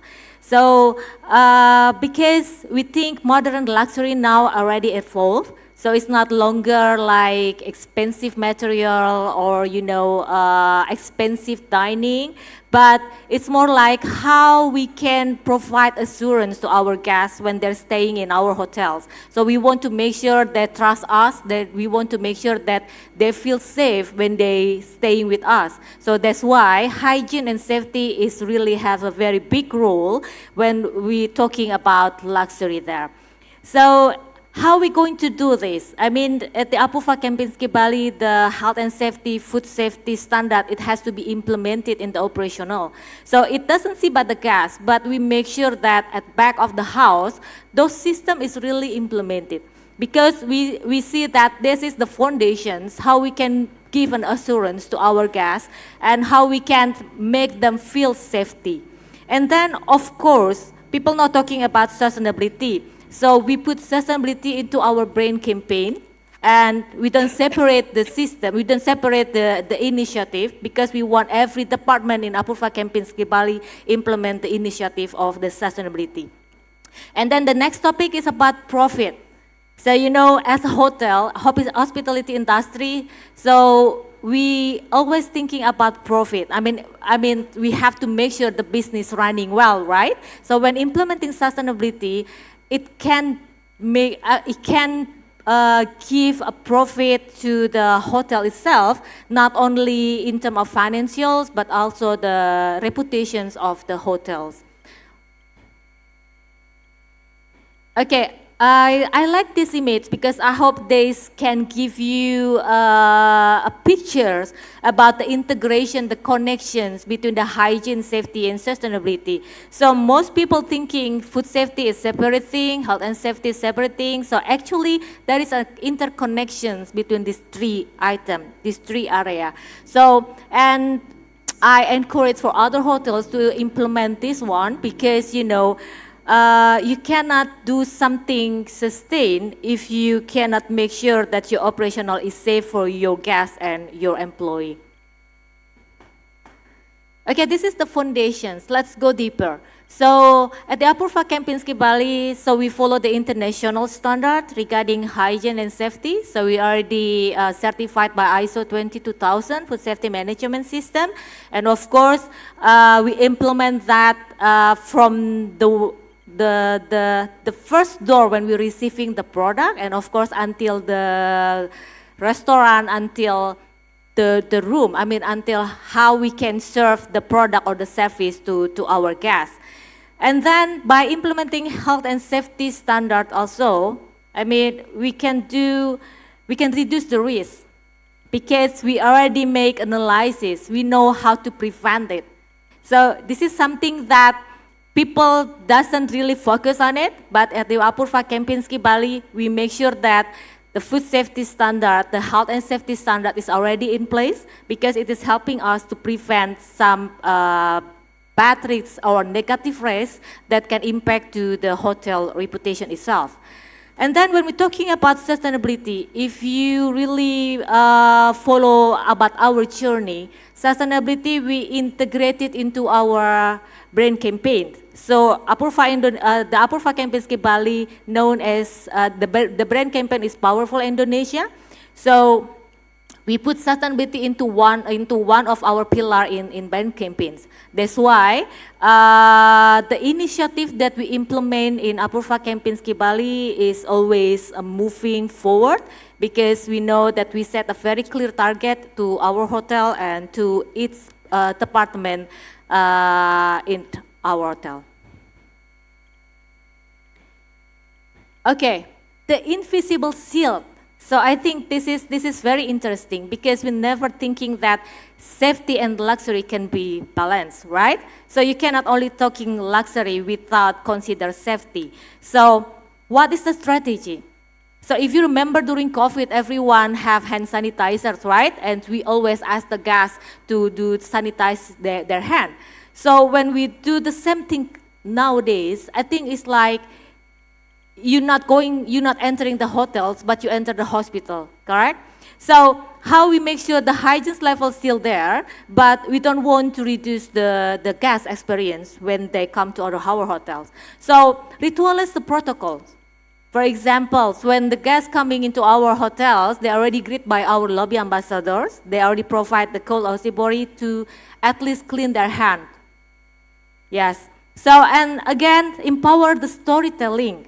So when when the guests already finished checking, there is someone that takes them into the room. So that is the time our staff to tell us about our hotels, about the initiative that we do, I think this is a good thing because most of the guests is not coming only from Indonesia, but coming international. So during this period, a very short period, our staff can tell about the Indonesian traditions that we implement in Apurva Kempinski Bali to the guests, to the international guests, so they can understand why the decorations and why the menu and why the amenities is really focused on Indonesia.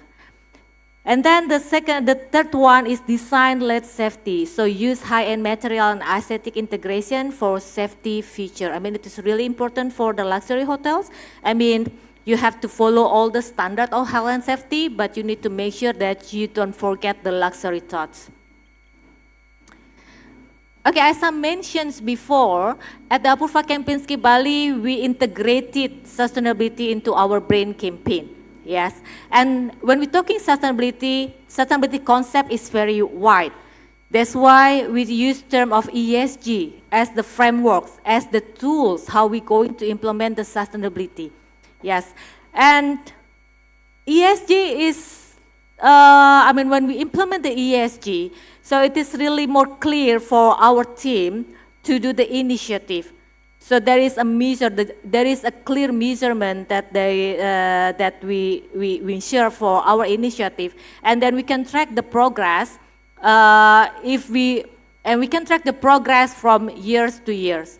So like here, the daily application for the environmental side, we do the monitoring of the water, of the energy. So if you really focus on sustainability, so maybe you always heard about carbon emission. So in Apurva Kempinski Bali, we know exactly how much carbon emissions they produce by the hotels. So that will impact the sustainability action plans that we're going to create, because we know already the situations about the carbon emissions that we produce in the hotels.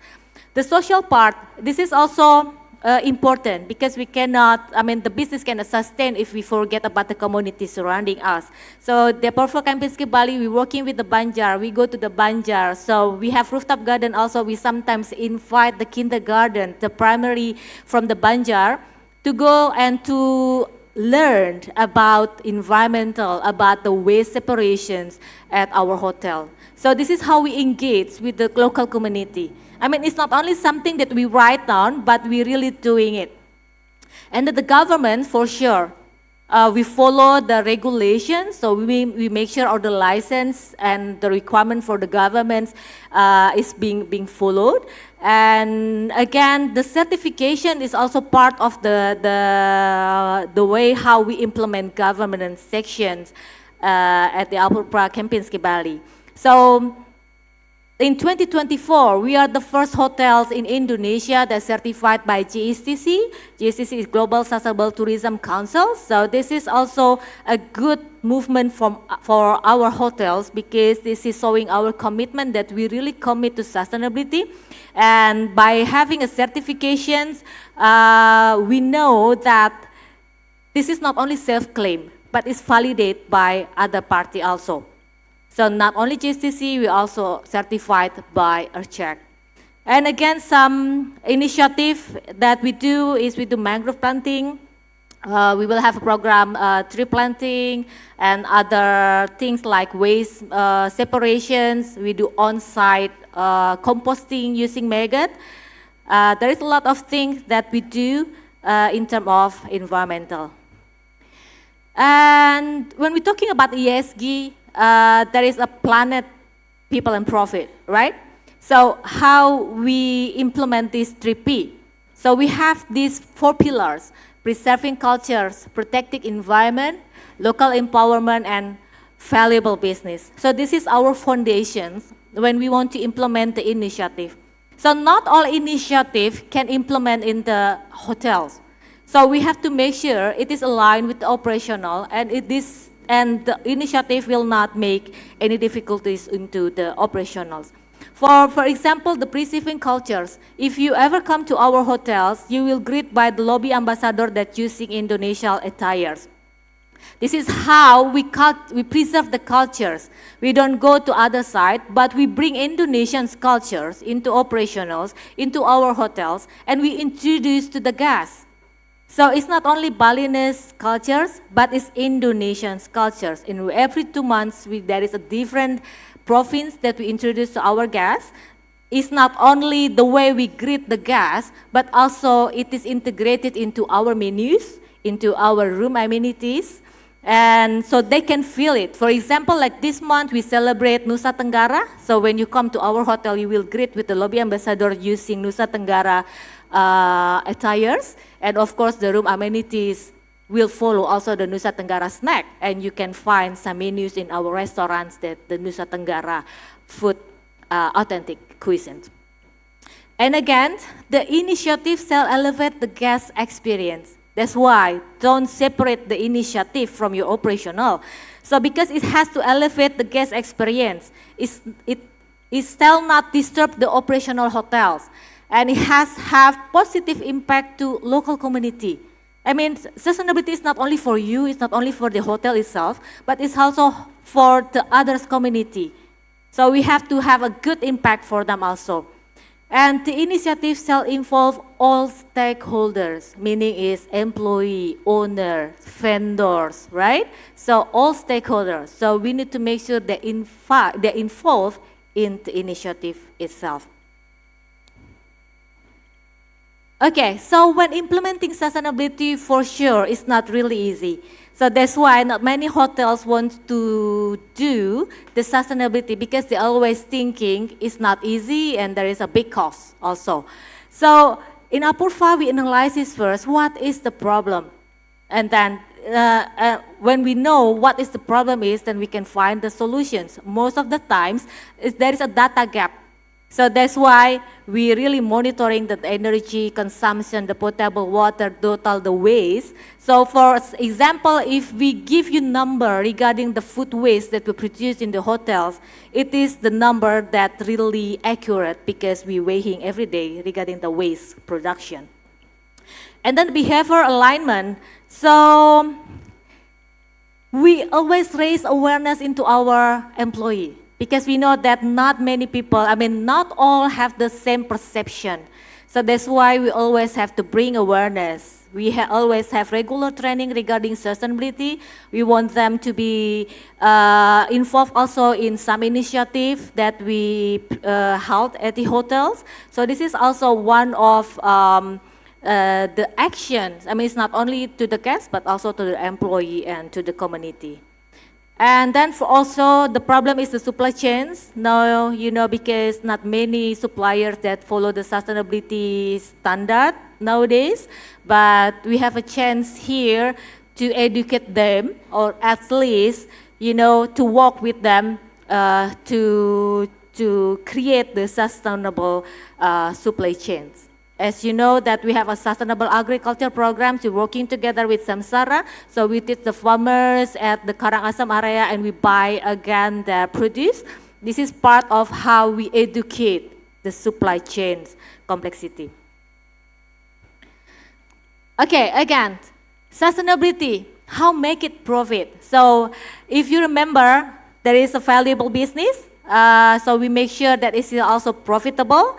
So it's not only, by implementing the sustainability, you can consistently, you can make sure that you have a good image of your company. And then also, it can become profitable for the hotels. For example, we have like sustainable wedding, to accommodate those couples that really care about sustainability. And we have an event called the Path to Sustainable Growth every year. It will be happen in June. So I hope that you also there during our event. This is example how we shift the cost into the profit source of the sustainability itself. So we also have rooftop garden.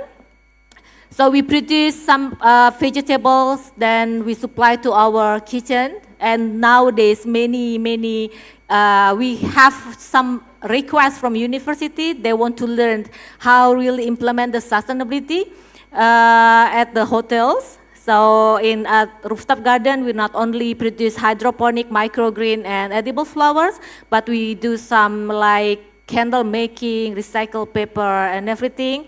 And this also interests by the guests. That's why this is also become a profit source for our hotel.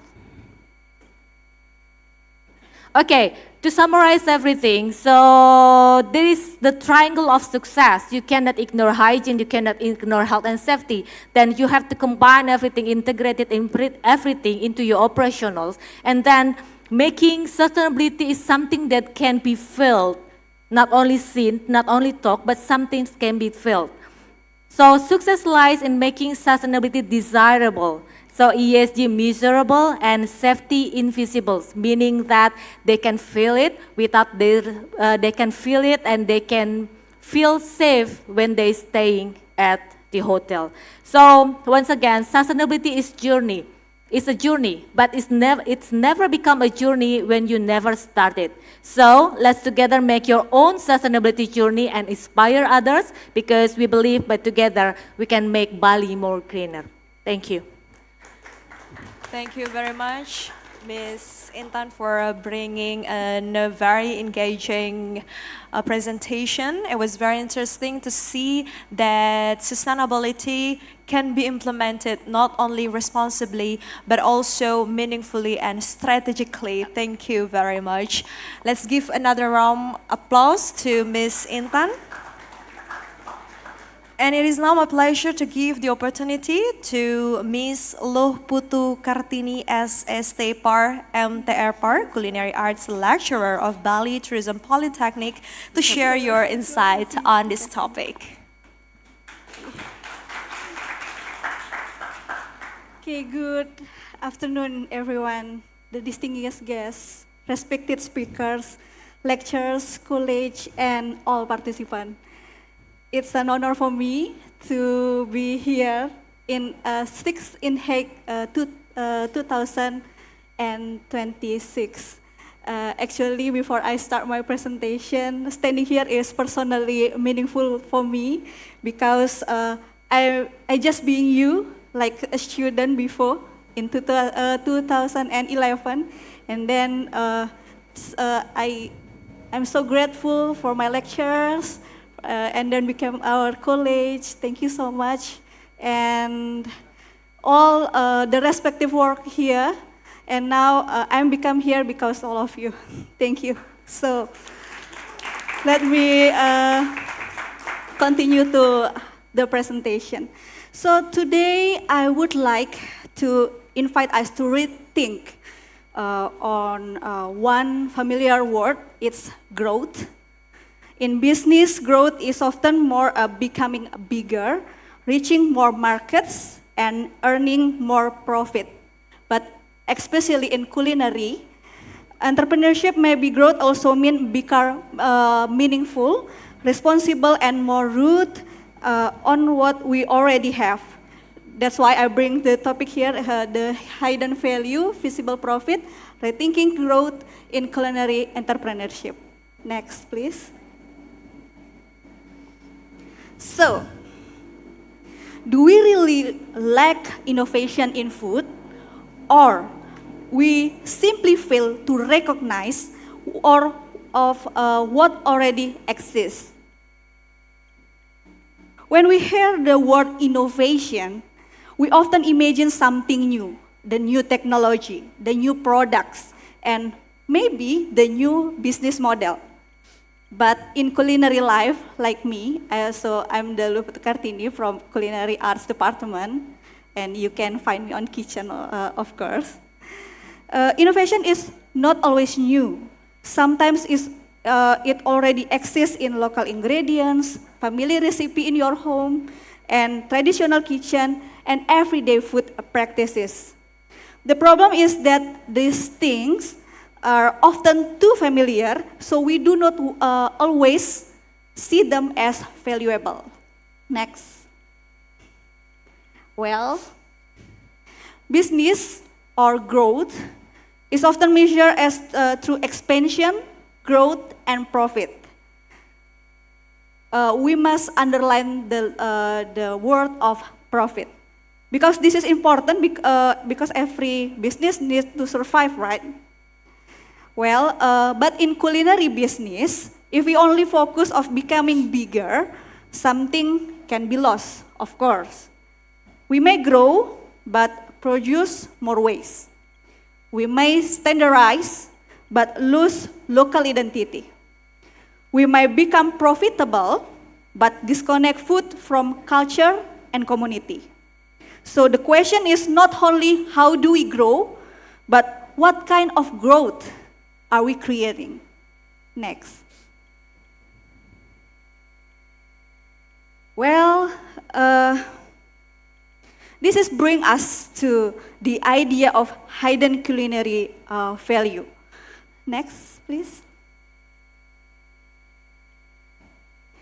In many communities, value culinary practice already exists. They might look ordinary, choosing local ingredients, using leftovers, preserving recipe, or adapting food based on season and availability. But if we look closer, the practices contain knowledge, creativity, adaptation, and sustainability. Next.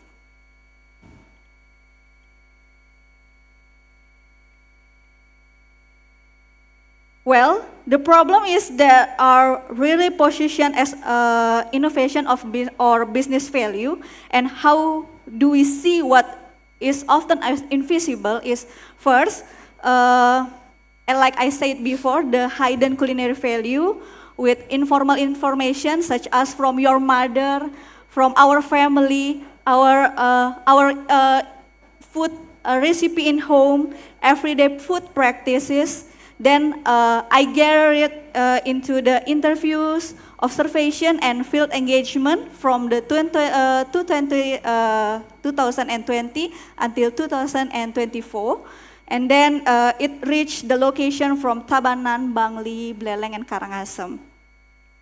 So I also gather from the industry insight. There is from the sustainable gastronomy, the digital storytelling, and also culinary entrepreneurship. And from that things, we got the 3 points that will deliver all the presentation here. It is the practice, and then the evidence, and how to redefine the strategy. Next. Well, the hidden culinary value. So innovation is already present in everyday culinary life, like everyday practice, like local knowledge or informal innovation. Do you know the water squash or labu siam? Yes, I'm sure that you already eat it at home. Do you know in pinggan, it costs 2,000, only 2,000 rupiah per kilogram. But in culinary arts, we change it into something more valuable. Like, do you know this is, we create the chili sauce from pinggan. So the chili is from pinggan also. Do you know pinggan? We say it like the land above the sky. So yeah. This is from pinggan, and we just created just for our community service program. And this is contain the chili and also the water squash. And not only making the product, we also create the packaging. And do you know the sticker here? Yes, we generate it on AI. I mean, you can do it in your home.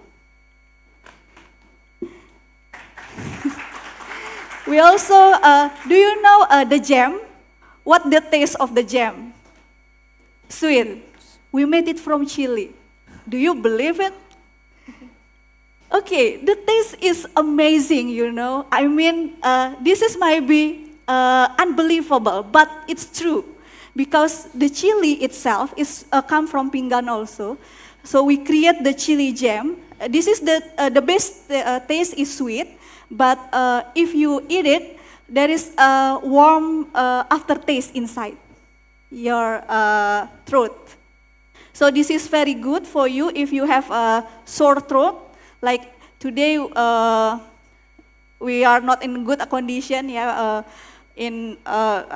So this is maybe good for you to consume.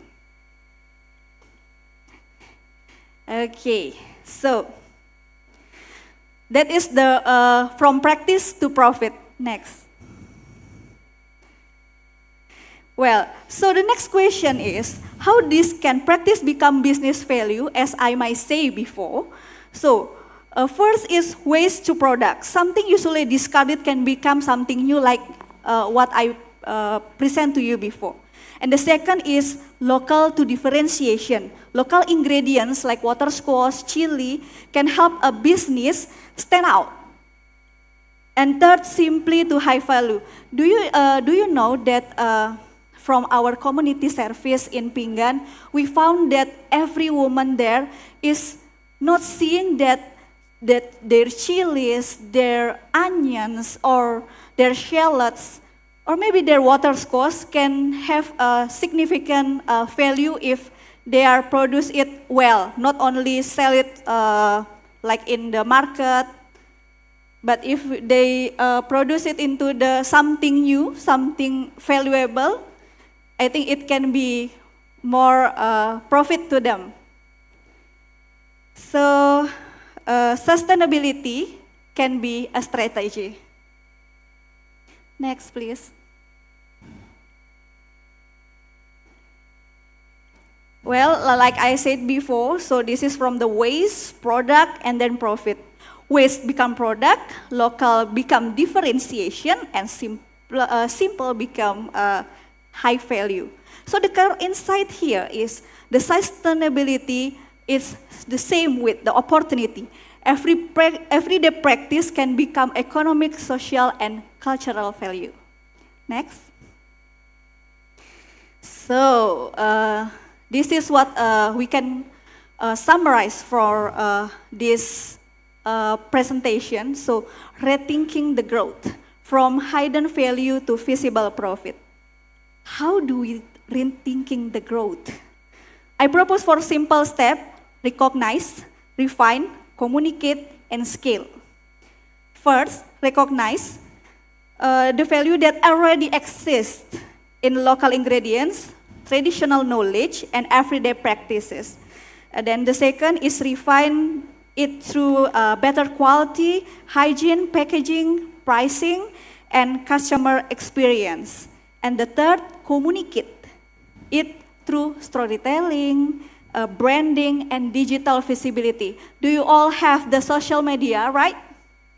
Okay, do you have a TikTok or Instagram maybe? Which one do you often see? Matcha or ayam betutu? Matcha, right? Because you post it, and then it become a logarithm.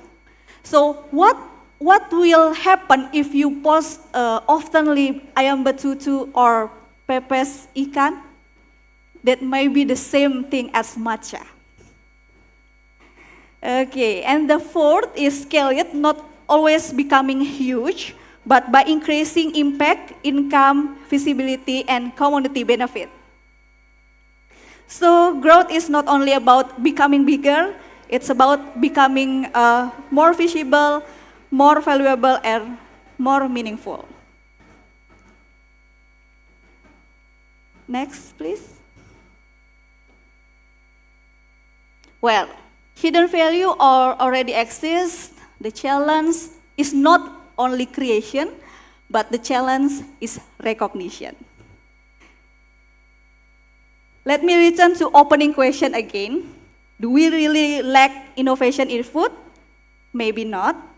Maybe hidden value already exists in everyday culinary practices, local ingredients, traditional knowledge, and small adaptation that people make every day. The challenge is not always creating more. The challenge is to recognize better. Maybe we do not always need to look far for the innovation. Maybe we need to look closer, and maybe the next idea is not too far away. Maybe it's already in the kitchen, waiting to be recognized. Well, thank you very much, everyone. I hope this presentation invites us to rethink growth, not only as expansion, but recognition. recognition of local knowledge, recognition of sustainable practices, and recognition of cultural value. Because yeah, the future of culinary entrepreneurship is not only about creating more, but recognizing better. Thank you.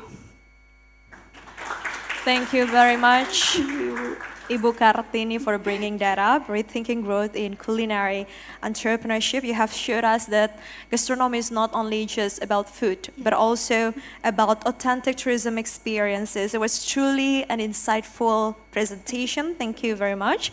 And now I would like to open once again the discussion or question and answer sessions. So we will take 3 questions from our offline and online participants. So feel free if you want to ask question, please raise your hand.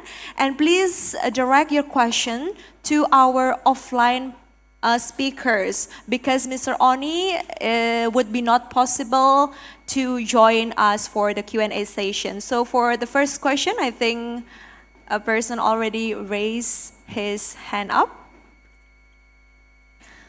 Please kindly mention your name and then to whom you would like to give the question, and also share your question.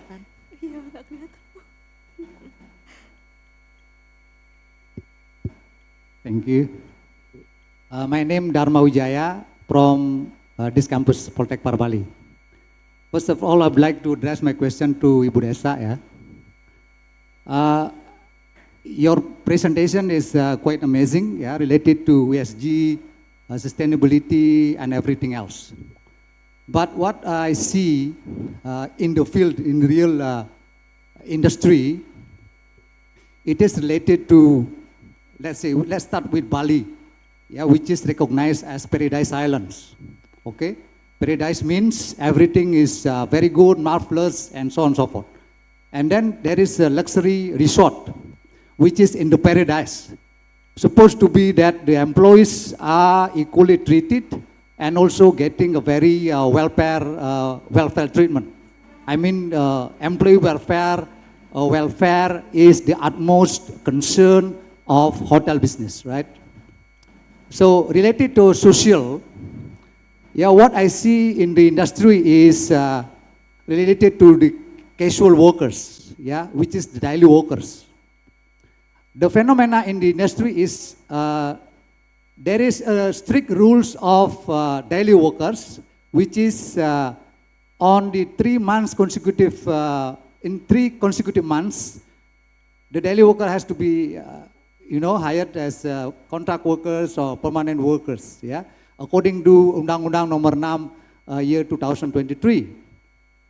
But in reality, there are a variety of, I'm not saying that it is in your hotels, but what I see in, in Bali as a general. And there are a variety of ways of how hotel doing this trick, They try to make it 20 days or less, and then continue to another months, so never reach the 3 consecutive months. Maybe reaching 2 years, or maybe 3 years, and maybe more. In fact, the job is needed consistently. It is not a temporary jobs.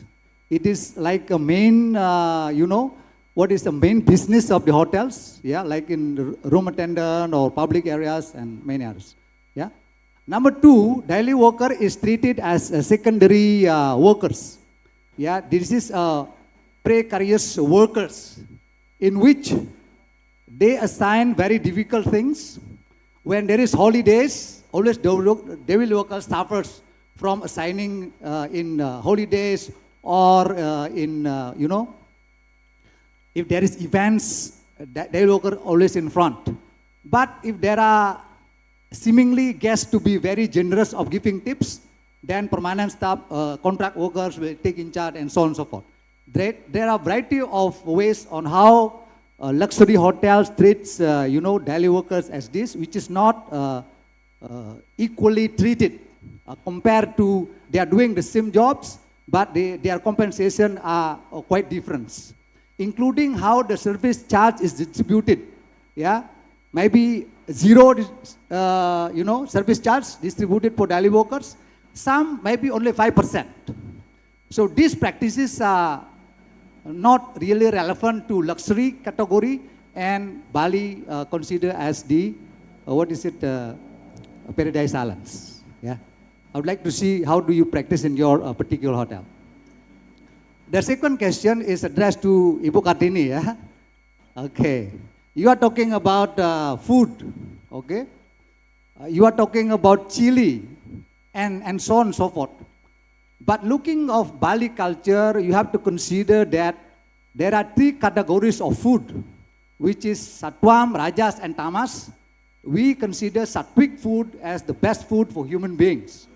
But what you are promoting is tend to be Tamasic and Rajasic foods, which is very detrimental for human body in the long run, right? So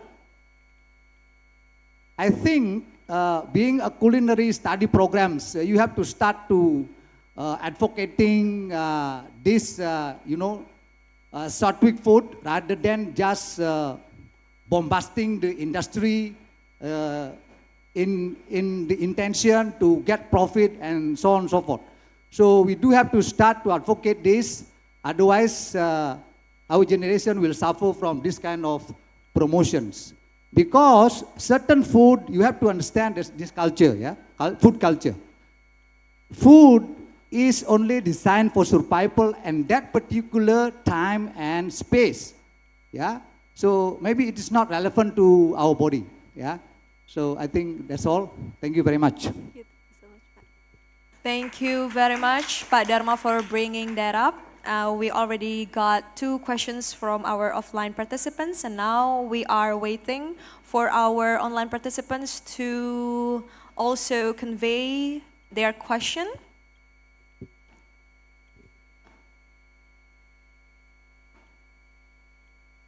All right, I think there is no question from our online participants, so I will give the opportunity again to our offline participants to ask a question.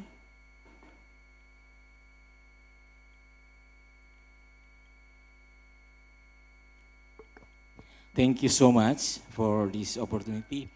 My name is Willy Bro. I'm representing Woosong University Bali office. So I'm the Bali program manager here. Pak Oni is attending online and I'm attending on site. So thank you so much for Bali Tourism Polytechnic. We've been building a strong partnership for years, and especially thank you for inviting us to this wonderful event. So I have one question for all of the speakers for this session, building on the discussion around ESG, sustainability in the hotel industry, and also picking up the latest topic about culinary. I'd like to focus on food waste. So Indonesia is often cited as one of the largest contributors to global food waste.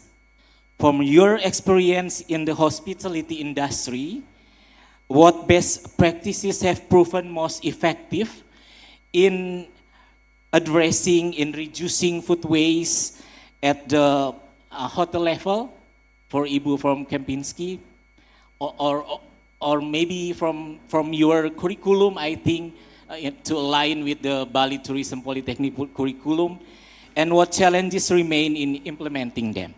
So that's the only question for me. Thank you so much. Thank you very much. What was your name again? Is it Mr. Willy? Willy? Willy, you can call me Okay, Willy. thank you very much, Mr. Willy, for the interesting question. And now I would like to give the first opportunity to Ibu Desak first to answer the question, both from Mr. Dharma and also Mr. Willy. Okay, thank you for the questions. Pak Dharma, I cannot see your face from here. I'm sorry, for regarding teleworker, I think we already follow the regulation from the government. I think most of the hotels in Bali, they follow the regulation from the government. And also, please also be reminded that daily worker is allowed by Balinese government. And I mean, it's one of how we open the job opportunity. for other people in Bali through the daily worker. And I believe that all hotels already follow the regulations stated by Disnaker and the governments of Bali. And again, regarding the service charge and everything, it is stated also in the regulations, I believe. And you know, so this is a very sensitive issue, and what I can say only is that we already follow what the regulations, what the government says through the regulations, and of course that you can check, I mean, the Disnaker always checking in every hotel to make sure that all the hotels follow the regulation of the daily worker. So if for example, if there is the working time is not follow the standard of the regulations, you need to ask to those hotels. But I believe in our hotels, we already follow the regulations from the government itself. And then the second question from Pa Willy, what are the best practices that can be implemented from your experience for the food waste? Food waste. Yes. Okay. For food waste is also a problem for us also in hotels. So that's why in the perspective of the chef itself, they know, I mean, they always refers to the occupancy. So that's why they're not going to produce more, but they will focus on the occupancy. For example, 90% occupancy will be different from 70% occupancy. So that's why it is really, really important to understand about the volume of the guest itself when they produce the food. And because at the hotels, also other hotels also, they have a food cost. So this food cost has to be obeyed by all the staff, because this is also, I mean, it will impact to the waste, and also it will impact to also the profit of the hotel itself. And again, when it's come to the waste, so in Apurva Kempinski Bali, we have an on-site food waste composter. So we're using maggot. And then this food waste become a fertilizer, and this fertilizer we use again for our garden, and also we can also give this fertilizer to the farmers needed. So we're trying to make a circular in Apurva Kempinski Bali. For example, the food waste we turn into the fertilizer, and the fertilizer we use again for our garden. So it's not easy, but now we're working on something, and we believe that, I mean, we will find solution together for Bali regarding the waste. Thank you very much for your thoughtful answer. And up next, we will give the opportunity for Bu Kartini for answering two questions as well, coming from Mr. Dharma and also Mr. Willy. Okay. Thank you so much for the question, Pak Gede. Yeah. To answer the question about the product, I agree with Pak Gede about the concept of the food. There is a Satwam, Rajas, and Tamas. And from what the experience we have, at first, this product is not coming just like a pop. I mean, that's come from the process. At first, we come to the village that needs our community services, because we need to look deeper what is the local ingredients there, that the most valuable, that we can upsize it to be more valuable. And then, like from in Pinggan, just know a few weeks ago, we found that the local product there that always like something become a waste because low of the price is the chili and also the tomato, and also the water squash, like I said. But thanks to Pak Gede Dharma Wijaya, maybe next I will bring it to the study program to, to seek more value on what is Satwam food and Rajas food and Tamas food for our next upcoming product. Thank you so much, Bapak. All right, thank you very much. And the next question is coming from Mr. Willy on Yes, on how you. Wait a minute. okay. Finding the For- questions. What are the best practices Oh. you implement from your experience regarding food waste? Okay. Thank you so much, Mr. Willy, for the question. So in our culinary arts study program, which is also in Woosong, have enjoying in Woosong University, Korea, South Korea. So we started with the rethinking about the curriculum. So just now we have the GOA, so the job occupational analysis. So to input the food waste into the curriculum, and it is implemented on the sixth semester in our campus. So it called the application business and culinary. So how we produce not only the product from the local ingredients, but it's also upcoming the value. I mean, like, do you know the skin of the banana? The peel of the banana, Bapak, yeah. The peel of banana here actually can be produced as a snack. Yeah, and it is like the skin of the pineapple is also can be the candy. Yeah, that is what we taught to the student to seek the value even of the thing that we think it is food waste. Thank you so much, Bapak. Wow, very interesting. Thank you very much. We really appreciate your answers. Very interesting perspective from all of our speakers. And ladies and gentlemen, thank you once again. That concludes our discussion as well as the plenary session today. As we come to the end of these plenary sessions, we can see clearly that the future of hospitality lies in the balance between innovation, entrepreneurship, sustainability, and meaningful human connection. And on behalf of the committee, I would like to extend our sincere gratitude to all of our speakers today, and also for sharing your valuable knowledges and experiences with us. And of course, thank you for all of the participants, both joining us online or offline. Throughout the sessions, you already actively participate in the plenary sessions and make this plenary session interesting. And finally, I would like to hand the session back to our MC and enjoy the rest of this conference.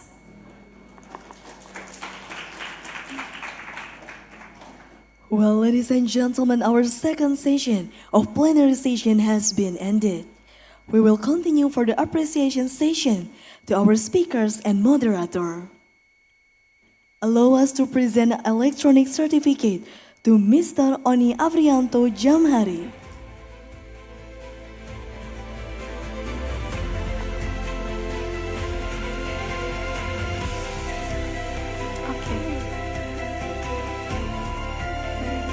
We also invite Ms. Nimade Suhastini SAMM CHE and Mr. Kusmawan Aditya to present the certificates and placard the 6th Inheic 2026. Thank you very much, Ibu. Stay strong. The first certificate is presented to Ms. Desa Made Intansari.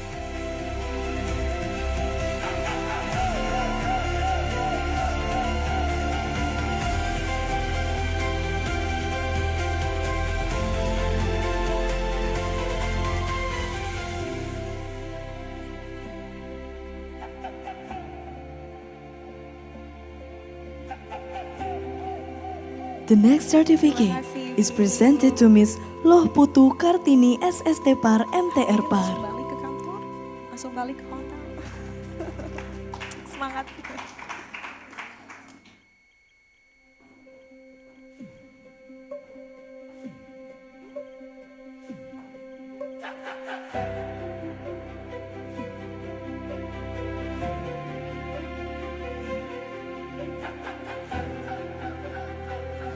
And the next certificate is presented to Ms. Niwayan Ika Mahayani SS.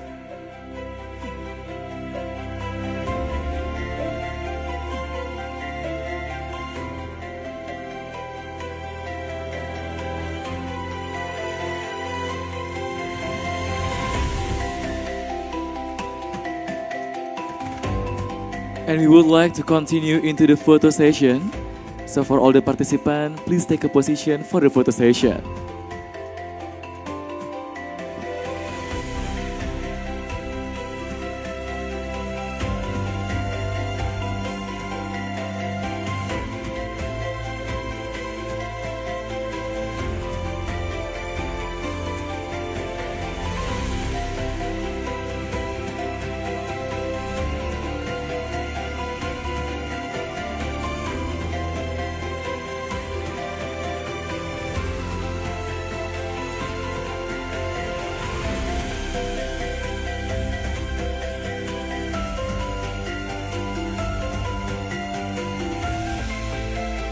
Alright, for the photo session, I'm gonna have to count. Alright, on my mark, in 1, 2, 3.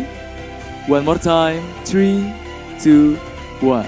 Thank you very much.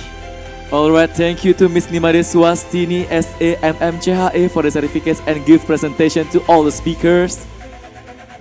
For Nimade Swastini and also all speakers and moderator, we would like to invite you to take a seat.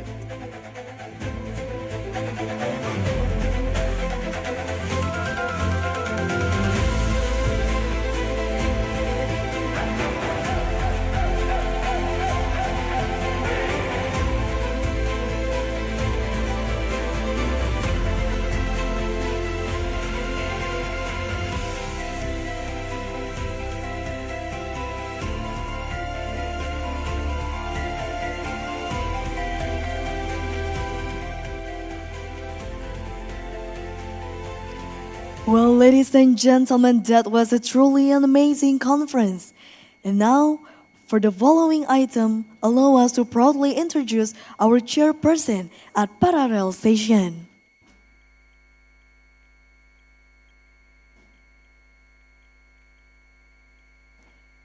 The chairperson as follows. In room Hotel Management 1, the chairperson is Endang Sri Wahyuni MPD CHE.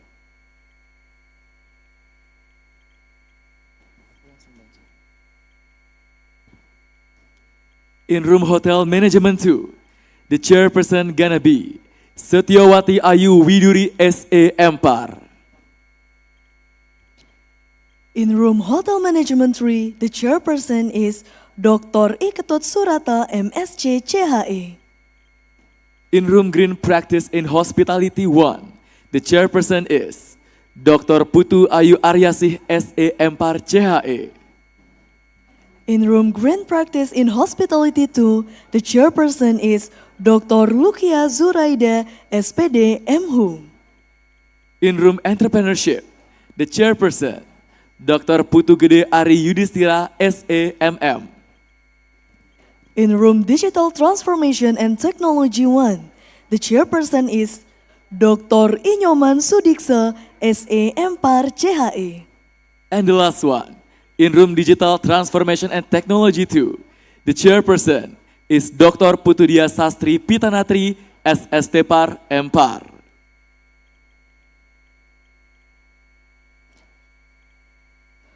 Well, ladies and gentlemen, please enjoy the lunch and coffee break, and we will be back in 60 minutes at 2:35 p.m. For online participants, we remind you to fill in the attendance form that we already put in the Zoom and YouTube room chat.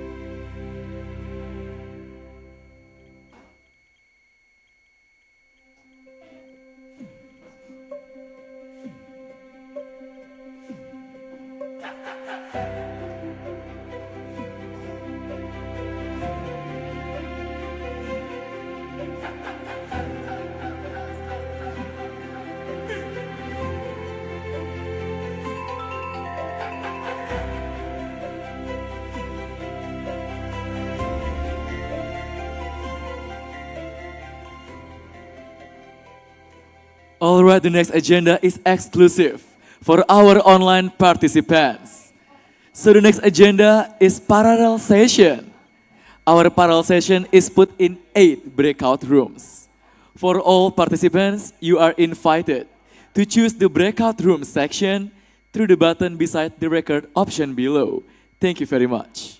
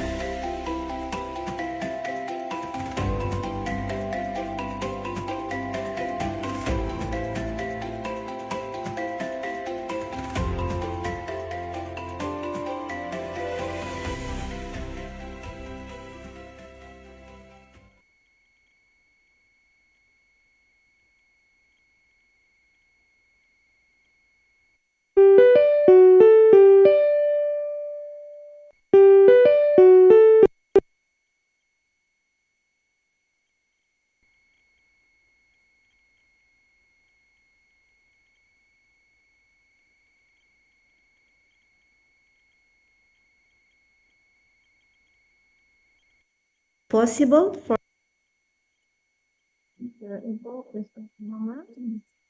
okay.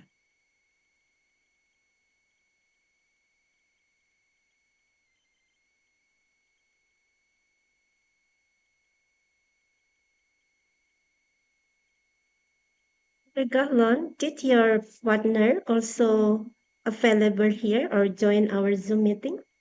I think he is not available today for Okay, so only you. Yes. Only you. Okay, it's okay. Do you need my help to share the screen for you? Yes, please.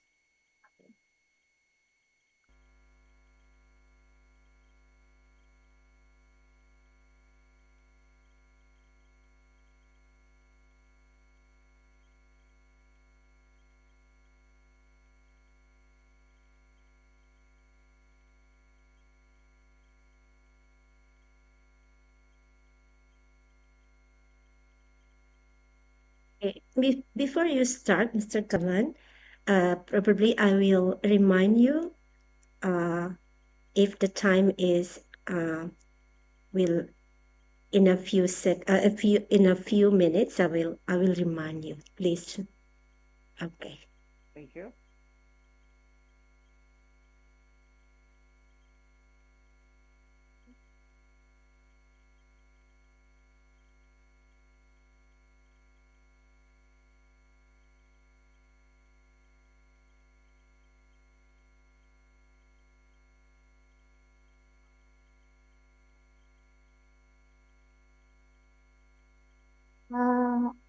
Sorry, can you see the PPT that I have here?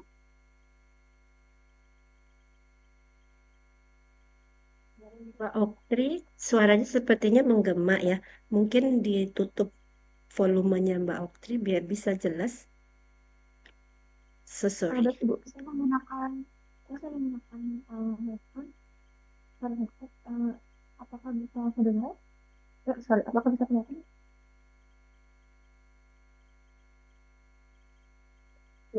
Cukup cukup terdengar ya Mbak ya. Tadi agak menggema. Sorry.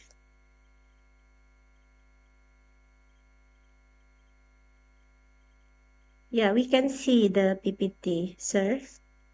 We can see it. So, shall you start now, sir? Yes, please. Can you please show the slide? So the slide is sound by the committee, Miss Oktri.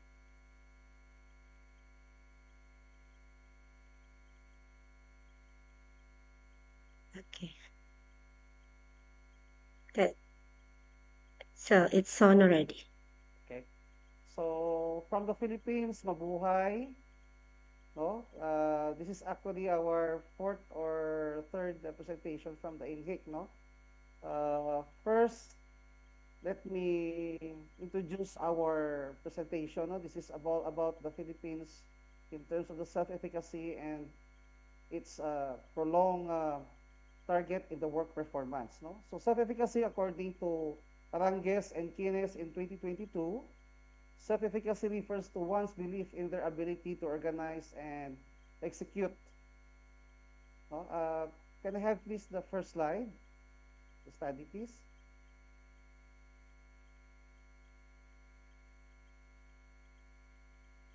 Okay, thank you. So to achieve specific performance goals, no, so often described as task-specific self-confidence, it forms a cornerstone of motivation and learning. So predicted outcomes from athletic skills to academic success. According to Barney, Dayoni, and Benevin in 2019, so among the public school teachers, self-efficacy, particularly in managing professional tasks, obligations, and challenges strongly influences work engagement as to academic outcomes and workplace well-being. So authentic leadership further bolster the dynamic studies that show high level of both teachers' efficacy and authentic leadership correlated with very high work engagement. So according to Baluyos et al. In 2019, teachers' performance hinges on multiple interrelated factors. For instance, satisfaction with school heads, supervision, and job security adversely impact work performance. So while faculty lounges and human resource strategies like welfare programs, retention effort enhancement, job satisfaction, and an overall output. Sustainable work practices which promote long-term engagement by addressing barriers to workforce retentions are equally vital. So despite, no, with all, okay. Despite this insight, a critical research gap persists, no? Few studies integrates teachers' self-efficacy, authentic leadership performance influence just like supervision and technology readiness, and remote learning demands into a unified model for Philippine public school context. So this study that we conducted in the Philippines, no, in the public school sector, may address the gap by examining how these elements collectively drive teachers' work engagement and performance. Next slide, please. So into the literature of the study, no, according to Wochaki, Kuba, Patil, and Kota in 2022, teachers, primary school drivers, student learning faced unprecedented demands during the COVID-19. So managing remote shift without sufficient professional development or teachers' professional development in the midst of the learning losses. So globally, with the teachers' professional development, in a cornerstone reform, we'd invest to target teachers' knowledge, practice, and student outcomes. So effective programs share features like sustained support and practice application, yet implementation gaps still persist according to Patfield, Gore, and Harris in 2021.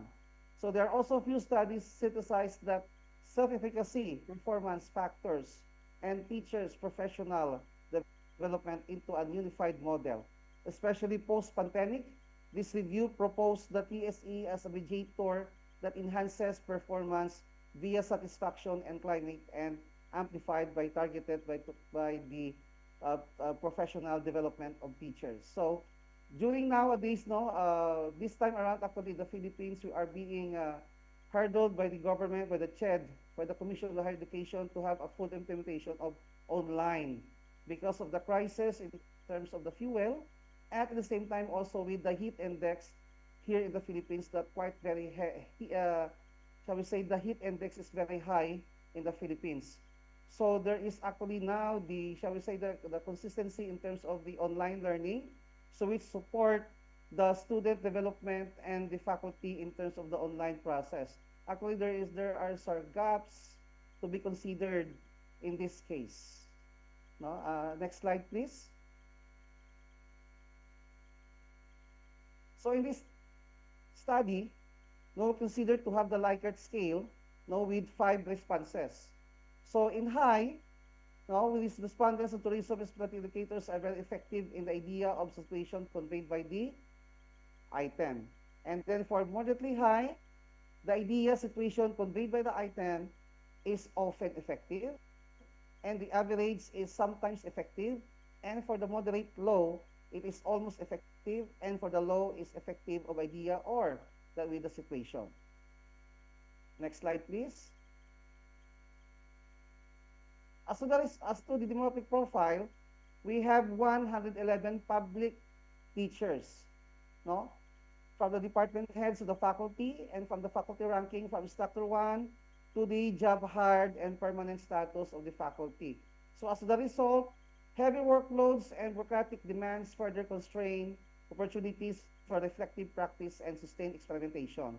So empirical evidence suggests that intrinsic motivation and self-efficacy can promote innovative teaching, but these psychological resources are weakened when contextual conditions do not support them.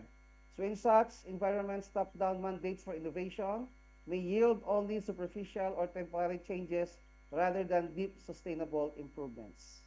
Next slide, please. So as to self-efficacy, there is a high of 4.5 mean in the sense that they are quick to pick points from what they have read in their lesson for the day. And at the same time, there is 4.6 high that they have to consider they fail to attend such seminars related to their professional development. So in summary, The overall pattern reflects that teachers are effective and resilient in managing distance learning demands, particularly in lesson preparation, time management, and composure under pressure to support to early planning and sustained professional development. As to the work performance, we have 4.31, which resulted into mortality high, that they have the new tasks, no, and old ones that are being finished. So in summary, the respondents are generally effective and organize their work behavior with a strength in planning, priority setting, and task initiation, while showing slightly less consistency in maintaining the constant goal, focus, and active meeting in engagement. Next slide, please. Next slide, please.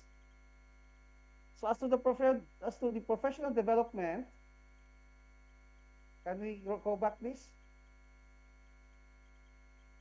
Okay, thank you. So in professional development, social equality on the career path that they have the 4.49 mean that consider moderately high, that has continuity education helps career-minded individuals to continually improve their skills and become more professional at their work. It is particularly important for school administrators in the field of primary and secondary education management to enable professional development for teachers, not only to give their student the best learning result, but also to be more effective and fulfilled throughout various other aspects of their job. Next slide, please. As to conclusion, in line with these findings, institutions may consider reinforcing faculty growth through supportive motivation strategies, clear recognition of performance, and collaborations with industry partners to enrich teaching practices and professional learning opportunities. So such efforts can help consolidate existing strength, gradually raise these indicators, and better prepare hospitality and tourism graduates for dynamic demands of the industry. So while also supporting community livelihood through more responsive and high-quality education, however, the values fall short of the high or very high ranges, indicating there are still room for further strengthening in these areas. So within the observation data, there are indications of positive associations among academic self-efficacy, work performance, and professional development. So higher efficacy tends to occur in the higher performance and more effective participation in professional development. So which is consistent with existing theory and motivation and self-efficacy. So because study design is a largely descriptive and correlational, these findings that may enhance on one area that amplify others should be interpreted consciously and not treated as evidence of causation. So that's all, and thank you so much. Thank you. Thank you very much, Mr. Dahlon. And I think that's a very insightful presentation. Okay. And now we come directly to our Q&A session.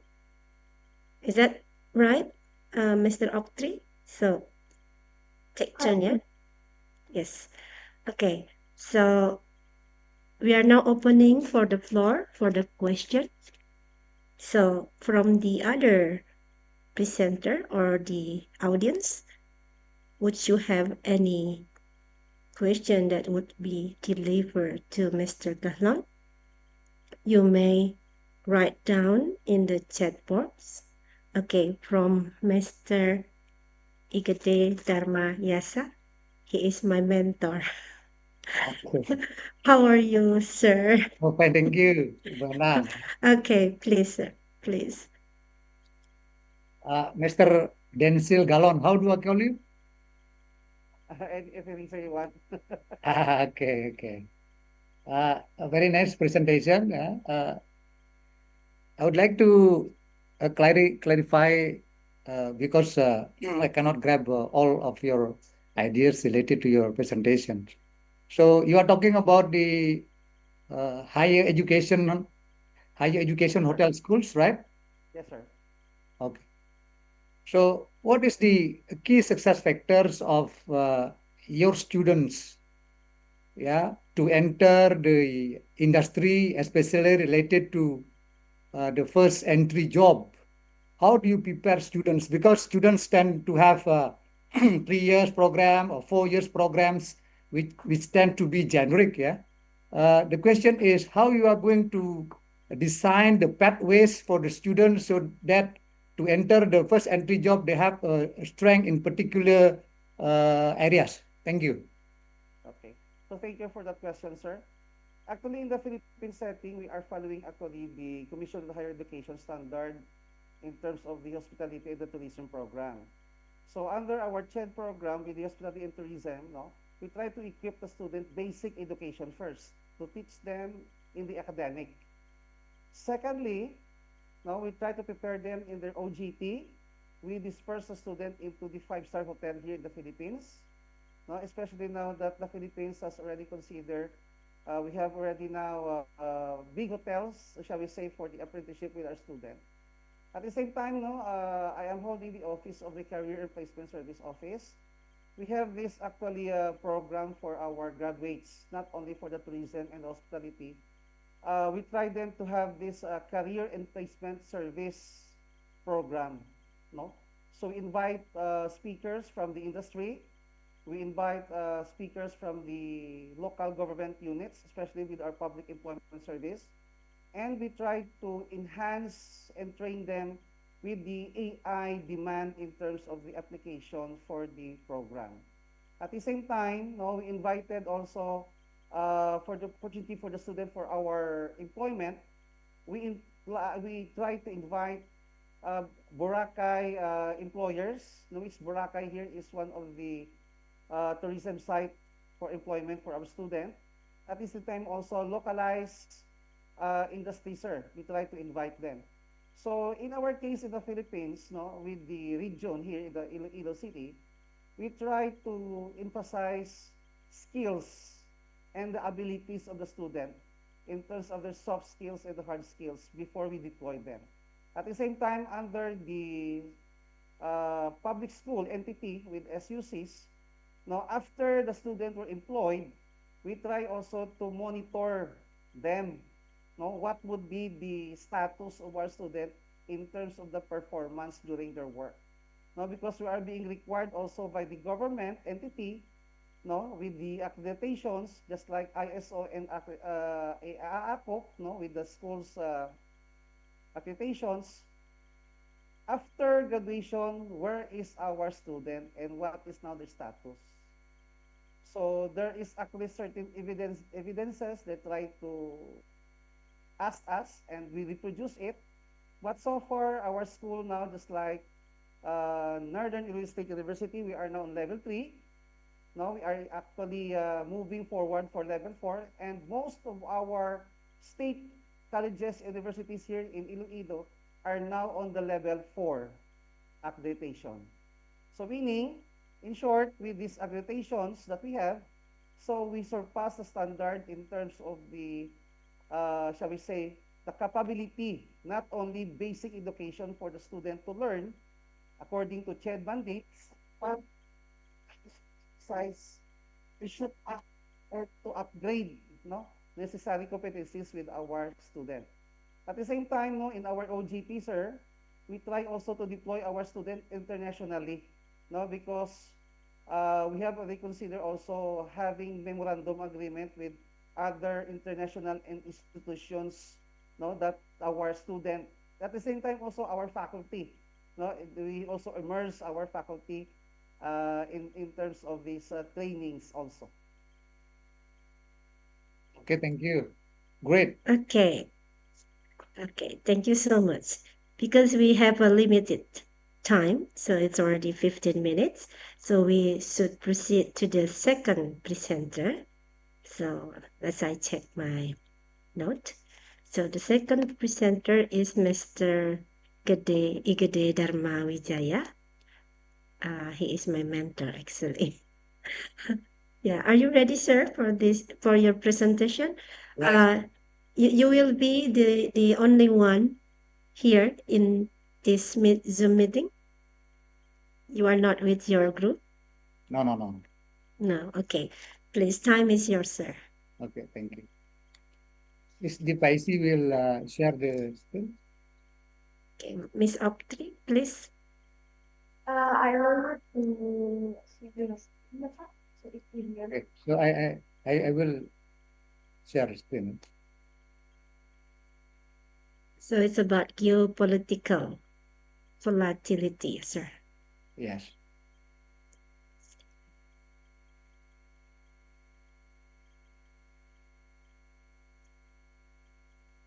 Okay. Is it clear now?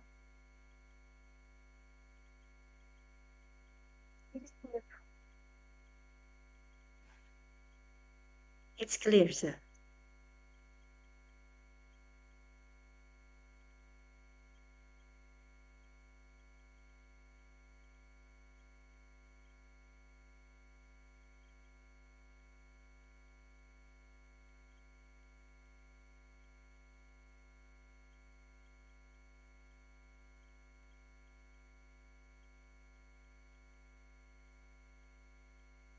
Ini Bapak, may unmute your microphone. Okay, okay. Good afternoon, everyone. Sorry. Yeah. First of all, I'd like to introduce myself. My name is Gede Dharma Wijaya. Thank you very much for the PIC, for the chairpersons for administering these programs. Here, I honestly would like to say that this is a bit unusual, articles or research because I am criticizing the conference in general, yeah, which is like the Ivory Towers, yeah. We are talking something, but we are not, going deep down the earth to look the reality as it is. Yeah.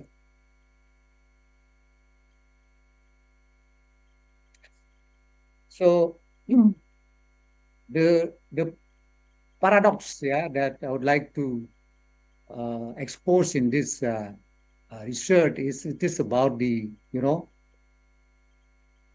theme about this conference is about multi-generational innovation and entrepreneurship. Yeah. After scanning all the topics or the research titles, I discovered that most of the scholars focus on we call it growth logic, yeah, the logic of growth. In fact, Bali now facing a global shock because of the geopolitical, realities, yeah, that disrupt the, the hubs of the long haul traveling and the reality of the ecological collapse, yeah, related to Bali crisis on, water and then rampant land conversion and many others. So this is the real phenomena, yeah, that we need as a scholar to see that what happened in the West Asia related to the conflict, yeah, really a global shock. So it means that we are not resilient to the global shocks. We are not resilient to the crisis like the COVID last time. Yeah, but now we bounce back. Yeah, we reach even 7 million more tourists. Yeah, foreign tourists coming to Bali, but we tend to keep growing and growing by neglecting the loss of rice fields and the consumption of more than 65% of water, yeah, by luxury hotels, yeah, compared to those used by local agriculture. So based on this, yeah, the real research problem of my research is about the scholar attention that mostly on inertia, yeah, about the compound crisis. Because of this, then I tried to propose 3 research questions about the impact, about the growth-oriented models and solutions that I try to offer. And the literature review revealed that tourism resilience that we always, try to expose, it is like a jingle and jangles fallacies. Yeah, we try to use the quality tourism terms and then sustainable tourism and many other terms, but leave us on the perpetual growth. Yeah. So this is because neoliberalism policies, yeah, that prioritize investment over ecology. And this leads to, like last time, Bali faced a very severe flash flood, which is because of the over tourism and land conventions. So based on this, I would like to see the problems from three theoretical lens. That is about the adaptive resilience, political ecology, and living ecosystems, in which the goal is try to diagnose why Bali persists. Yeah, why Bali persists means, yeah, starting from 2022 up to 2025, Bali persists means number of tourists are increasing, but fails to regenerate. Yeah, we are at the age of resource and many things collapse, but we try to cover up the reality. And the research method is, this is a critical qualitative response to the Inheic. The data is around 16 to 26 using 47 documents that use the AI to assist how to, to do the lexical analysis. Yeah, but the thematic coding, it is the researchers lab. So AI is used for efficiency to boost productivity, not interpretative authority. Yeah? And what is the result and discussion? The finding is Bali depends too much on long-haul flights. Yeah, that really affected by the West Asia conflict, in which, the central hub in Middle East is disrupted by the war itself. So nowadays, hotels in Bali suffers from those kind of shocks. And this is the evidence about the, the cancellations. And as you know, cancellation is last-minute cancellations because the guests, the guests or the tourists will come to Bali, has no idea when the war will end and so on and so forth. So this is very difficult for the hotel to design, their marketing strategy on how to fulfill the gaps since the cancellations is last minute. And related to research question number 1, it is also identified that Bali rely mostly on tourism. Yeah, many experts, government officers have already told and suggested that Bali has to diversify its economic engine, not relying on tourism as, as the only engine. Nowadays, the GDP from tourism reach 60%, and it is very, very fragile for the global shocks. Research question number 2, Bali keeps growing, persistence, but the problem is, government investors, try to see, just like this conference, we have to innovate, yeah. Means trendy villas, but not fixing the real problem, which is the land conventions and water depletion and so on and so forth. As you see, there are floods, there are rice field loss, there are water use more than 65%, and so on and so forth.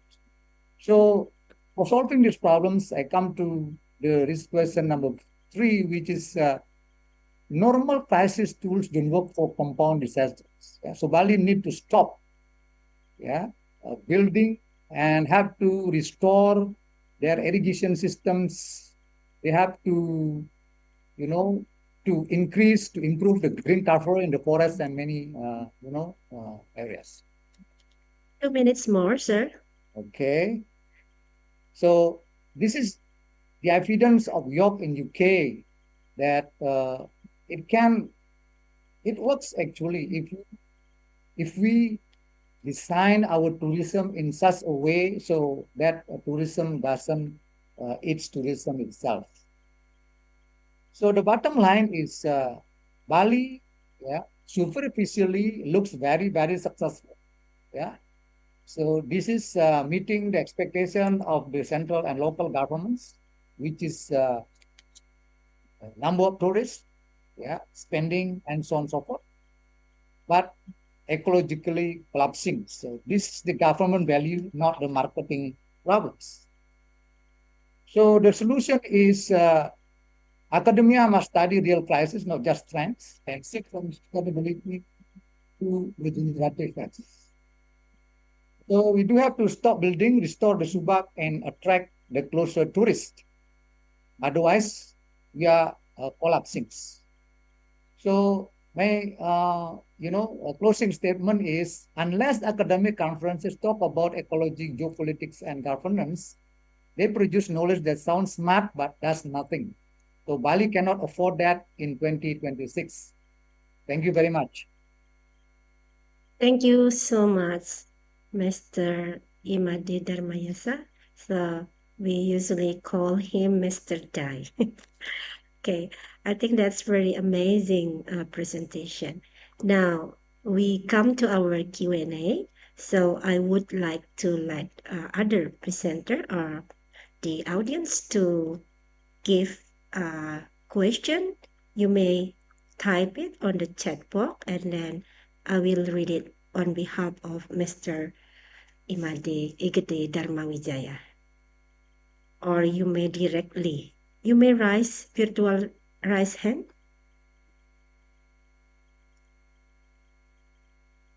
No one? Okay. Mr. Dai, so that's a friendly name that we give for our mentor. So your analysis of the socio-ecological pressures is quite sobering. To bring this beyond the ivory tower, as your title suggests. So this is our curious to know, how can a local small-scale tourism entrepreneur in Bali use your finding to protect their business today? Okay. So we need. Oh, thank you. So you mean the small-scale business, in tourism? Yes, sir.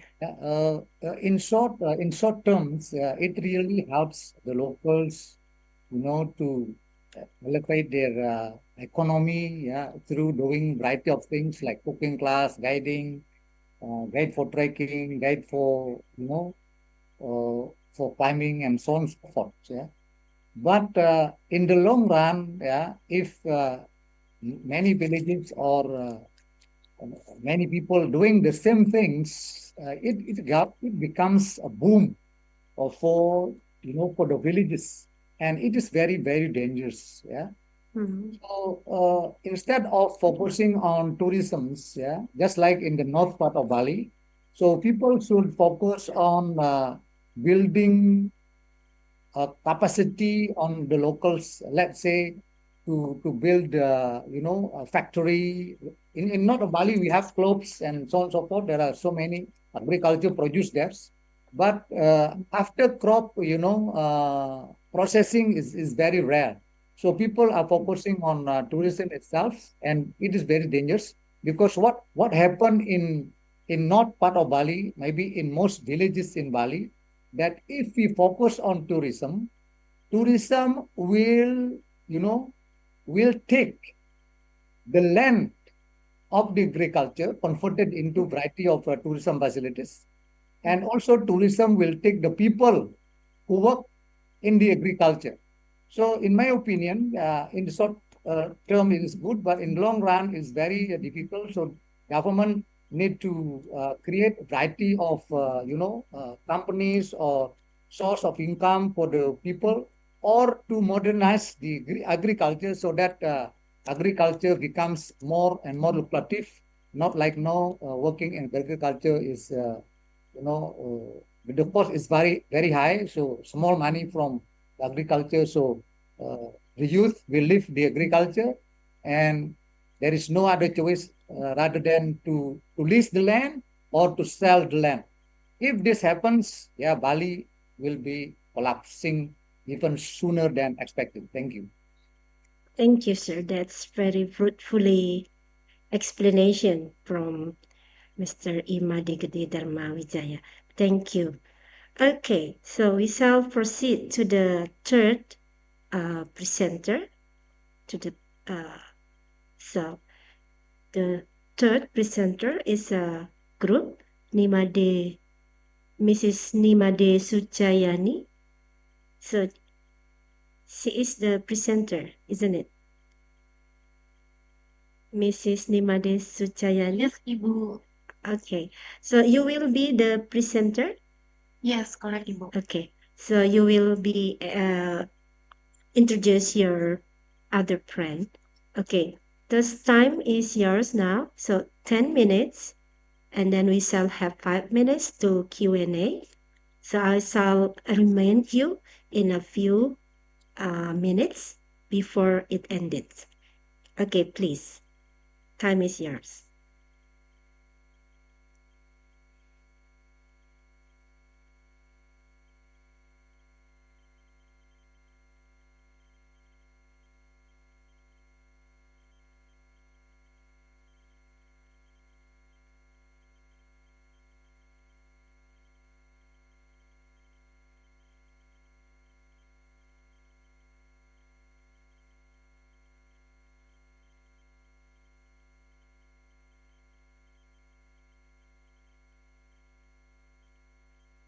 Afternoon, everyone. First of Good all, afternoon. I express my sincerely gratitude to opportunity given me today. My name is Nimade Suchayani from Bali Tourism Polytechnic. Today, I'm honored to present my research paper entitled Rewards Impact on Work Motivation of Front Office Employees, case study at Umana Bali Alexa Hotels and Resort. This research was conducted under the guidance of Mrs. Milo Gedesri Satjuni and Mrs. Desa Madisanti Dwiyarti as my supervisor. I hope this presentation can provide useful insight and contribute positively to the discussion today. Next, the hospitality industry in Bali is becoming more active, especially in luxury hotels, where service quality is very important for guest experience. In this situation, the front office department has important roles because they are the first and last people who interact with the guests. Front office employees are responsible not only for the check-in and check-out time, but also for giving a good first impression, handling guest complaints, and maintaining service quality. Because of that, employee motivation is very important. Employees with high motivation usually provide better and more consistent service. To maintain employee motivation, hotels often provide reward as a form of appreciation and encouragement. However, based on early observation at Umana Bali, even though reward programs already exist, employee motivation still seems inconsistent in some operational areas.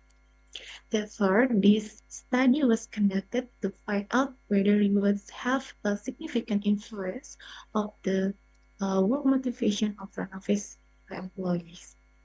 Next.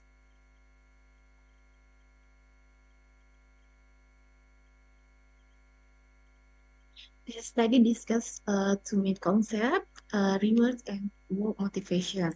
First, reward is from the appreciation given by a company for employee contribution, achievement, and positive work behavior. In this study, rewards are divided into two parts. The first is intrinsic rewards, such as recognition, appreciation, and opportunities for self-development. The second is extrinsic rewards, such as bonus, incentive, and formal awards from the company. The second concept is a work motivation. Work motivation is the internal and external drive that encourage employees to work effectively and achieve company goals. In the hospitality industry, work communication is very important because it affects service consistency, employee responsiveness, and guest satisfaction. This study is supported by three motivational theories. First, Maslow explained that rewards can fulfill employees' esteem needs. Second, Hesberg said that recognition can increase job satisfaction and employee enthusiasm. The third is Adams explained that employee motivation is influenced by fairness in reward distribution. Based on this theory, rewards are believed to have positive and significant effect of work motivation.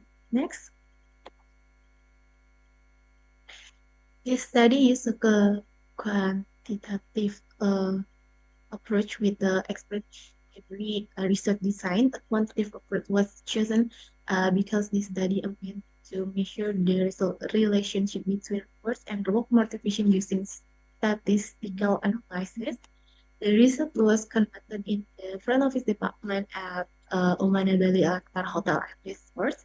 The population consisted of 35 front office employees. Because the number was small, all employees were used responding to situate sampling. The data were collected through observation, documentation, and questionnaires using a 5-point web scales. The data were analyzed using validated testing, reliability testing, discrete analysis, simple regression, and coefficient.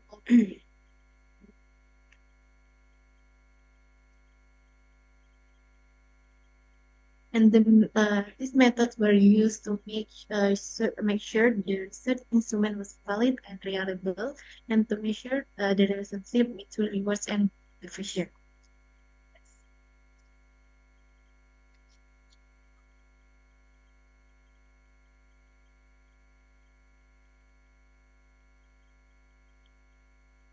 The slides show the main finding of the study. First, the descriptive analysis show that both variables receive positive response from employees. The average score from reward was 4.05, which means employees generally view the reward system positively.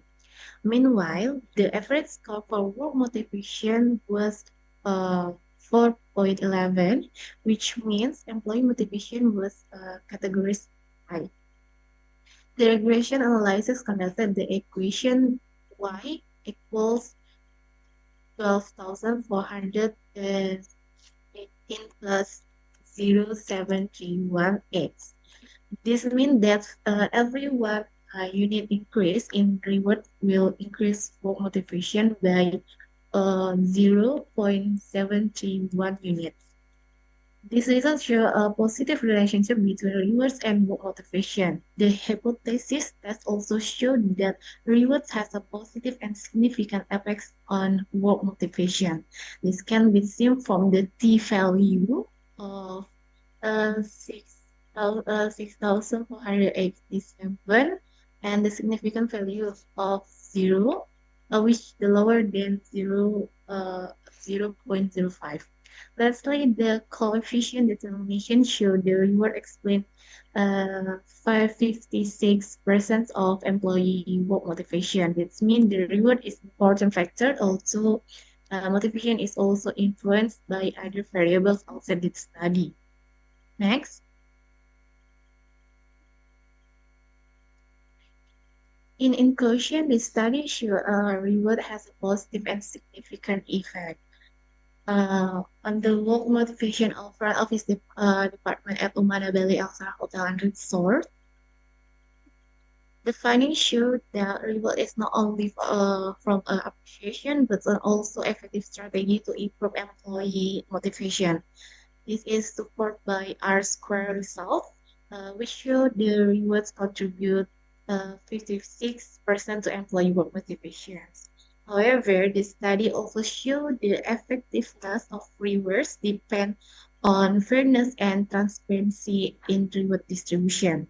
Therefore, and companies should improve fairness, transparency, and clear performance indicators to strengthen employee motivation and improve service quality.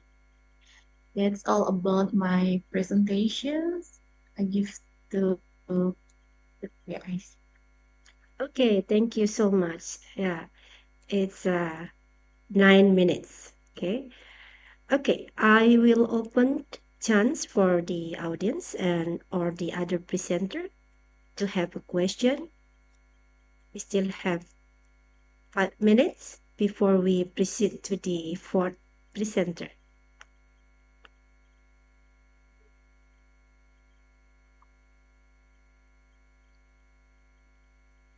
No one? Okay. May I? So, okay, sure. Please raise your hand so I can recognize. Okay, Mr. Igede Dharmawijaya, please. Good presentation, yeah. Excellent. So is the respondent is the daily worker included in the respondent? No, Bapak, only staff. Oh, why? Because you say the front office, yeah. It means that if it is front office, means every employment status must be included. Okay, just forget about it. You try to to what is it, to correlate, yeah, between the reward and motivation. How do you measure the reward and the motivation? How? I mean, you ask the salary, or you ask only what is your satisfaction about the salary, satisfied, not satisfied, like that, or you are looking for the actual numbers for the for the rewards. And also, what about the motivations? How do you measure the whether they are motivated or not? You are asking question or not?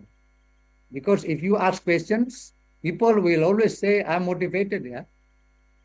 Or if you, if you distribute questionnaires, yeah, I think it's very difficult to say I'm not motivated, yeah. On what way you are going to, to know whether they are motivated or not?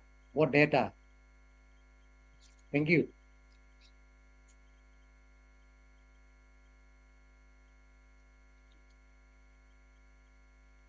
Nimade, Miss, you need a few seconds to discuss with your group. Okay, yes, so we give few seconds for her.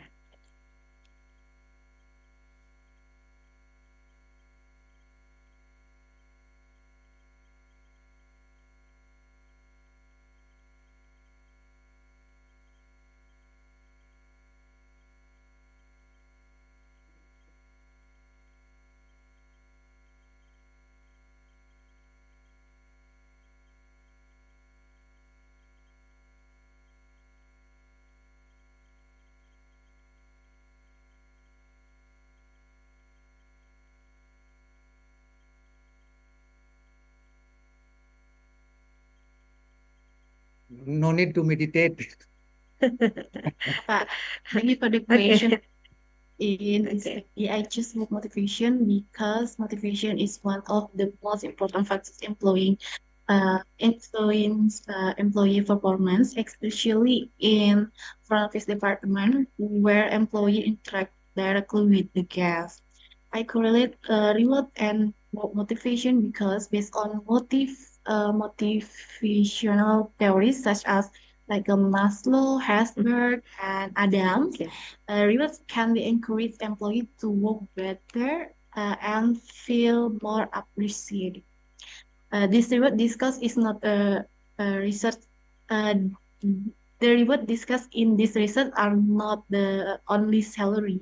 Salary is considered basic compensation, while this study focus more on rewards such as bonus, incentive, recognition, and appreciations. Employee of employee of the month, and other forms and analytics from the company. And to measure whether employees are motivated or not, I use several indicators in the questionnaire, such as enthusiasm for work, target orientation, effective use of time, willingness to improve performance, and relationship with other colleagues. And the employee answer the questionnaire, the question using like a Rickert scales, and from the result, the average motivation score was raised as a high. All right. So I think that's a diplomatic response, yeah. And Thank you, thank you. thank you, Mr. Imade Dharmawijaya and Miss Nimade Sutrayani. That's a great presentation. So we shall move to the fourth presenter for today, this afternoon. So please we welcome Miss Nidesa Madesanti Dwiyarti. Are you here, Miss Nima Yes, Desa? I'm here, Ibu Okay, and so okay. So this is all my senior. Okay, welcome to this presenter time. So as the same like the other presenter, you have 10 minutes. I will count it and remind you in last 2 minutes, and we have 5 minutes for Q&A. Please. Thank you. Thank you very much, Ibu Enda. Our paper with the title, The Role of Family Work Culture in Shaping the Performance of Female Tourism Workers in Bali, as a systematic literature review from 2020 to 2025. The tourism industry in Bali has long been recognized as one of the most important economic pillars in Indonesia, serving not only as a major contributor to regional income, but also as a strategic source of employment for local communities. Within the sector, women constitute a significant portion of the labor force, especially in hotels, restaurants, spas, front office service, housekeeping, culinary production, and destination-based micro enterprises.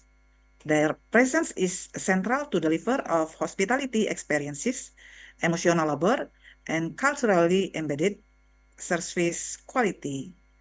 In the Balinese context, family is not merely a private domestic institution, but a social, cultural, and religious unit that regulates responsibilities, identity, and communal belonging.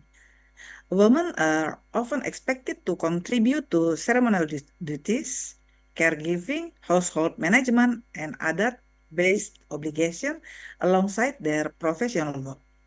Therefore, the study aims to analyze the role of family work culture in shaping the performance of female tourism workers in Bali by reviewing empirical and conceptual studies published between 2020 to 2025. Understanding the role of family work culture in shaping the performance of female tourism workers in Bali requires an interdisciplinary theoretical foundation that bridges tourism studies, gender studies, organizational behavior, and cultural sociology. This review employs four major theoretical perspectives: by Kaveknis for work-family interface theory, gender role theory by Overholt, cultural dimension theory by Adu and work engagement theory by Nurkolida to interpret how family-based cultural expectation affects women's productivity, resilience, and career experiences in the tourism sector. The review follows the preferred reporting items for systematic reviews and meta-analysis. That means PRISMA framework to ensure rigor in the identification, screening, eligibility assessment, and inclusion of relevant literature. PRISMA is particularly appropriate for this study because it helps structure the review process systematically and reduces the risk of arbitrary source selection. Given the interdisciplinary nature of the topics, the review includes both empirical studies and high-quality conceptual analysis that explicitly address family culture, gender roles, work-family balance, or woman-work performance in tourism and hospitality contexts. The results shows the initial search yielded 124 records across all databases. After removing 29 duplicates and entries, 95 articles remained for title and abstract screening. During the screening stage, 43 articles were excluded because their lack of direct relevance for women's labor, family culture, or tourism-related performance. This left 52 full-text articles for eligible assessment.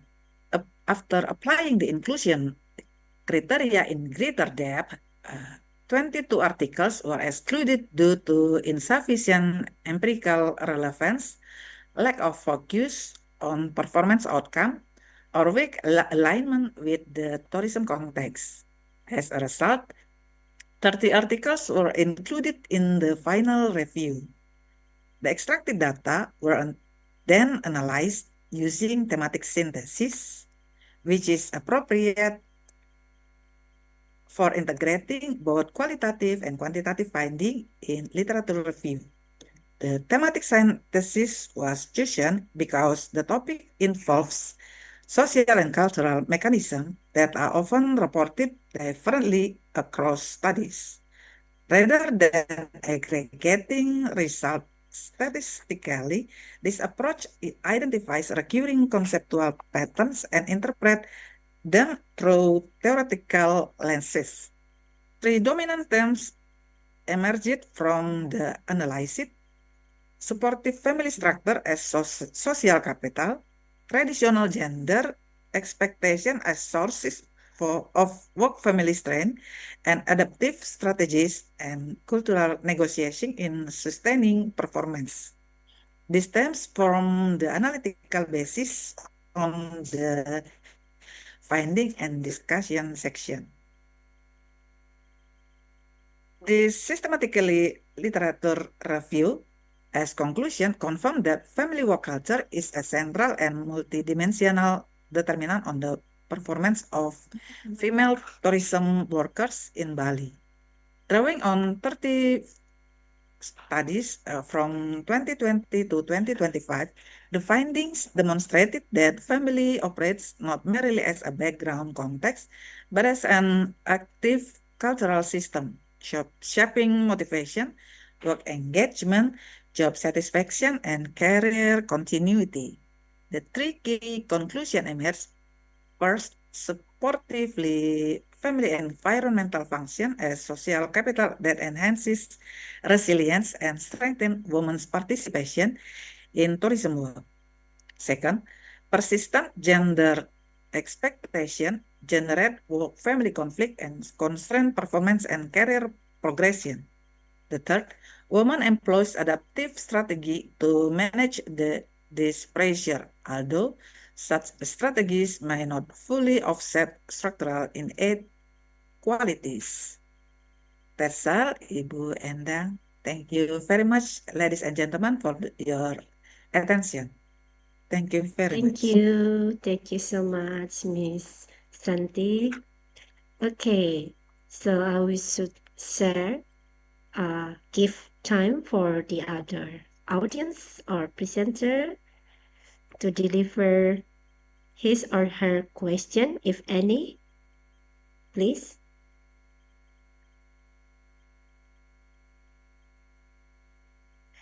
So you may type on the chat board or just raise your virtual right hand if you would like to deliver directly to Miss Santi.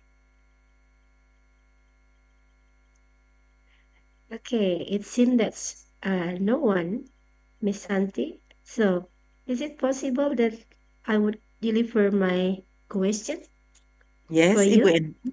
Yes. Okay. Okay. As this is an SLR, it's developing. Most of the researchers use this kind of research. So, what is the missing piece in the current research? What should the next generation of the researchers focus on to the better support female tourism workers in Bali? Is that clear enough, Miss Yes. Santi? Yes, Ibu Endang. Okay.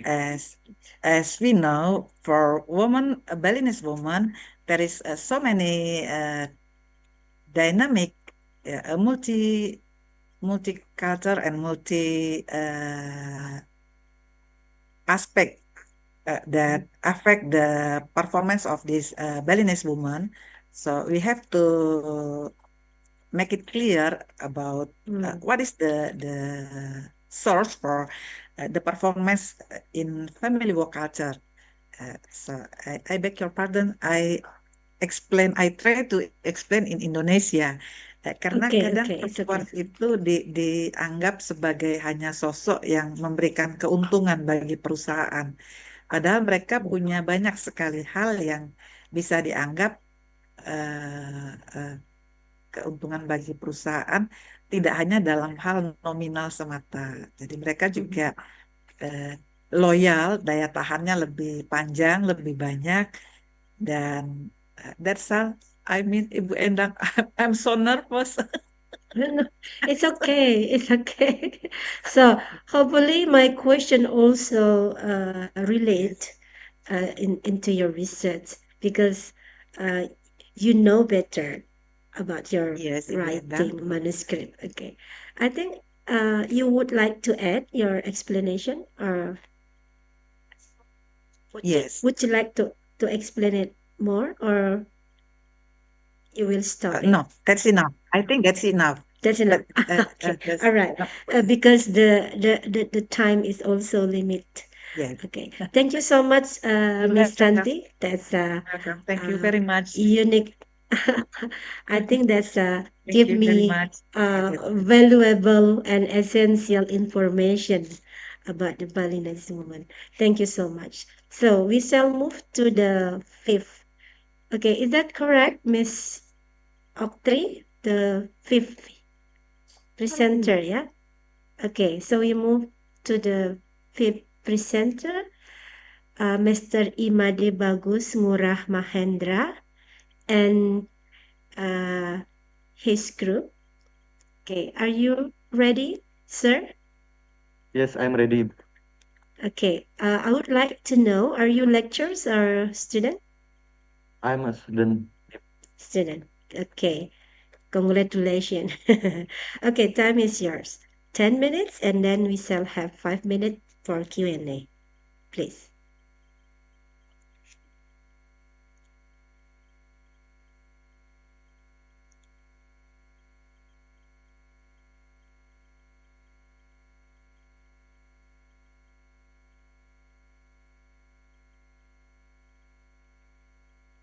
Good afternoon, ladies and gentlemen, and all participants of Inheic 2026. My name is Imade Bagus Ngurah Mahendra from Bali Tourism Polytechnic or Poltepar Bali.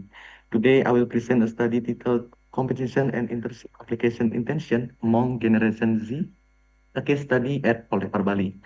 This research was conducted together with Mrs. Nidesa Madesanti Duyarti and Mrs. Nilu Gedesrisa Juni. Let us begin. This next.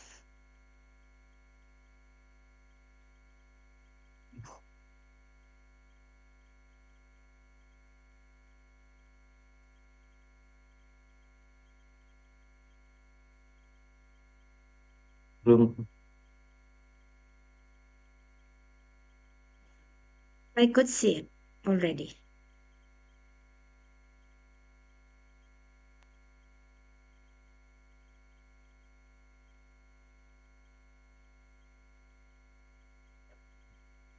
Oh yes.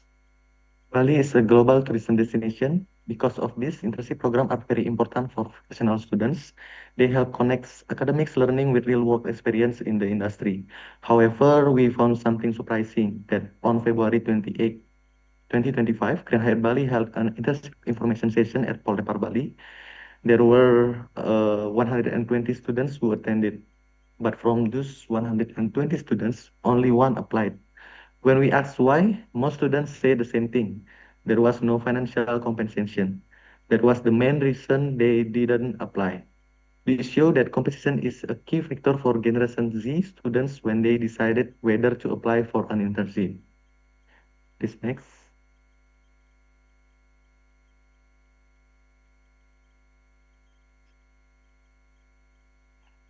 We also did informal interviews, and we found that internship compensation is very different from one hotel to another.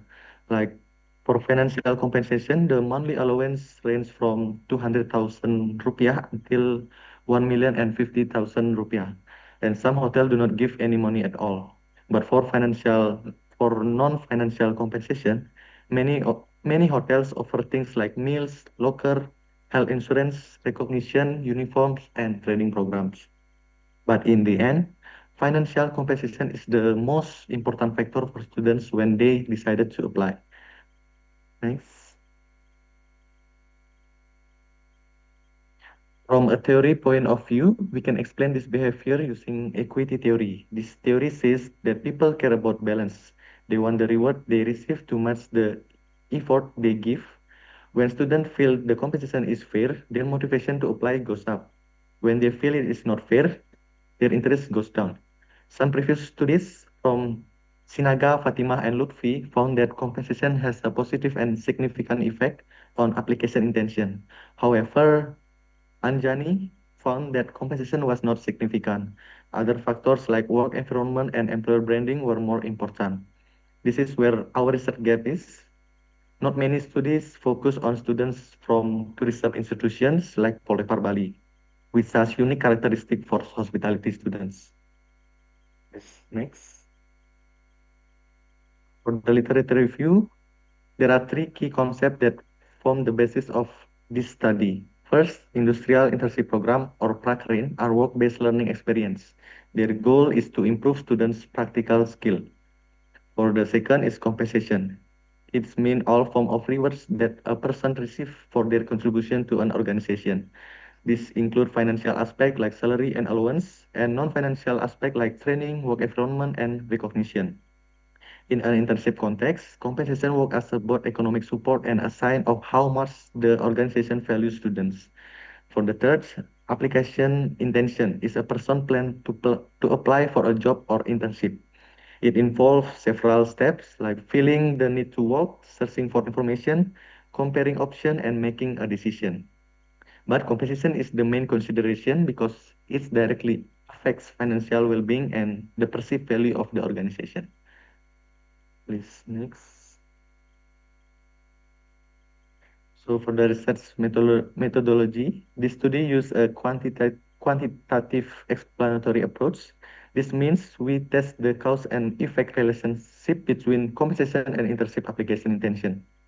This research population was active students in 6th and 8th semester from hospitality study program at Polytechnic Bali. We took a sample of 210 respondents using purposive sampling based on their readiness and exposure to 5-star hotel internship opportunities.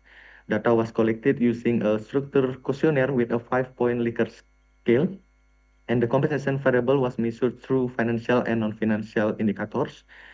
for the application intention was measured through career needs, information search, evaluation, and decision-making aspects. Data analysis included descriptive statistic, validity, reliability tests, and simple linear regression, including t-tests and coefficient of determination. Next. For the descriptive statistic, the compensation variable has an overall average of 3.87, which is the high category. The highest indicator is pocket money with a score of 4.03, followed by training and development at 3.96. The lowest indicator is locker at 3.55. For the application intention variable, the overall average is 3.81, also in the high category. The highest indicator is searching for compensation information at 3.99 and hotel reputation at 3.93. The lowest indicator is confidence in decision making at 3.6. This shows that even though general interest is high, students still see some doubt at the final stage of making a decision.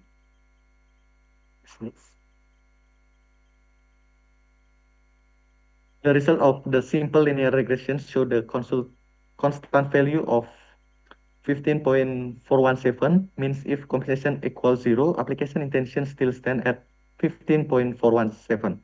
This regression coefficient of 0.87 show a positive and direct relationship. Every 1 unit increase in compensation will increase application intention by 0.87 units. The R value of 0.717 show a strong correlation between compensation and application intention. The R square or coefficient of determination is 0.514.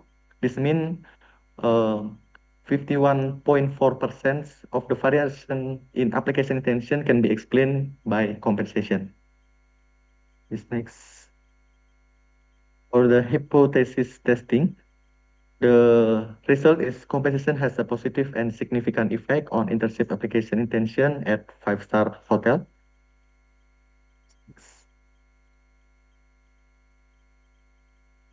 The R square value of 0.514 or 51.4% show that compensation has a moderate effect on application intention. The remaining 48.6% is influenced by another variable that were not studied, such as hotel reputation, training program, work environment, experience offered, and information from social media or word of mouth from fellow students. 2 minutes more. This next. This finding show the compensation has a positive and significant effect on student. This is consistent with equity theory, where the perceived fairness between effort and reward influence motivation. Students evaluate compensation in a complete way. They prioritize financial support and training opportunities, and they also consider the clarity of compensation information and hotel reputation. Even though overall interest is high, some doubts still exist because compensation varies and is not always clear or transparent. Because of this, hotel need to offer competitive and transparent compensation at the same time. And also, Polytechnic Bali needs to encourage standardization of internship compensation practice.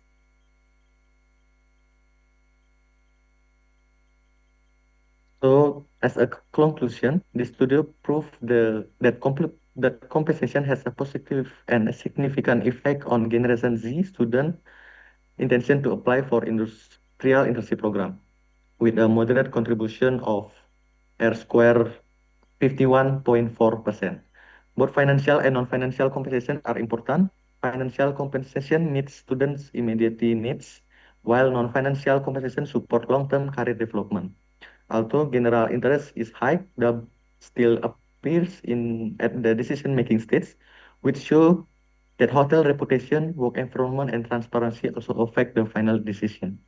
Therefore, we recommend that hospitality industry stakeholders develop a more competitive, fair, and transparent compensation system. This will increase the attractiveness of internship program and meet the expectation of Generation Z students. These findings are especially important as the tourism industry tries to attract talented young people.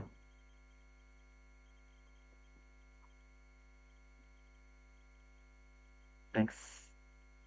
Okay, thank you, Thank Imade. you. Yeah, so it's concise timing, yeah.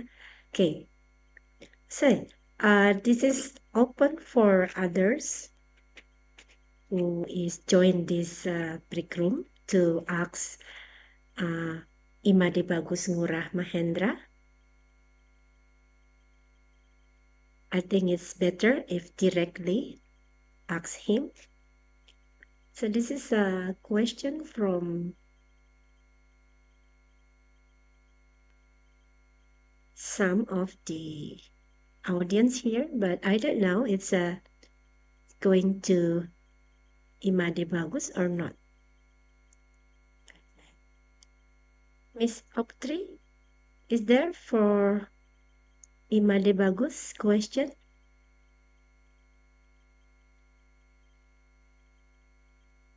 I'm sorry, Ibu. Okay, I think there's no, yeah? No question. No question. Okay, okay, so we shall have a discussion, Imade. So it's about Generation Z, yeah? This is a case study at Polytechnic Bali. Okay, so we talk about, see, I check it first. 6. Yeah, if we talk about the practical application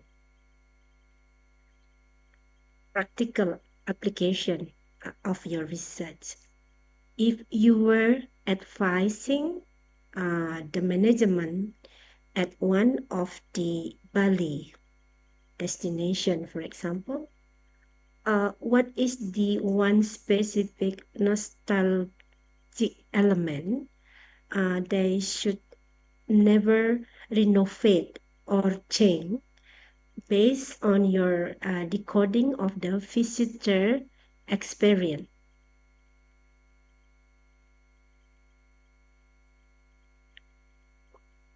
This is a case study, isn't it? So, okay, so you got my point?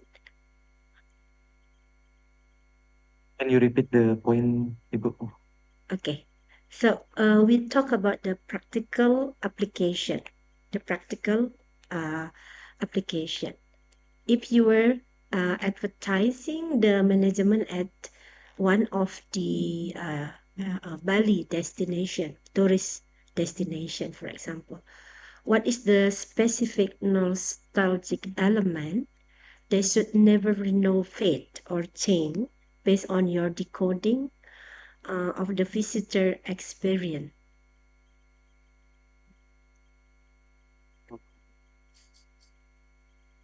So it's about the application intention among the generation Z, okay? And yeah. You need a few seconds for that.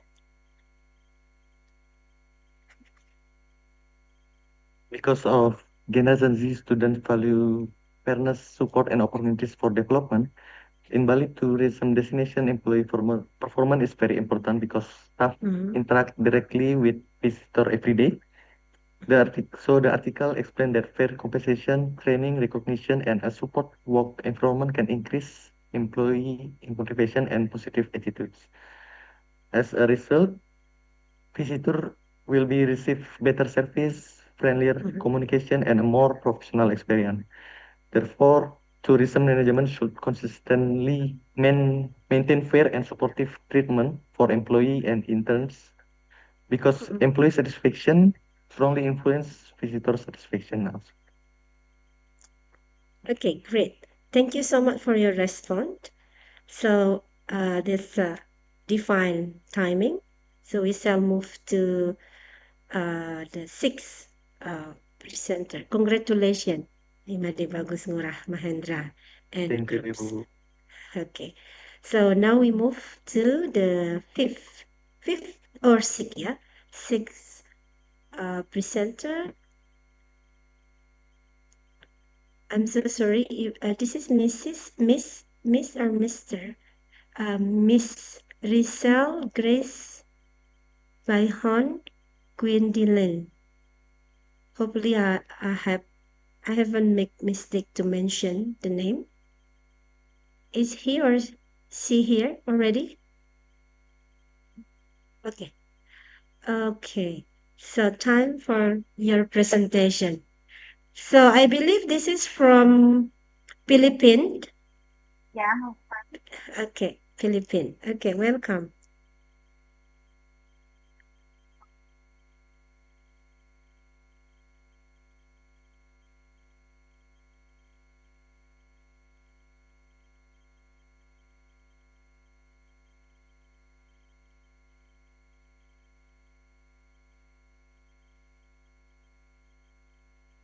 So you will manage by yourself the PPT? The committee will send our. Okay.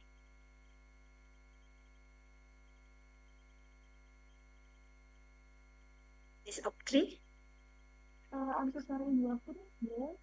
Do you need help to share the previous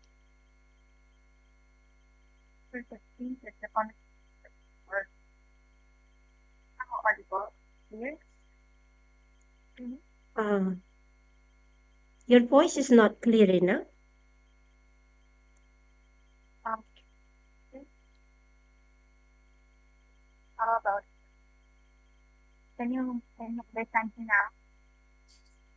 now? Yeah, it's clearer. Okay. You will share your PPT by yourself? Committee shared. The committee will share it. Okay. So we are waiting for the help of the committee. So I will count your timing when you start. The committee is still sharing out.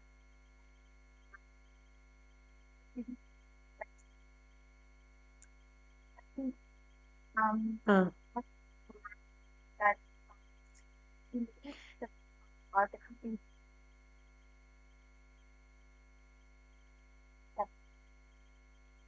I still could not clearly receive your voice. Wait,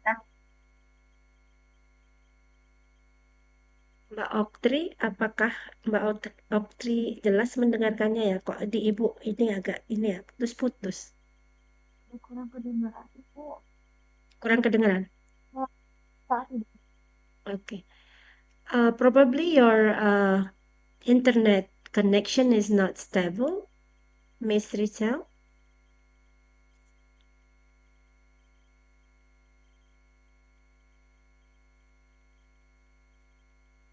Okay, we already have your screen.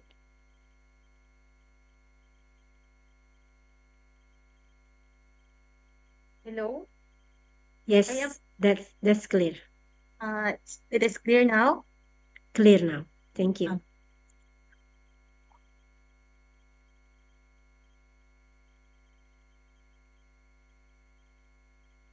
Can I start now? Yes, I can see your slide.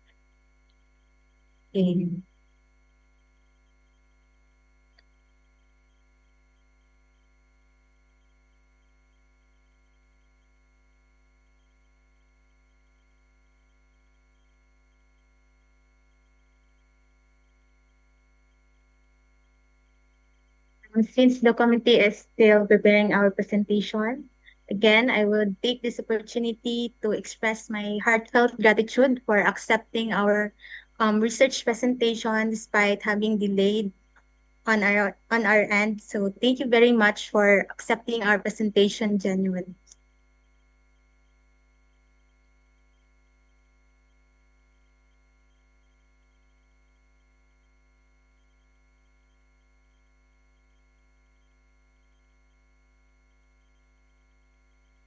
Can I start? I cannot hear.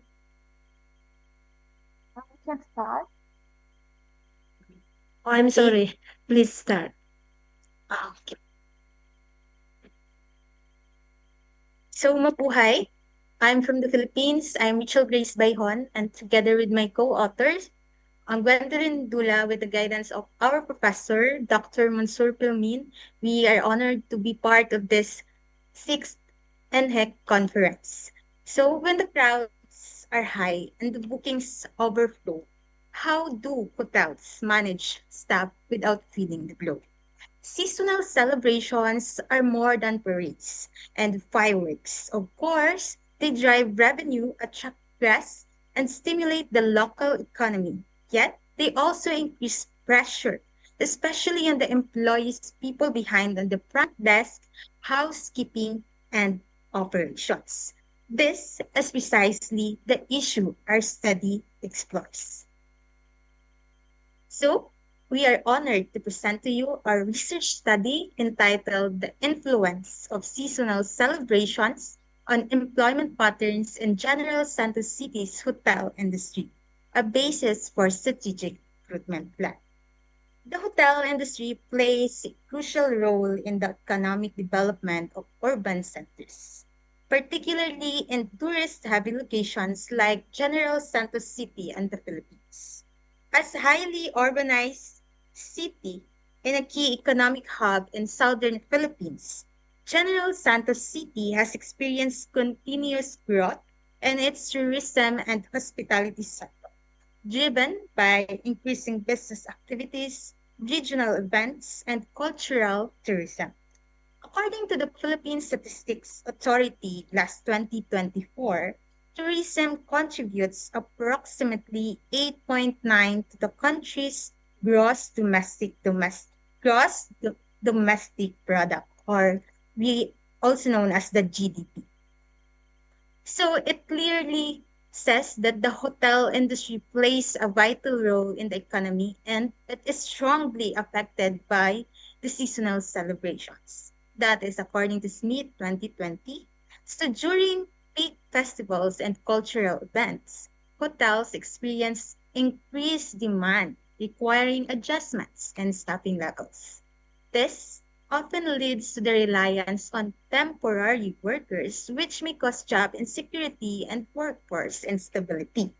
So as Lopez and Rivera last 2018 emphasized, flexible recruitment strategies are necessary during peak demand periods. However, too much reliance on temporary staffing may affect service consistency and improve stability. So to understand these patterns, we better proceed at the related literature. So next slide, please. So related studies show that seasonal tourism increases workforce demand and hospitality, as studied by Baum 2012 and Copper and Hall 2008. So hotels often use temporary and flexible employment to manage peak seasons. Workforce planning is essential to maintain service quality. That is according to Smith 2020. Also, flexible recruitment strategies are widely used during seasonal fluctuations. However, despite these global findings, local studies in General Santos City, Philippines remain limited, which this research addresses. So based on the studies, we will now proceed to how the study was conducted. So kindly, next slide, please. So this study used a quantitative descriptive research design. Respondents were the human resource personnel from the selected hotels in General Santos City. Also, we use convenient sampling and snowball sampling techniques to reach relevant participants in the hospitality industry. The data was collected using the structured survey questionnaire using the Likert scale. And also, this allowed us to describe employment patterns during seasonal celebrations. Using these methods, we were able to gather relevant data, which we now present in the findings. So kindly proceed to the next slide.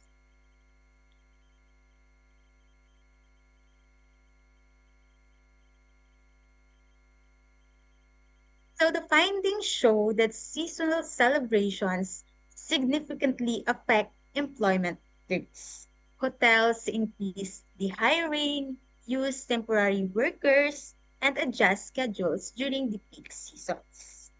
This demonstrates the hospitality sector responsiveness to seasonal demand fluctuations, consistent with the study of Bond 2012. However, challenges arise in recruitment, onboarding, retention, and compliance, as supported by the Cooper and Hall study last 2008. This may also lead to workload issues, coordination problems, and employee turnover. These results aligned with the study of Smith last 2020 and Lopez and Rivera last 2018, showing complexity in seasonal workforce management. So overall, while hotels are able to meet demand, there is still a need for stronger and more structured human resource strategies. So based on these findings, a strategic recruitment plan was developed. So kindly proceed to the next slide.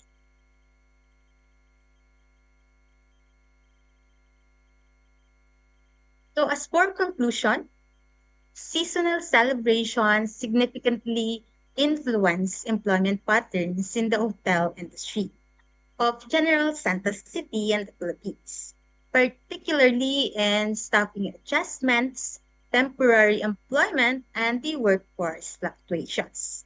As an output, a strategic recruitment plan was developed. It provides a holistic workforce approach covering the forecasting, the seasonal hiring, onboarding, retention, and of course, the labor compliance. This shifts hotels from a reactive to proactive workforce system, improving efficiency and stability. To support this, we present the following recommendations. Of course, first, implement the proactive recruitment strategies. Maintain a pool of seasonal employees, strengthen the workforce forecasting, and lastly, to improve onboarding and training systems. So seasonal celebrations may only last for a moment, but their impact on workforce management extends far beyond the season itself. One Through minute this more. and the proposed strategic recruitment plan, we hope to contribute to a more proactive, stable, and sustainable hospitality workforce, not just in General Santos City or the Philippines, but in every city who needs it. So in line with this year's conference theme, may this research serve as a step forward in reimagining hospitality through innovative and sustainable workforce strategies for a multi-generational world where innovation shapes the way and sustainability leads the day. That's it, and mabuhay. Thank you, everyone. Thank you very much. Okay. Congratulations, Miss Rizal. Is that correct that I call your name Rizal? Or yes, yeah, yes. Rizal. Okay. It's Richel, actually. Rizal. But it's Yeah, so fine. you still student, isn't it? Yes, I'm still student. So it's this is your This is research. our first time. Oh, this is our research also and our first time joining conferences. Okay, that's great because you have a very unique topic. Yeah, it's related focusing on the operational agility and the workforce planning, isn't it? Okay, so I think it's better for me to give other audience or presenter to have a question that will be asked you. Okay? Okay, please. Silahkan Bapak dan Ibu. jika ada pertanyaan. If you have any question for resell ya. Resell. Okay.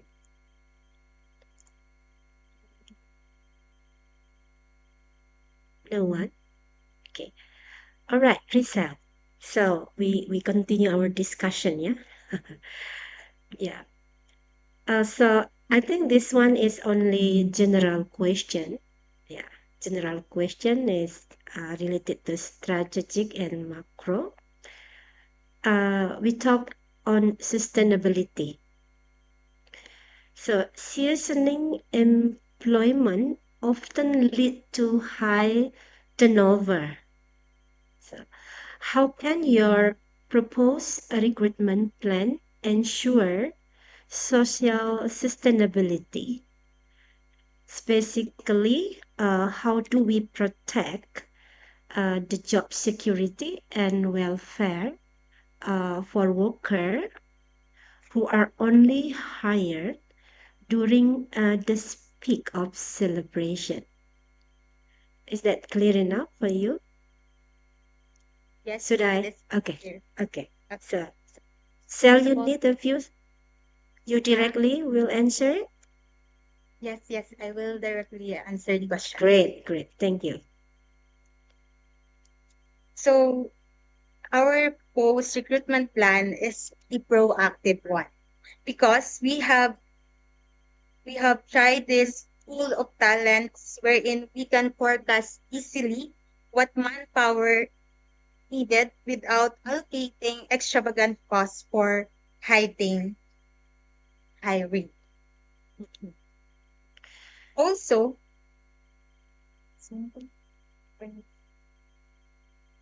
sustainability in hospitality is not only about the environmental practices, but also about maintaining a stable and efficient workforce, like you said. Our strategic recruitment plan promotes sustainable human resource management through workforce forecasting, the retention, and structured hiring practices. So I believe this helps the hotels maintain a service quality while supporting the employee stability driving during the seasonal demand. So that's it. Okay, thank you so much. Very much.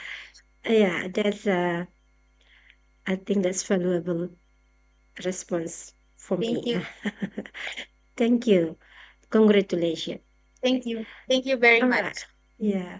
And now we shall move to the seventh presenter that we have today.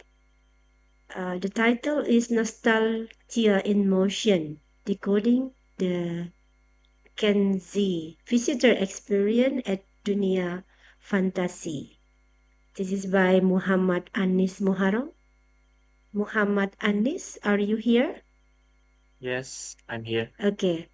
Are you with your team?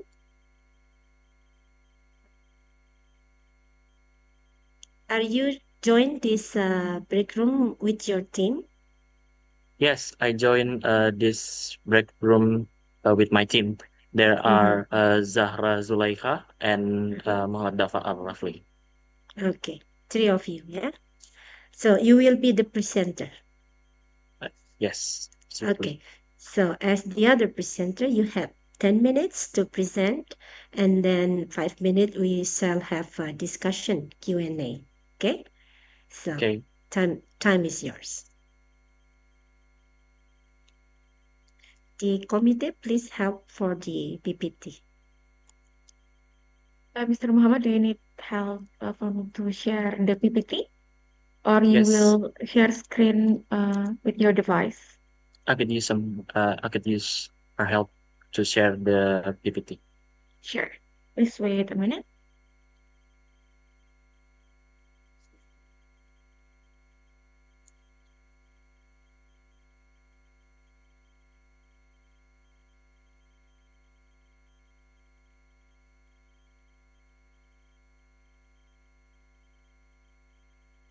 Are you at the last semester?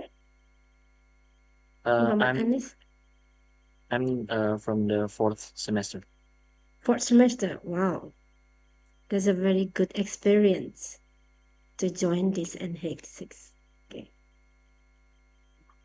Okay, shall I begin? Yes, you may start. You may begin now. I will count it the Okay. time, okay? Okay.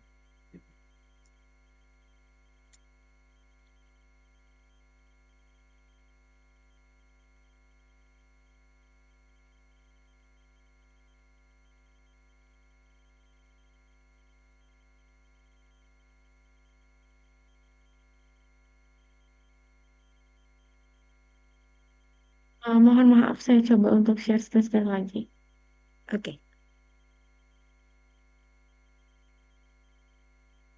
I will count it your time when you are ready, when you are start presenting. Okay. Okay. Mhm. Okay. I start now. Okay. Okay, please. Okay. Good afternoon, everyone. Good My name afternoon. is Muhammad Anis Muharram, and I'm the presenter of the HM008 about the nostalgia in motion decoding the Gen Z visitor experience at Dunia Fantasi.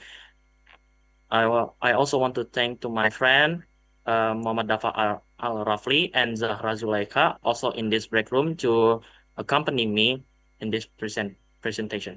Also, I want to thank to Miss Ma'am Suciana Wijirahayu as my mentor to guide for guiding me and my team to do this article. Next, please. So, the Dunia Fantasi is one of the Indonesia's most iconic amusement park, facing an ongoing challenge in maintaining high service standards while managing large crowds and diverse visitor expectations. So, we know that Dunia Fantasi or Dufan is one of the most iconic Indonesia amusement park. So, because of this most iconic amusement park, many people visiting and it becomes popular and also cause the large crowds and diverse visitor expectations. Now, the user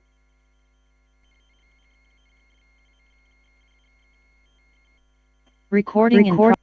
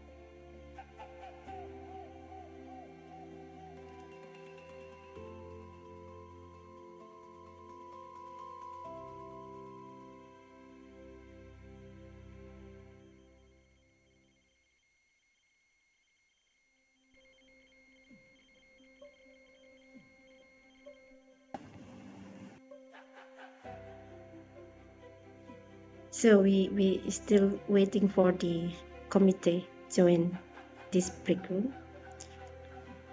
Okay. I've got your manuscript already. So once again, I read your title.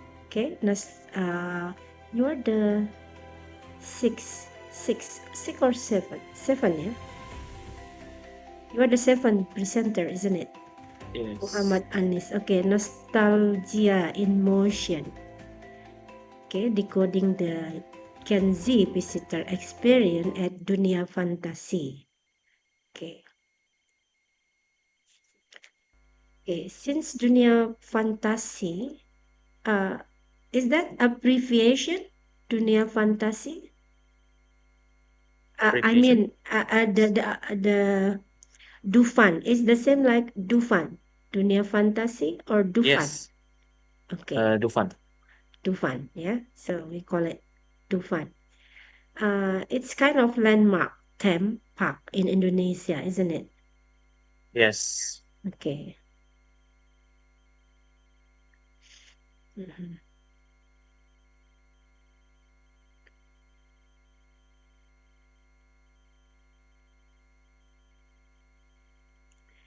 So do you think that your research is a kind of innovation versus tradition?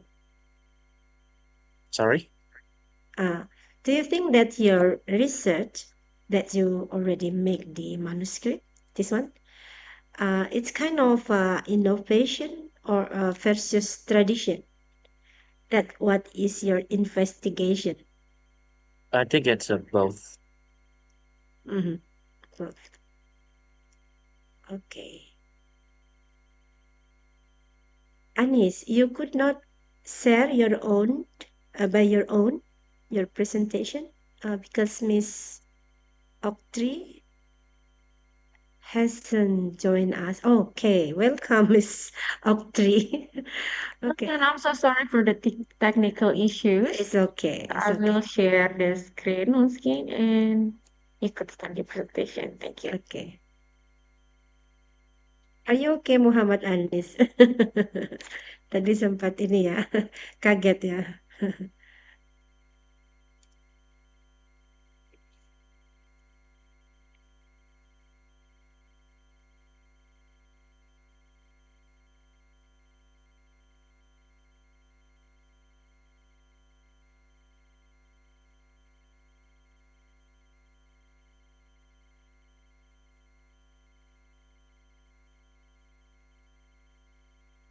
Okay, can I continue?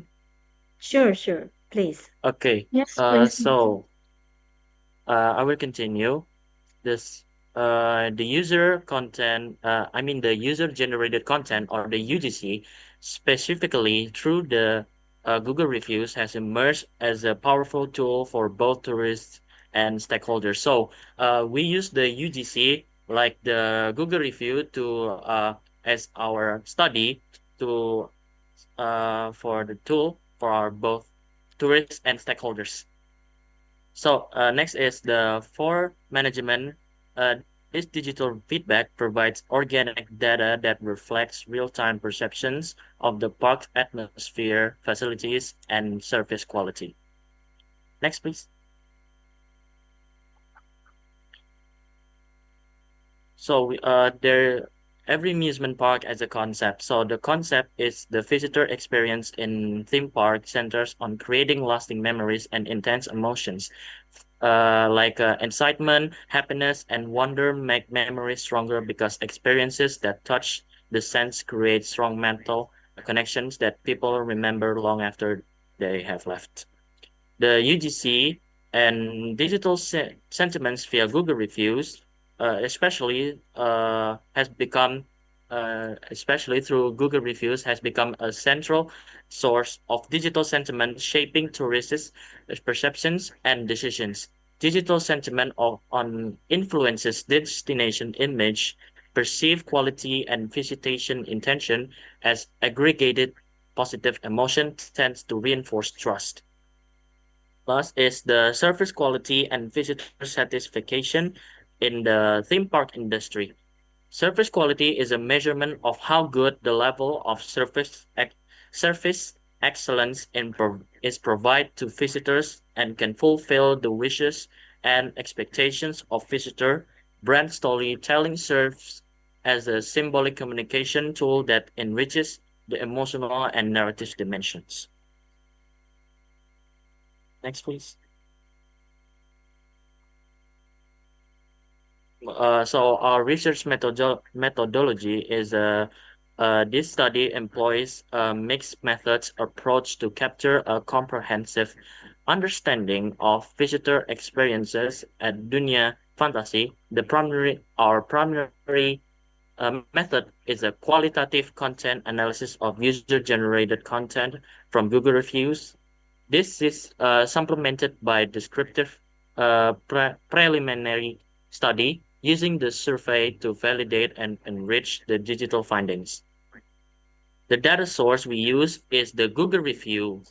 A total of 45 high-quality reviews were purposefully selected from the official Dunia Fantasi Google page. To ensure depth of analysis, each researcher analyzed 11 to 12 reviews, specifically choosing those with long text and clear descriptions of the visitor experience. This volume is sufficient to identify recurring patterns and themes in visitor sentiment. The second is the preliminary questionnaire support as our supportive source. We take the 25 respondents belonging to the Generation Z. The population and sampling. Our population and sampling is university students who represent the Gen Z demographic frequenting urban recreational destinations who visited Dunia Fantasi within the last 24 months to ensure the accuracy and relevance of their experiential memory. Next, please. So our research instrument is used the Google review designed to measure visitor perceptions using a 5-point large scales ranging from 1 or strongly disagree to 5 strongly agree, along with open-ended qualitative questions. So as you can see, the table of the research instruments, there are many of the variable indicators, number, and the measurement. So the data collection first is digital data mining, scrapping and categorizing reviews from the official Dunia Fantasi Google page. The second is survey distribution. So we're distributing the digital questionnaire via mobile platforms to the targeted respondent group. Next, please. So the results and the discussion in today rapidly evolving world, the development of technology, communication, the global interconnectedness has significantly transformed the way individuals and organizations operate. So every sector ranging from education and business to tourism and hospitality is experiencing continuous change driven by innovation and shifting consumer behavior. As a result, understanding this change has become increasingly important in order to remain relevant and competitive and effective in achieving desired goals. Next, 1 minute please. more. Okay. Okay.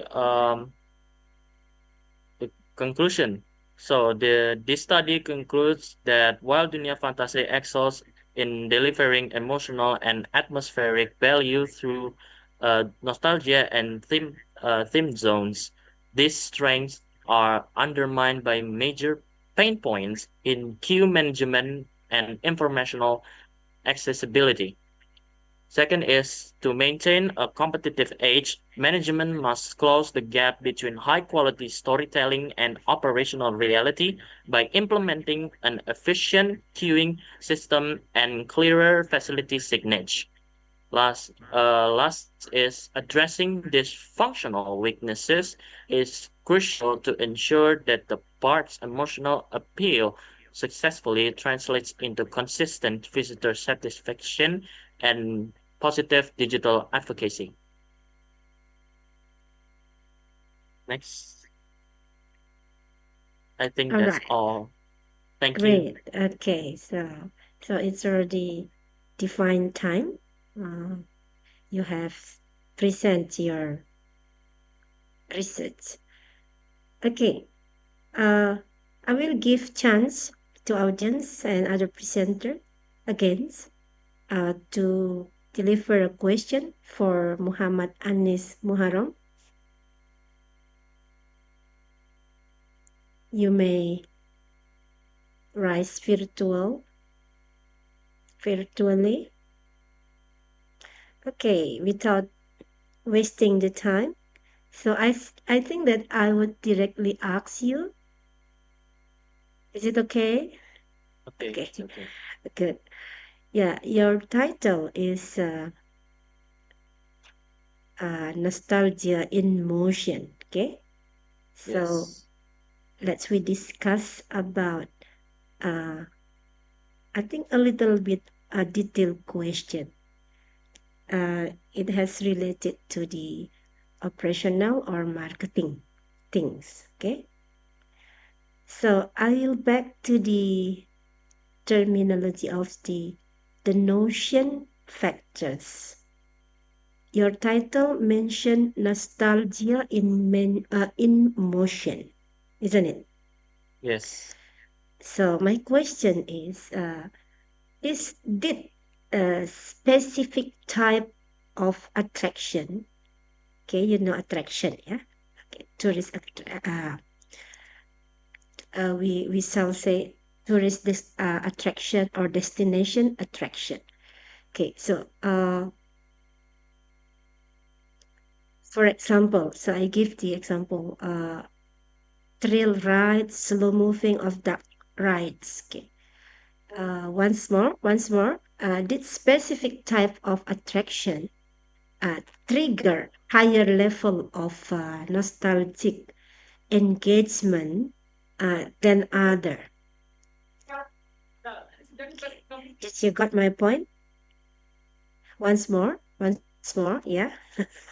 Did specific type of attraction trigger higher level of nostalgic engagement than others?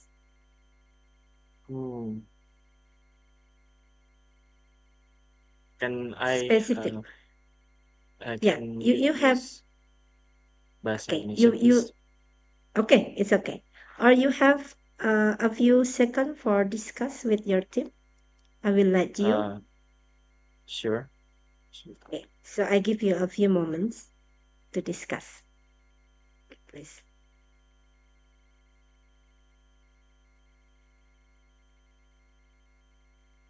So I mentioned once more, did a specific type of attraction trigger higher level of nostalgic engagement than others?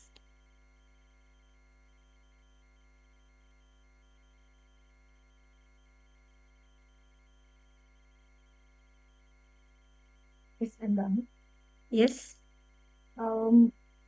May I start answering the question and then continues by Anne's explanation?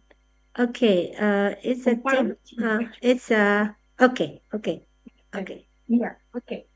You may mention your name, please, first. My name is Suciana Wijirahayu. Okay, please, Suciana. Okay.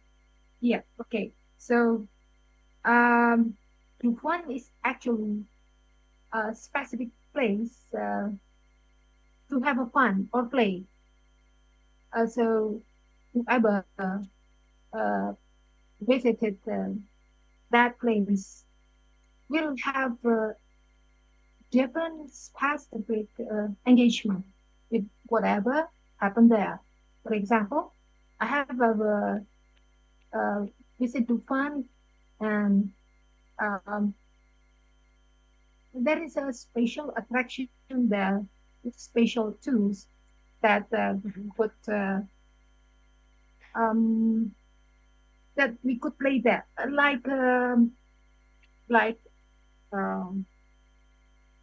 I can say in Indonesia. Yes, please. Yes. So this is kora kora. See, For example, kora-kora. Kora-kora. Kora-kora. Many types of kora-kora amuse children in different places, but kora-kora in Japan is actually different others. Perhaps Anis could continue answering. Thank you, Miss Endang. Thank you. So, are you the lecturers? Yes, Miss Endang. Actually, this is in my class this semester. Okay. That's great. That's great. Okay. Please continue answering. Okay, Anis.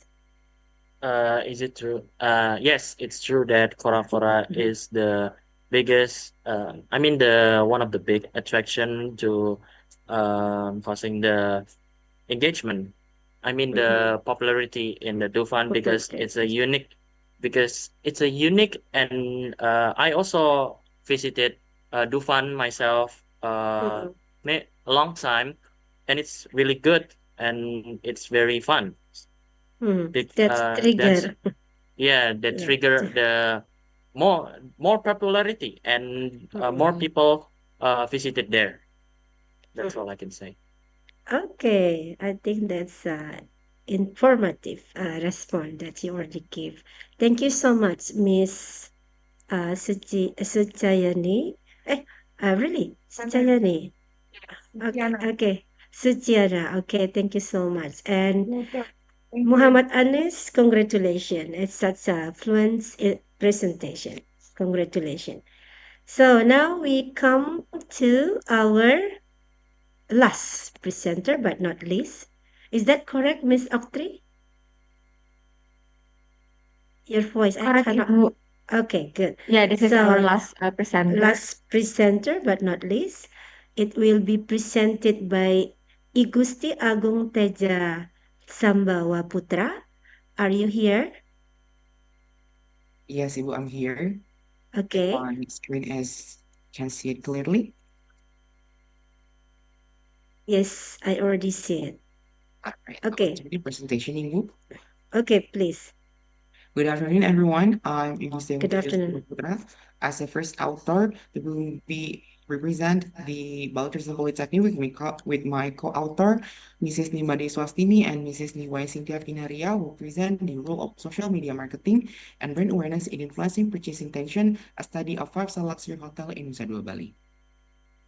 To understand the topic as shown in the first data, the rapid growth of the 5-star hotel in Bandung over the past 5 years has significantly intensified competition within the 5-star hotel segment, increasing a more challenging and competitive market environment. The largest number of hotel options and available accommodation has made competition with the hospitality industry increasingly intense. The condition is especially evident among hotels in the Nusa Dua area, which is home to many 5-star hotels. Can you slideshow it, please? I beg my pardon. Okay, slideshow. Can you press the slideshow button? Oh, I already slideshowed the presentation, but I will. Yeah. Okay, so the PPT will widely shown.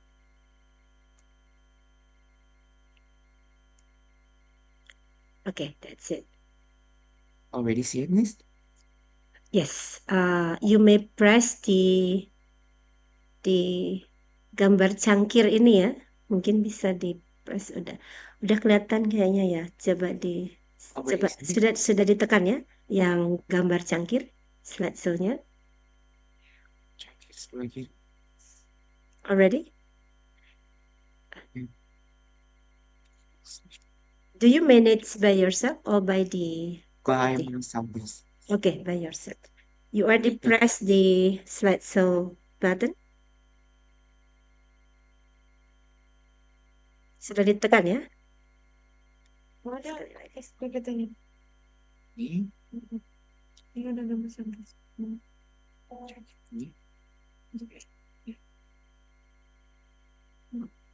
Oh, itu ya sudah. Already see it, Miss? Yes, I already see it. Sorry, Fred. I'll continue the presentation. Okay, okay. One of the luxury five-star hotel in Nusa Dua has experienced a decline occupancy performance over the same period. As can see in the left side data, the hotel occupancy rate remains below the average performance of other hotels in the area. To better understanding the possible factor behind this issue, the right side data present the hotel website visit trends. Website visit represent consumer individual are closely related to purchase intention as potential guests commonly begin by exploring and recognize the hotel through its online presence. However, the fluctuating number of website visits indicate inconsistent consumer interest, which may contribute to the hotel lower occupancy performance.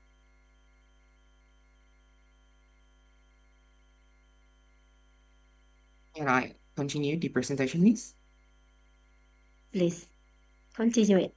But the slide is not moving. I already the slide Did you- already pulled it on my screen list. Okay, but it's not moving. It's still the first slide. Tapi present me. Tapi Yeah. May I help to share the screens? Okay, please. I think you should press the slideshow button.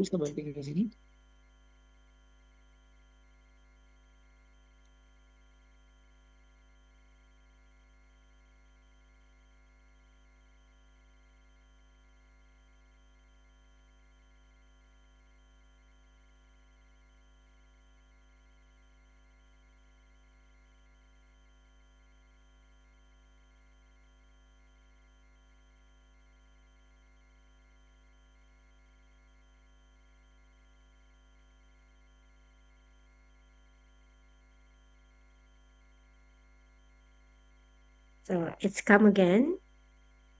And we continue to the second slide, yeah?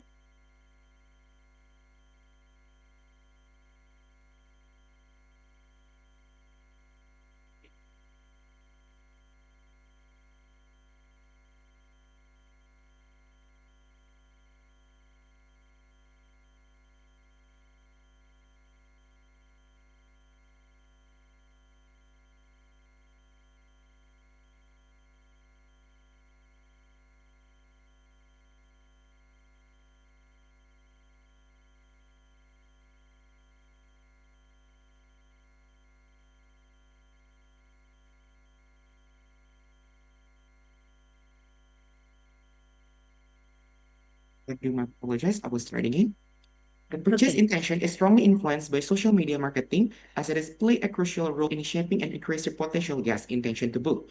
Previous study have shown that more effectiveness and attractive social media promotion are the higher promotion intention will be.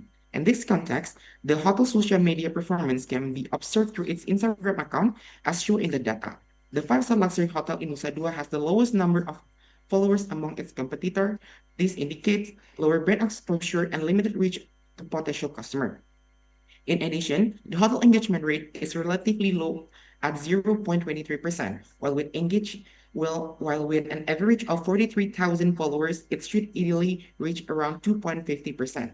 Peer research highlight that engagement rate is a key indicator of social media marketing effectiveness, as it is reflect how well the audience interact with the hotel content. Low engagement suggests that the content is not fully attracting or engaging potential guests.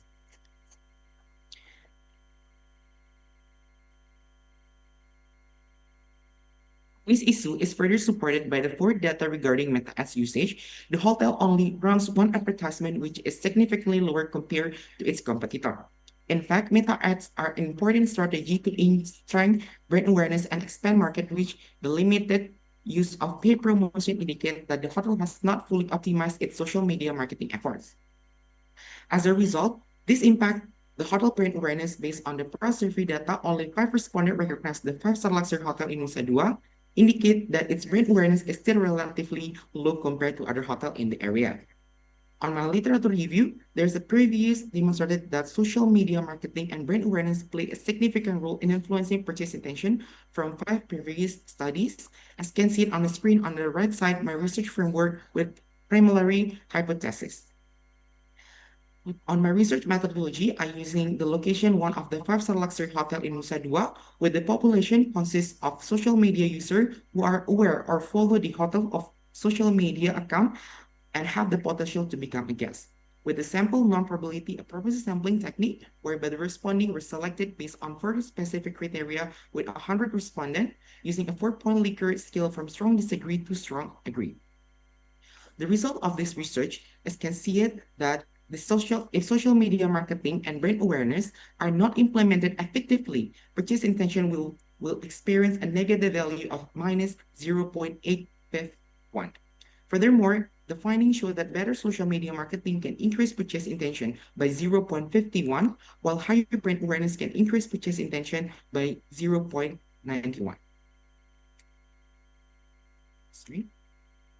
On the second data is showing that the null hypothesis is rejected while the alternative hypothesis is accepted, meaning that the variable have a significant effect. The third data value is 89.643. The result of the F-test indicate that social media marketing and brand awareness simultaneously have a significant effect on purchase intention at a 5-star luxury hotel in Nusa Dua. The R-square obtained from the analysis indicate that the dependent variable can be explained by independent variable by 64.2%. This coefficient of determination show that social media marketing and brand awareness have a strong influence on purchase intention at a 5-star luxury hotel in Nusa Dua. Effectiveness social media marketing can strengthen purchase intention, while higher consumer awareness of a brand increase the likelihood of consumer purchase intention.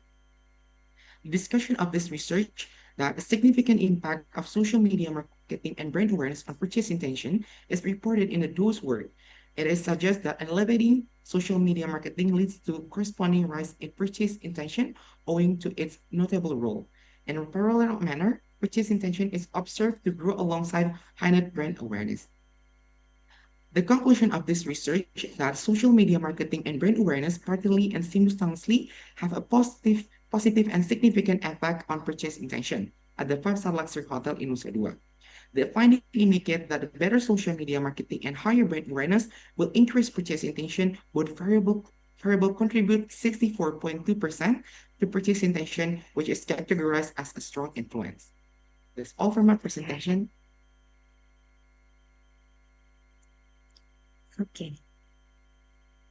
You has finished? Already finished. Okay.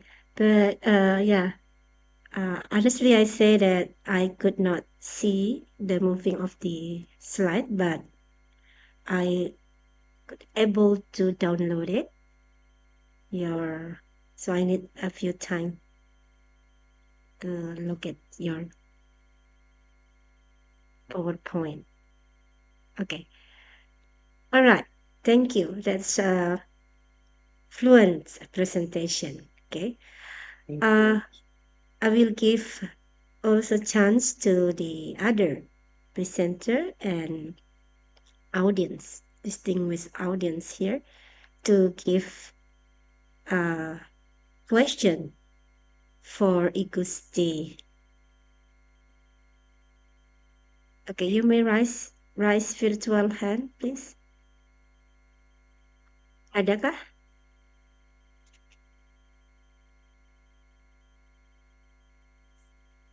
Tidak ada ya. Okay. Gusti, could I call you Gusti? Yes, can. Okay. Gusti, so we just have a discussion, okay? You know better what you do. Okay. So we shall have a fruitful discussion all together. So this is a little bit detailed question. So related to behavioral and marketing. Okay, so the Nusa Dua factors. Yeah, Nusa Dua factors. Nusa Dua is often seen as a bubble of safety and luxury.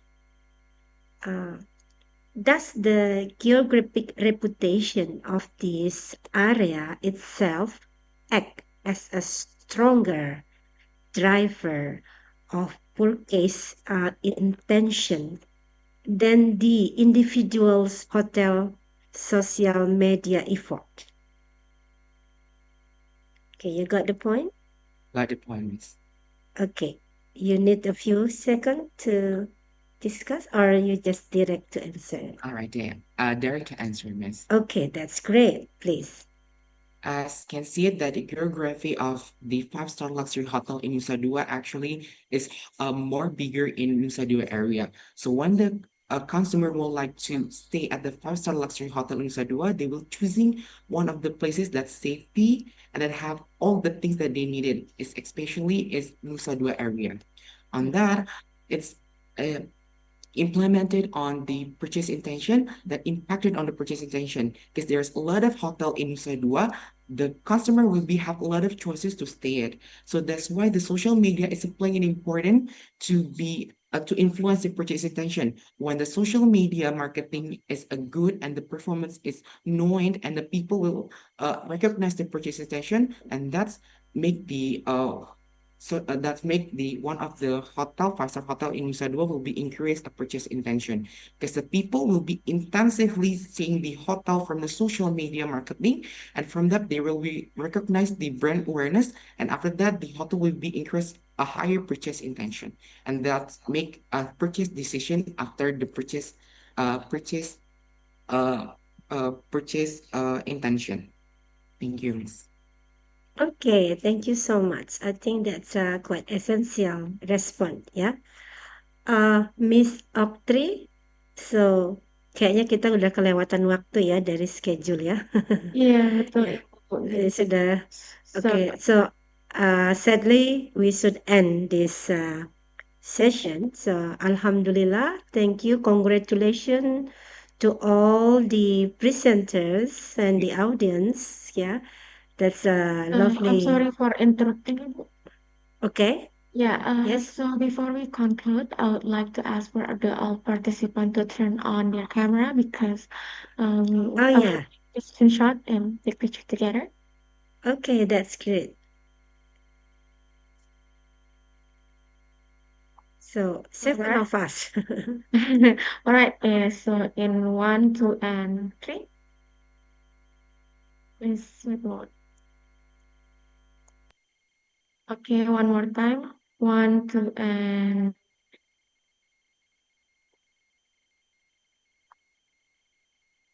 pardon me, one more time. 1, 2, and 3.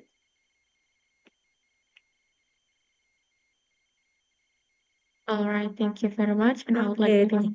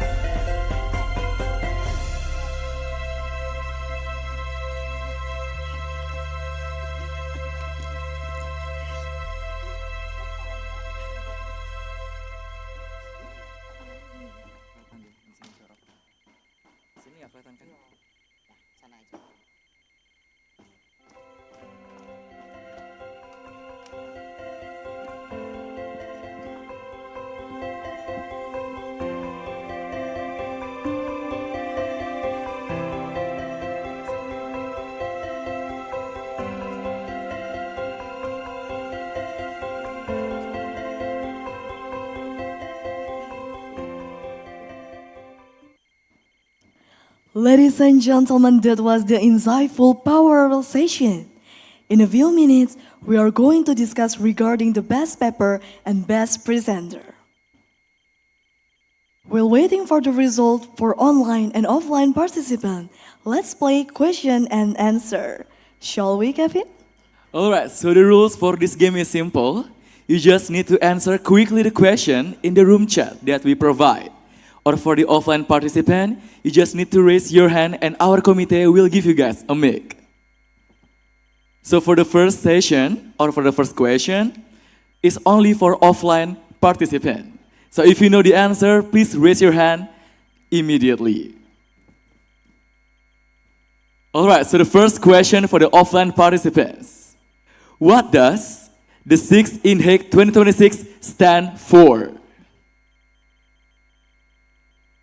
I'm going to repeat the question. What does the 6th Inheic 2026 stand for?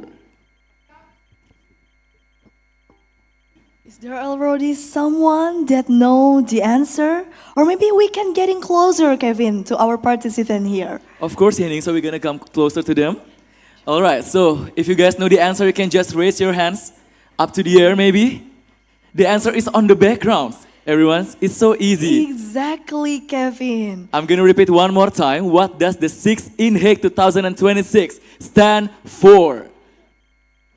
I think I found someone, Kevin, that can Which answer the one is question. that? This Which one? handsome Oh, boy. this yellow guy? Yes. Alright, so can you please stand up, please?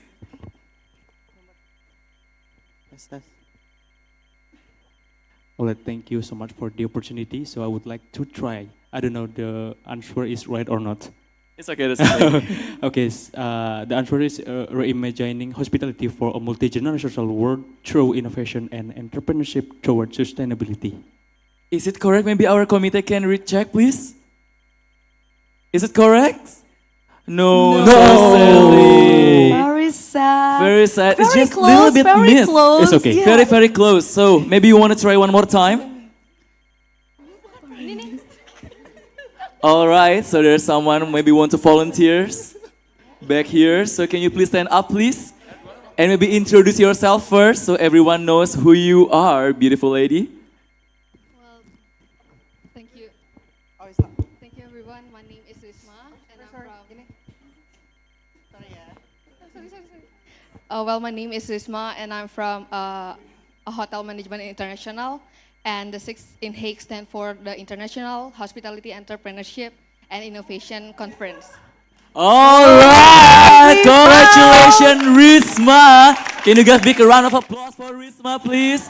So congratulations, Risma. Your answer is correct, and you get 1 ticket admission for Trans Studio Bali. And for all participants, don't be sad because we have so much giveaway for today, Kevin. All right, so we can move on to the next question, Yehning. All right, so we move to online participant to next question. For online participant, if you know the answer, please raise your hand immediately by raising the right hand emoticon. All right, so the question is, who are the invited speaker in the plenary session? Mention minimum 2 of the speakers. Maybe the committee can show the online participants on the screen, please, That's so we all. can see all the answers. Yes, that's correct. That's correct, Kevin. So we can see maybe who already raised their hand on the screen.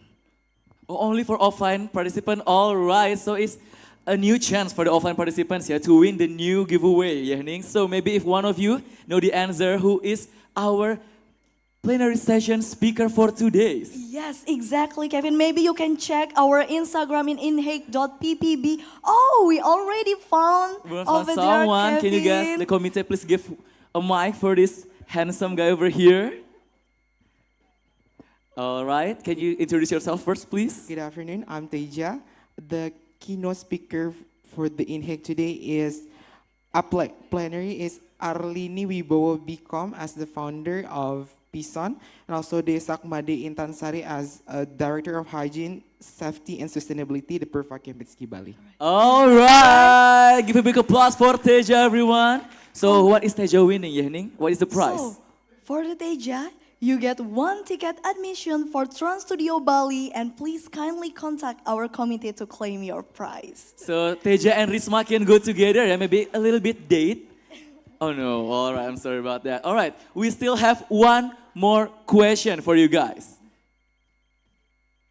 All right, and it's still for our offline participant, Kevin, for this winner also. So many prize for offline participant ya Yehning ya. So for the third questions, once again, if you guys know the answer, please raise your hand up to the air. So how many international universities and what are the names of the universities that collaborate with Inheic 2026? Right, everyone can check our Instagram in inheic.ppb so you can get the information, and please raise your hand faster because, already All over right. here, Kevin. It's over here one more time. Can you please introduce yourself first too? All right, my name is Ari Sanjaya. So the answer, it will be 2 university, Woosong University and the last one, Puyong University. Oh, is it correct, Yehning? Is it correct, Kevin? Payong University. You just one correct. We still have one more. Another Yes, correct. another one. Another one. All I'm gonna give it a clue. The Ujong is right. The other one is a little bit missing. You wanna try another answer, Ari? No, maybe someone want to help that Ari. already all over here. I think Over there's here, maybe you someone can guys that share the already prize. know the answer, Kevin. It start with K. The clue is start with K.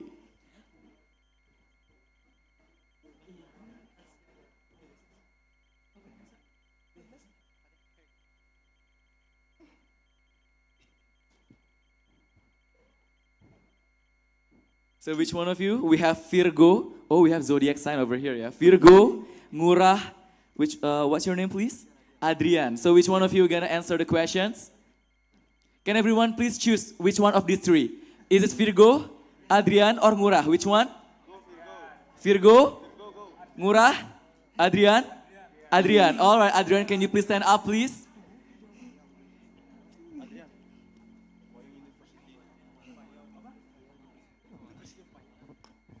My answer is University of Payau. How are you earning?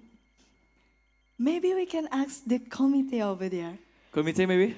That's right. All right, All congratulations. So right, if there's that was a little bit right. miscommunication, I'm sorry, Ari, because the script, it says Creek University. So you guys can share the prize. I'm sorry about that. So congratulations to Ari and Adrian. So congratulations, you guys. So your answer is correct, and both of you are get 1 ticket Merdeka Fest GWK Bali for that. And please kindly contact our committee to claim your prize. That's a really huge prize, Yehning. So, what's next, Yehning? All right, ladies and gentlemen, but don't worry, we still have another fantastic gift for the next session that we will play Lucky Wheels. And for this Lucky Wheels is based on the offline and online participant. So make sure to stay tuned in our Zoom and YouTube platform. For the participant name that's selected on the Lucky Wheels, kindly contact our committee. All right, for the committee, can you guys please show the wheel spin on the back of the screen? All right. So, on my count, 1, 2, 3, spin. Let's see who is the first winner, Yehning. Because today we have 6 winners for our Lucky Wheels, Kevin. 6 winners, Yes, that's a lot. that was correct. So the first one, congratulations to Adele Trudis Adela Putri Swanto. You got 1 ticket Merdeka Fest. So we're gonna move to the second winner. Sure. So next, on my count, 1, 2, 3, and spin. It's already spinning, by the way. All right. Who is the winner? And congratulations to Nika Dema Jensia. You get 1 ticket Merdeka Fest. All right, we still have 4 more winners. So let's see who is gonna be the third winners for 2 days. So on my count, 1, 2, 3, spin. All right. So the third winner, congratulations to Ikade Surya Aditya. You got 1 ticket to Merdeka Fest. We move to our fourth winner, Kevin. All right, on my count, 1, 2, 3, spin.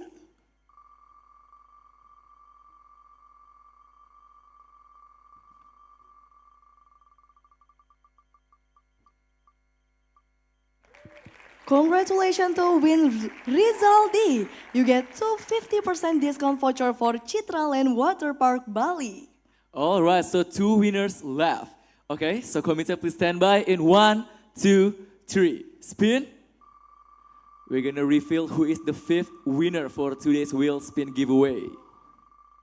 All right, for the 5th winners goes to Niwayan Monica Nadiana Putri. Congratulations, you got 250% discount voucher for Citraland Water Park Bali. All right, Kevin, and now we will see the last winner of this lucky wheel session. All right, on my count, 1, 2, 3, spin. All right, who's gonna be the last winner for today's wheel spin giveaway? Congratulations to Ana Agung Sagong Jingga Surya Ninggra. You get 250 discount voucher for Citraland Water Park Bali. All right, so what's next we have, Yehning? All right, Kevin, after we have some giveaway and also a lot of things that we have do in our event today, so maybe we can ask some question to our participant that still here, Kevin. All right, so we're gonna ask for a little bit feedbacks to one of you maybe. To guys give a little bit maybe feedback to the 7 Inheic, maybe get a little bit better improvement Yehning ya. So maybe which one of you want to give the first feedback? Maybe you can just raise your hands to the air, please. So maybe, all right, we have one volunteer here. So can you please stand up, please, and introduce yourself first? All right, thank you so much for the opportunity that given to me. So my feedback is it's such a wonderful event. It's such a wonderful conference. So I've gained so much information about the hospitality and also entrepreneurship and innovation in this conference. And yeah, I hope that this conference maybe can continue to next year and the next year and the next year also. Thank you so much. All right, thank you so much for the good wish. May I know your name, please? My name is Rani. Rani? Yes. All right, nice to meet you, Rani. Nice So to maybe meet you. one more question. Which speakers that really memorable for you today's? All right. I don't remember her name, but Miss, the one who come from the Upper Fakempinski, I like the way her speaking. I like the way her, explain their material, and yeah, I think that's for me. All right, so maybe one of you maybe know who is the name that Rani mentions. Maybe the clue is she is the Director of Hygiene, Safety, and Sustainability of the Kapur Apurva Kempinski Bali. So first of all, thank you so much, Rani, for the feedback. So maybe we can do a little bit quiz one more time. Who is the Director of Hygiene, Safety, and Sustainability of the Apurva Kempinski Bali? Here, Kevin. I think this little girl is really excited of our event for today. All right, so which one of you gonna answer? Risma again? Yeah, Maybe. okay. All right. Well, my name is Risma, and I'm from Hotel Administration International. The answer is the Director of Hygiene, and from Apurva Kempinski is Desa Mading Tansari. Woo, is that right, Yehning? All right, thank you so much, Risma. That's correct. So maybe we're gonna ask one more person to give a feedback for this beautiful event for today's Yehning. Exactly. So maybe the person on the left already. Ask, the boy, and maybe we can ask for the committee about the feedback of this event, Kevin. Alright, so they evaluate themselves ya, Yehning ya. Alright, maybe we can move over here, Kevin. So we can see this handsome guy. Alright, so can you guys please introduce yourself first, please?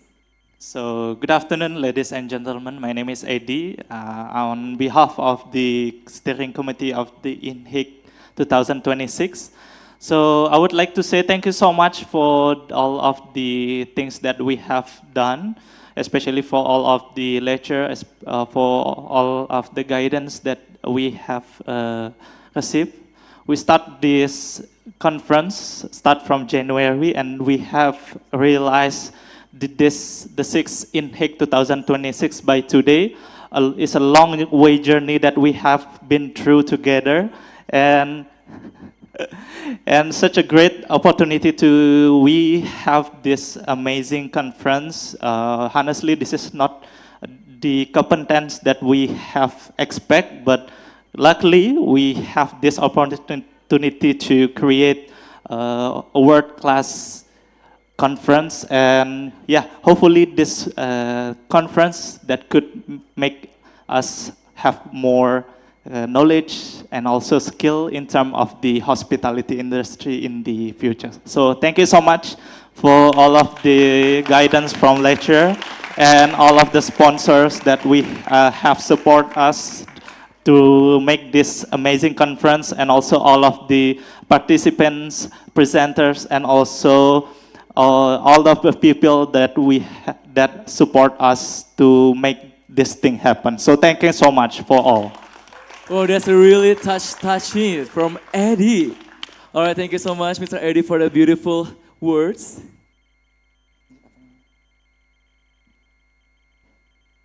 All right, since Eddie said thank you so much for all the support from every aspect, so we're gonna show a video profile from our co-host. So everyone, please enjoy the video they're gonna show in the screen in a few minutes.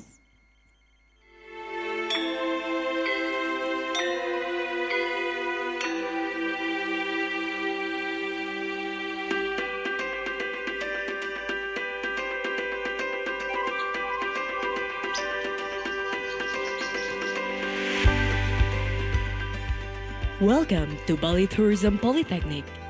Bali Tourism Polytechnic is a state tourism education college under the Ministry of Tourism and Creative Economy of Republic of Indonesia, which was founded in 1978 and has a vision to become center of excellence in higher educations of hospitality and tourism. Focuses in education and training program at vocational levels. Bali Tourism has programs as follows.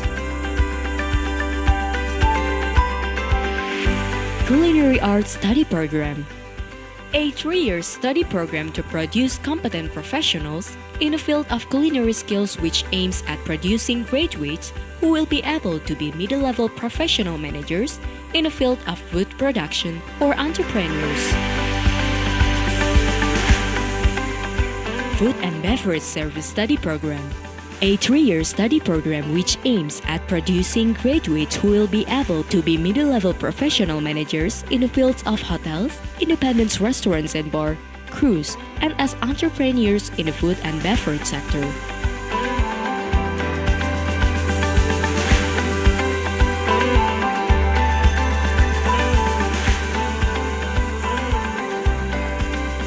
Associate degree or diploma 3 programs. Room Division Study Program, a 3-year study program with aims at producing graduates who will be able to be middle-level professional managers in the field of room division.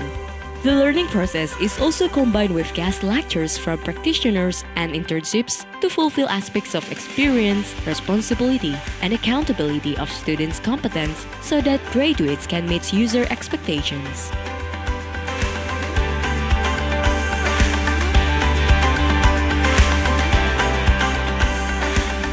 Bachelor of Applied Tourism Diploma or Diploma 4 programs.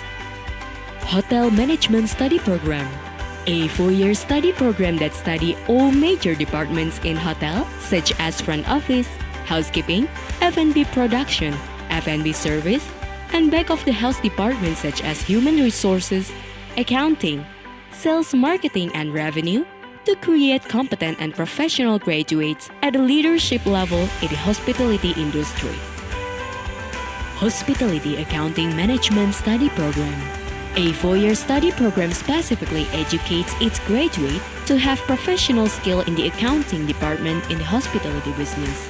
This study program is the right choice for young tourism people who want to pursue career as purchasing manager, credit manager, cost controller, chief accounting, or financial manager.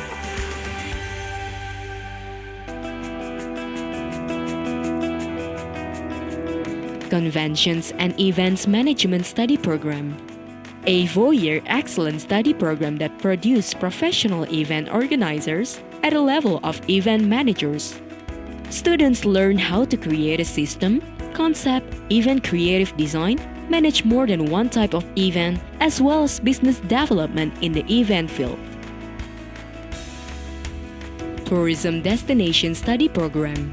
A 4-year study program to create top leaders in the management of tourism destinations, academics, researchers, and entrepreneurs in the tourism sector. Students also receive the opportunity to conduct field research in the field project study and work practice program for 6 months in the industry.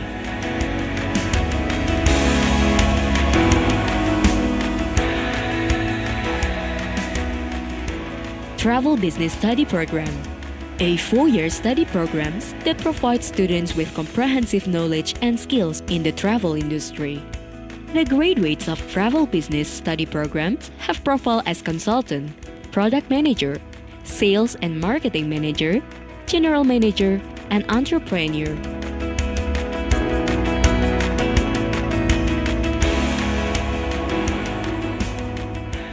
Applied Master or Magister Program. Master of Applied Tourism Study Program is the first applied tourism postgraduate program in Indonesia that provides vocational education in the fields of destination planning and development, as well as hospitality management. In addition, students are also equipped with entrepreneurial skills. Therefore, they can be a reliable entrepreneurs in the tourism and hospitality sector.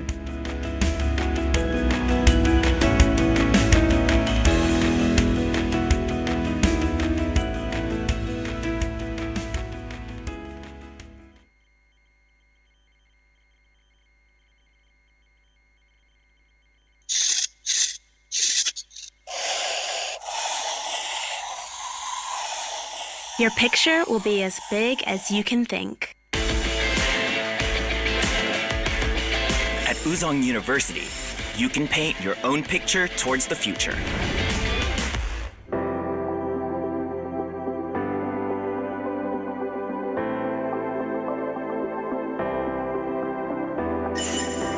We commemorate the 70th anniversary of Woosong, which was founded on Dr. Chung-woo Kim's commitment to educate the future generations.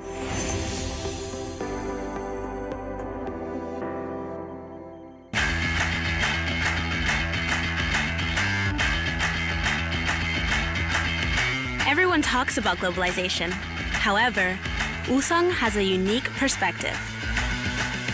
International students and English-speaking professors from more than 80 countries sharing lectures and classrooms with universities from the Americas, Europe, and Asia.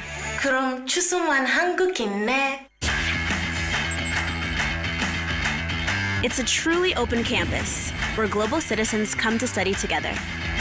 This is what it means to be uniquely global at Woosong University.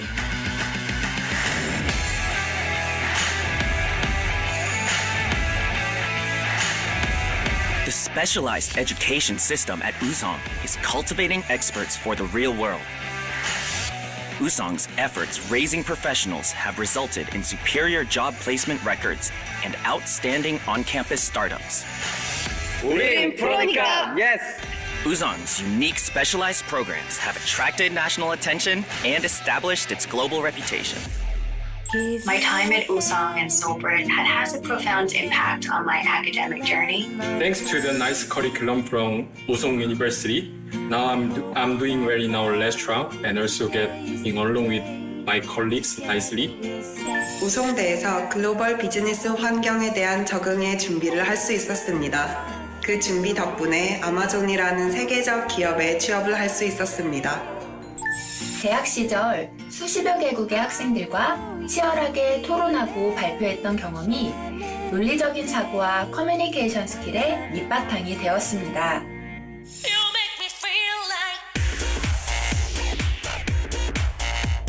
What is Woosong's plan for the future?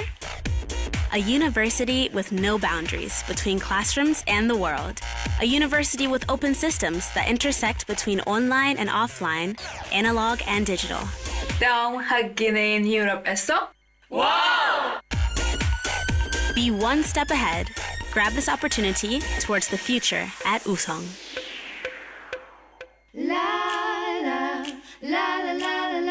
With wheels of globalization and specialization, Woosong is speeding towards the future.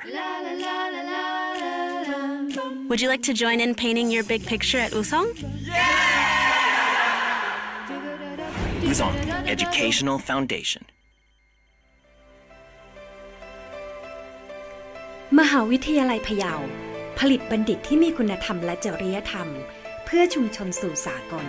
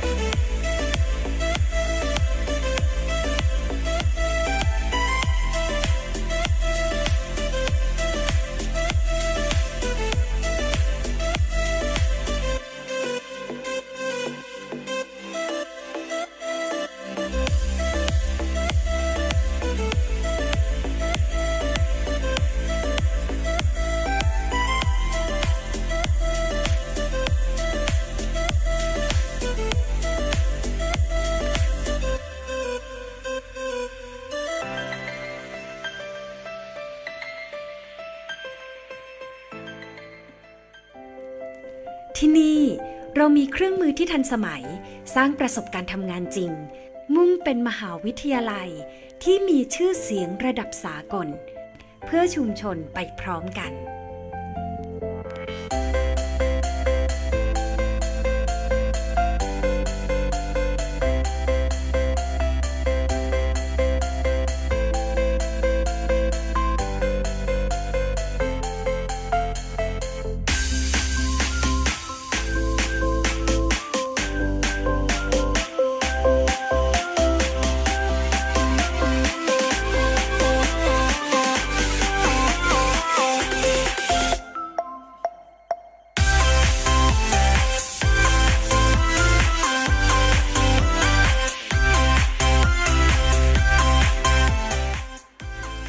เป็นมหาวิทยาลัยที่มีชื่อเสียงระดับสากล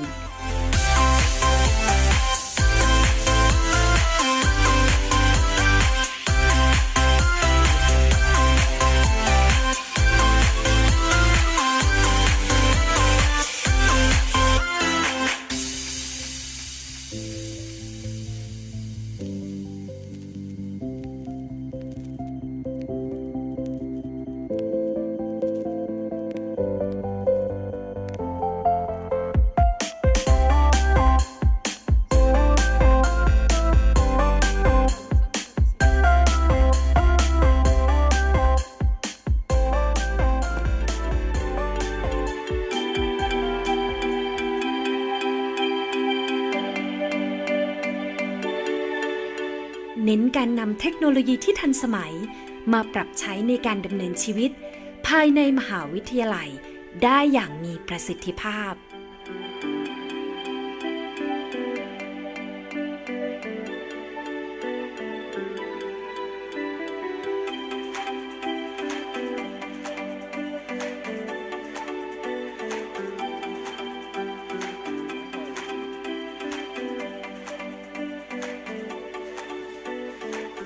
UP Product เป็นผลิตผลจากผลงานวิจัยและนวัตกรรมมุ่งสร้างคุณประโยชน์ต่อสังคมโดยนำองค์ความรู้และงานวิจัยเข้าบริการชุมชน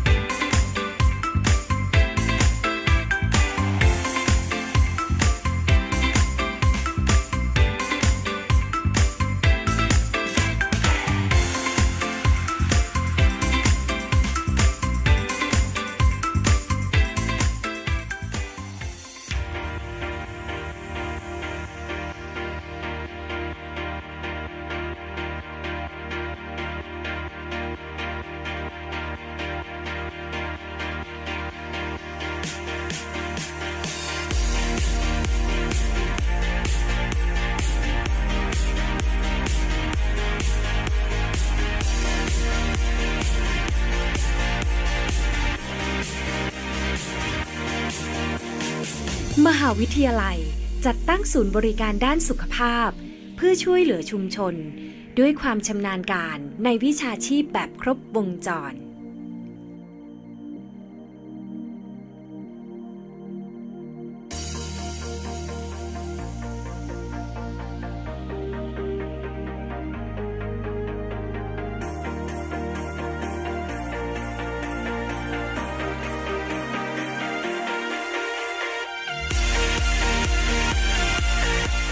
มหาวิทยาลัยพะเยาให้ความสำคัญกับศิลปะและวัฒนธรรมจึงได้ทำนุบำรุงและอนุรักษ์ประเพณีท้องถิ่นซึ่งเป็นส่วนหนึ่งของชุมชนเสมอมา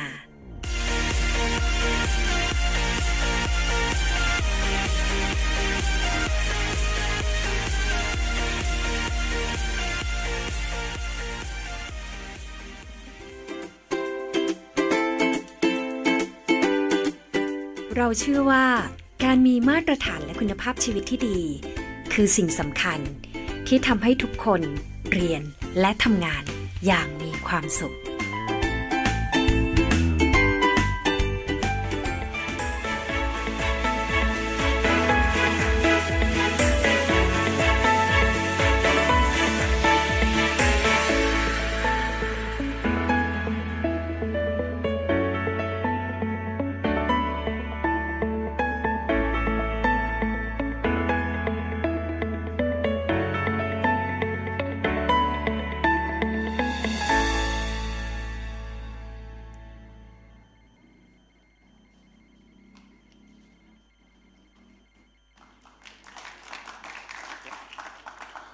Ladies and gentlemen, we proudly announce the best paper and the best presenter of the 6th Inheic 2026.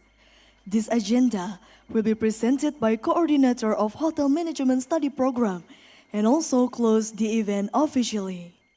For Ms. Nimade Suhastini SAMMCHE, the time is yours.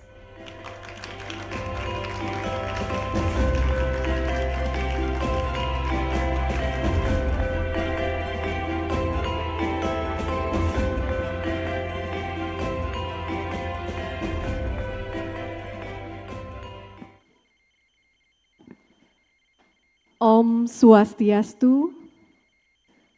Assalamualaikum warahmatullahi wabarakatuh. Salam sejahtera untuk kita semua. Salam Namo Buddhaya, salam kebajikan, salam Makardi. Before we officially conclude this conference, we would like to take a moment to recognize several outstanding contributions presented throughout today's session. The committee has carefully reviewed all papers and presentations based on originally academic contribution, innovation, and presentation quality.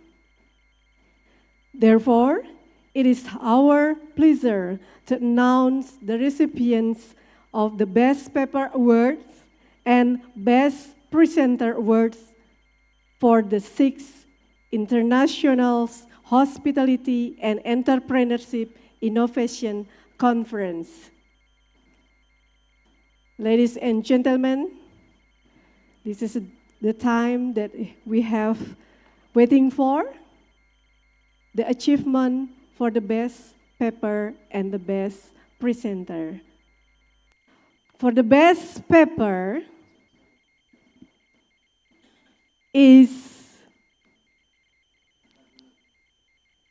congratulations to Aditya Pratama Daryana, Vina Gabriela Saragi, Nirmala Sari, Ngadmini Prima Yudhistira with paper title Entrepreneurship Journeys to Sustainable Hospitality, Rethinking the Customer Experience for a Multi-Generational Marketplace. And the second, for the best presenter is congratulations to Dr. Igusti Ayu Putuwita Indrayani, SST Par MMTHE, with paper title Rethinking Work Engagement to Generations Set in Hospitality, Integrating Biogrammetric Mapping and Photo Voice Insight.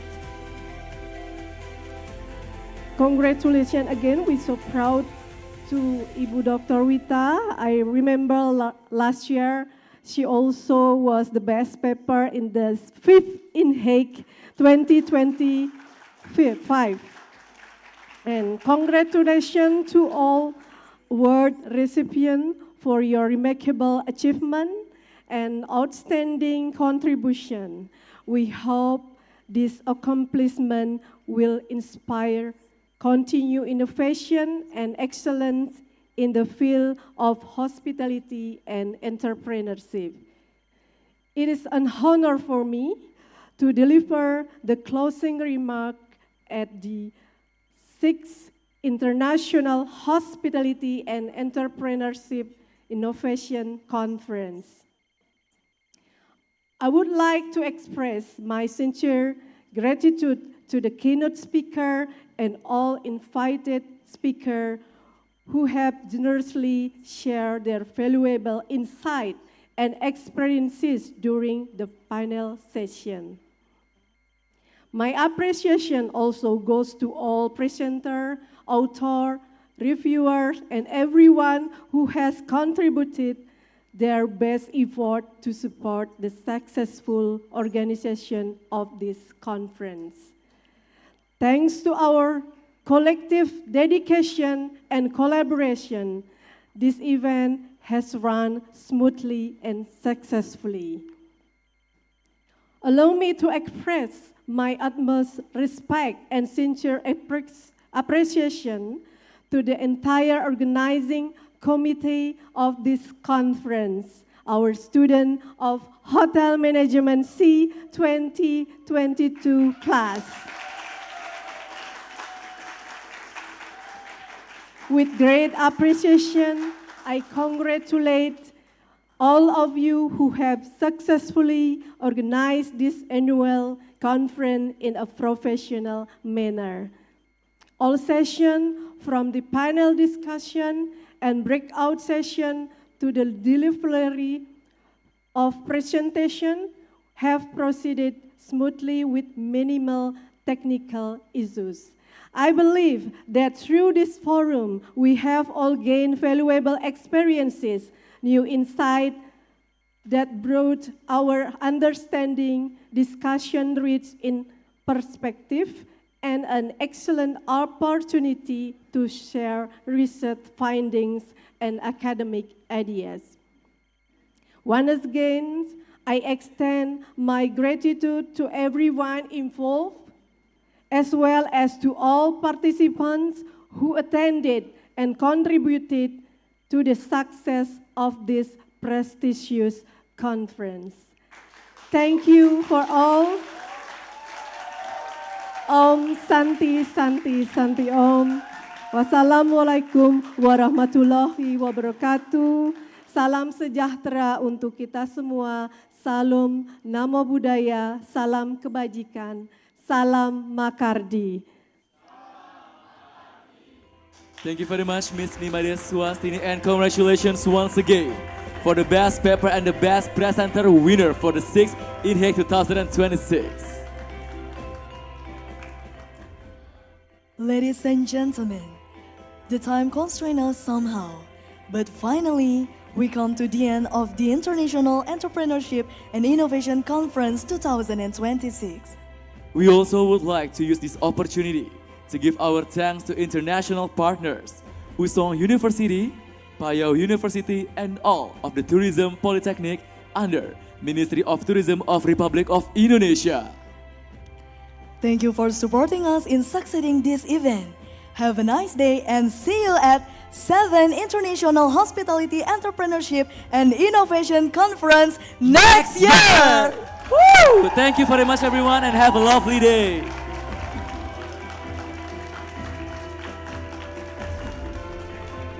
And we would like to say Om Santi Santi Santi Om. Wassalamualaikum warahmatullahi wabarakatuh. Shalom, nama budaya. Salam kebajikan, salam sejahtera untuk kita semua. Salam Makardi.